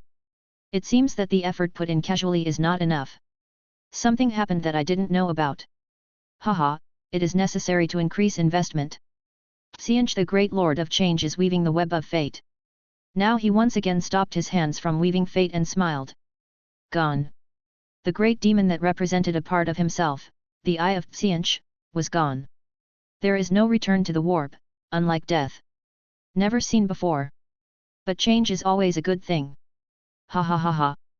Ainz smiled amusedly. Another place in subspace.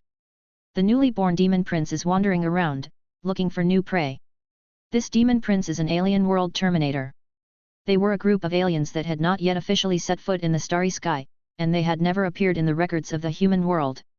Because as early as the 30k era, there appeared a traitor who converted to chaos among this alien. He was a rare wise man among the aliens, and an unprecedented tyrant. It deceived all aliens and launched a terrible sacrifice. At the cost of the lives of all living things on the entire planet, it gained the favor of chaos and became a new demon prince. Having just completed its promotion, it is looking for a new target to satisfy its endless desire for pain. After becoming a demon prince, it can no longer travel to the physical universe at will, and it needs help from there to step into the real space. Every intelligent creature has its own soul projection in the warp, and the projection of the psychic is the most shining and bright, like a firefly in the night sky, attracting hunters like the demon prince to come closer. First, corrupt a psyker, use him as a springboard to open the door to the physical universe, then lead the chaos demons into the real world to offer more sacrifices to chaos. It should be like this. That is what is that. There is no clear concept of time and space in the subspace. Sometimes moving forward is moving backward, and rising is falling. One step can cross millions of light years. So when the newborn demon prince turned a circle, it discovered a golden sun in the warp. It was a sun as huge as a real star, radiating golden light outwards. But there was no heat, only a biting coldness. What the hell is this? Wait, this isn't a soul projection, is it? What kind of creature could have such a terrifying projection? We must leave quickly, this thing is very dangerous. The newborn demon prince's instinct from the warp made it sense the great danger, and it wanted to escape immediately. At this moment, the golden sun suddenly expanded irregularly. The golden sunlight engulfed the demon prince, and when the sunlight faded, nothing was left. The demon prince was dead without even a trace left. Physical Universe Emperor Fantasy. One of the greatest creations ever created by the Imperium of mankind, the flagship of the Lord of mankind. This spaceship is so huge and so perfect. When she enters orbit above the planet, she is even bright enough to block out part of the star's light. In the Warhammer universe where thoughts have weight and emotions have value, this ship is the embodiment of human admiration and love, and every inch of it is built to perfection to the utmost. Now, the Lord of the Imperium of mankind, the Emperor of mankind, the Messiah of the Mechanicum, opened his eyes in his room. The Emperor is the most powerful psychic in the human race, perhaps even the most powerful psychic in the physical universe, and has the natural ability to predict the future. However, due to the various interferences in the warp, even someone as powerful as the Emperor cannot accurately predict the distant future. According to the Emperor's prediction, half of the Primarches will throw themselves into the arms of the warp and launch a rebellion in the future, and humanity will live in darkness and despair. The Emperor has been working hard to change this future, but now the Emperor finds that there is discordant noise in the picture of the future. The future has changed, but it is not yet certain what caused it. It all starts from. The Emperor's finger moved across the star map and finally pointed to a place in the hazy star field. Is this the place, the power of the warp and strange perception? Call. Magnus. Never mind, let Lion Johnson investigate, and the 1,000 Suns can send some people to assist.